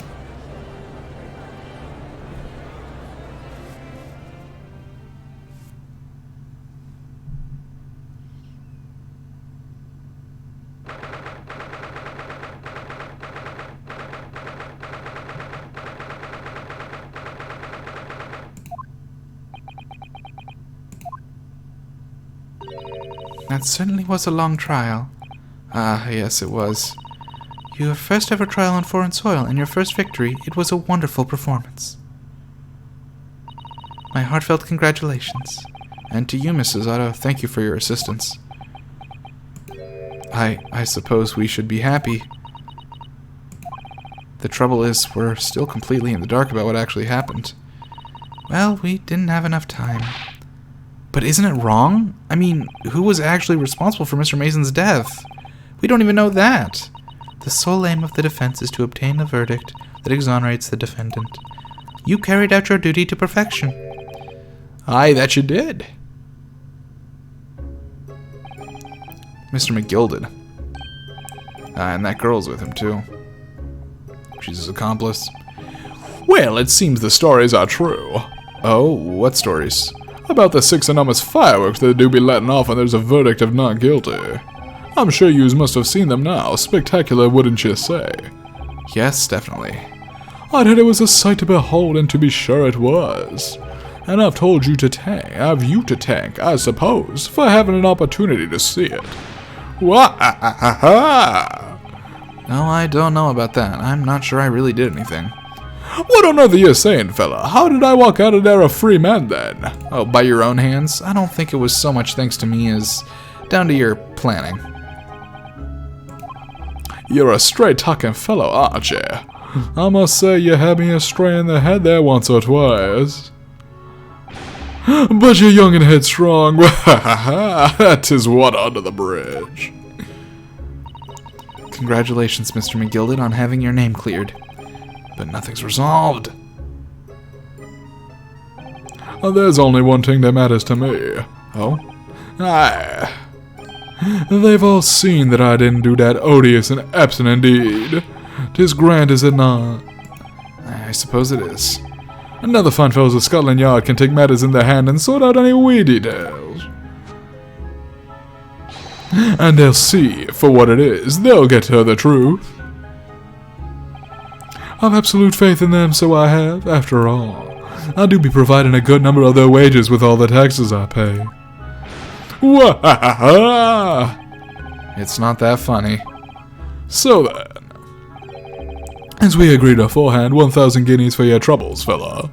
Oh, no, I couldn't possibly accept that much. Now, Robbie Witst, you're a humble people, are ye, from the east? Well, if you insist. But have this, still and all, you deserve a reward. Mr. Magnus McGilded. Everything is ready, sir, if you'd like to follow me into the courtroom. Into the courtroom? What's this, officer? 'Tis sooner than I was led to believe. I hope it's not inconvenient, sir. There were some changes to the schedule. Well, I must be making tracks now. He's fucking Luke Atneying himself. He's double jeopardying himself for something. 'Tis time for the inspection. Sorry? What inspection? They're going to examine the omnibus again, so I'm told. I asked if I could be present for it myself. Oh, okay, maybe not. Going to examine it again? Now? Naturally, I'm under no obligation to take part in any more of this matter now. But as an upstanding member of London society, I do be doing my best to help where I can. It is a gentleman's duty, so it is. He's gonna plant some more fucking evidence in there to incriminate someone else? So then, fare thee well. 'Twas an absolute pleasure meeting yous. I hope you have a whale of a time while you're studying here in Great Britain. I feel dirty. I feel filthy. I want that maid to come wipe me out, if you know what I'm saying. And there he goes, a free man. We have some talking to do. Who are you? You need to give the good juice gun back to Sholmes. Don't move. Whereas I was to say, get a move on. She really does take forever to load that thing. Miss Lestrade, would you mind putting that thing down? You're a grown-up. Sorry. And I ate all grown-ups. Ah, there you are. What? Oh. Naughty, naughty, running off like that. Is this some kind of picnic? Who's this little girl now? Who's this fucking music? And taking that with you as well. I was looking forward to the trial run of my experimental smoke grenade launcher. Ha! Oh, do you want to play? You won't beat me. Gah. Excuse me, but who are you? Oh, good day to you. I'm, well, the inventor, I suppose, of that machine. The inventor? Well, normal smoke grenades are so dull, don't you agree? White, white, and more white. If you have to be shrouded in smoke, it can at least be a pretty color, I thought to myself. Do we have to be shrouded in smoke, though? At all? I just took my eyes off it for a moment whilst I was changing into a different omnibus, and she pinched it. Luckily, I fitted it with a telegraphic beacon. A what? I have no idea what this girl's talking about. Anyway, you're coming with me now, back to my laboratory. What? What for? To apologize, of course, silly, to my technician. What? You mean, say sorry? You must say sorry when you've done something wrong. Surely an adult has told you that before. An adult? I don't listen to no adults. Come along then, follow me. Fine, have it your way then. Oh, good. You see, I knew you'd want to do the right thing in the end. I'm fairly sure that what she wants is to not get shot by that massive gun of yours.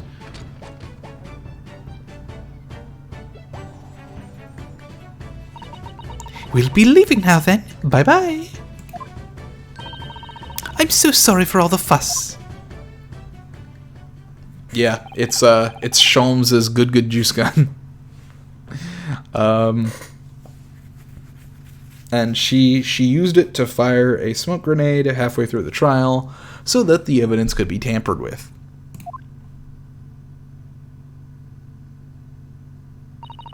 Well, do you think perhaps we ought to be on our way now too? Yes, you're right, but where to? I think she wasn't like an accomplice on purpose, because given that fair play and first saw blood on her hands through the thing, I think it was very intentional that he, after whatever it is that McGilded did, basically roped her into it and got the blood on her hands and basically made her visible and was like, all right, you're gonna help me with this, or else, you know, I'm gonna say I saw you murder this person.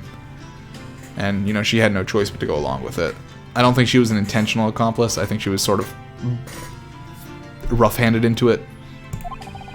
We haven't had time to find a place to stay. No sooner had we arrived in London than we've had to rush here. All our traveling cases are still in the bailiff. I was originally planning to spend today in search of lodgings. But at this late hour in the day, I'm afraid we may be out of luck. Don't worry, though. I have a plan. If the worst comes to worst, I've heard of a lovely park where we could spend the night.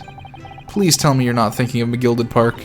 I know it may be a little chilly at this time of year, but our youthfulness will see us through. I'm not so sure about that. I might slip on a cat. I think a midwinter London night might freeze a young person's soul just as easily as an elderly one. Oh dear, that doesn't sound agreeable. Now I'm starting to regret turning Mr. McGilded down. That 1,000 guineas would have paid for a lovely warm room, or mansion. And so, the trial to determine my worthiness for the study tour was over by the end of our first day in London. However, as we were soon to learn, there were more trying times ahead. Just as the Reaper of the Bailey had warned, the case was far from over.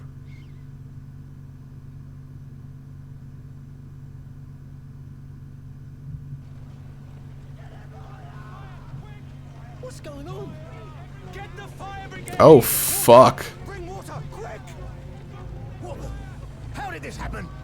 I don't know, sir. By the time I got here, it was already engulfed. No one was supposed to be allowed in here before we started investigating.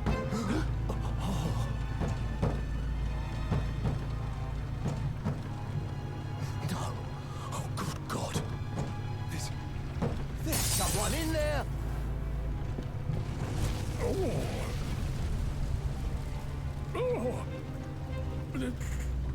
This can't be.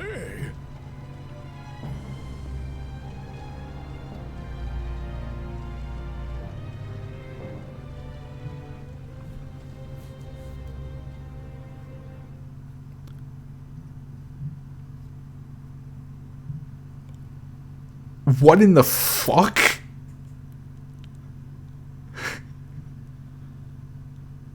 What in the absolute fuck? Did someone just fucking die in there? Holy shit. The Adventure of the Clouded Kokoro. Well, that'll be next time, I guess. Holy damn. The Adventure of the Clouded Kokoro. Alright. Good grievous. What in the world? This game has got some explaining to do. Alright, well that is going to be it for tonight. Again, we ended up doing a whole trial again in one night. I gotta stop doing this. I gotta stop doing this. But okay, I mean, with every case, I like this. I like that. I don't know, we'll see if this continues next time. But so far, every case in the game has had a very, like, direct, like, sequel, a very direct, like, tie-in to the overarching story. Whereas I feel like in the original Phoenix Wright games, there was sort of an issue where, like, the middle cases, like 2, 3, and 4, didn't usually matter too much to, like, the overall story. I mean, they did a little bit, but, like, especially case 3 was, like, always, like, not very important. This has been really, really interesting. Looking forward to Chapter 4. Alright, well, I've been Technovoid, and I will see you all next week with the case of the Clouded Kokoro. I don't know what a Kokoro is. I think it's a heart, right? Kokoro is like Japanese for heart. See you all later. Have a good one. Talk to you next week. Bye-bye.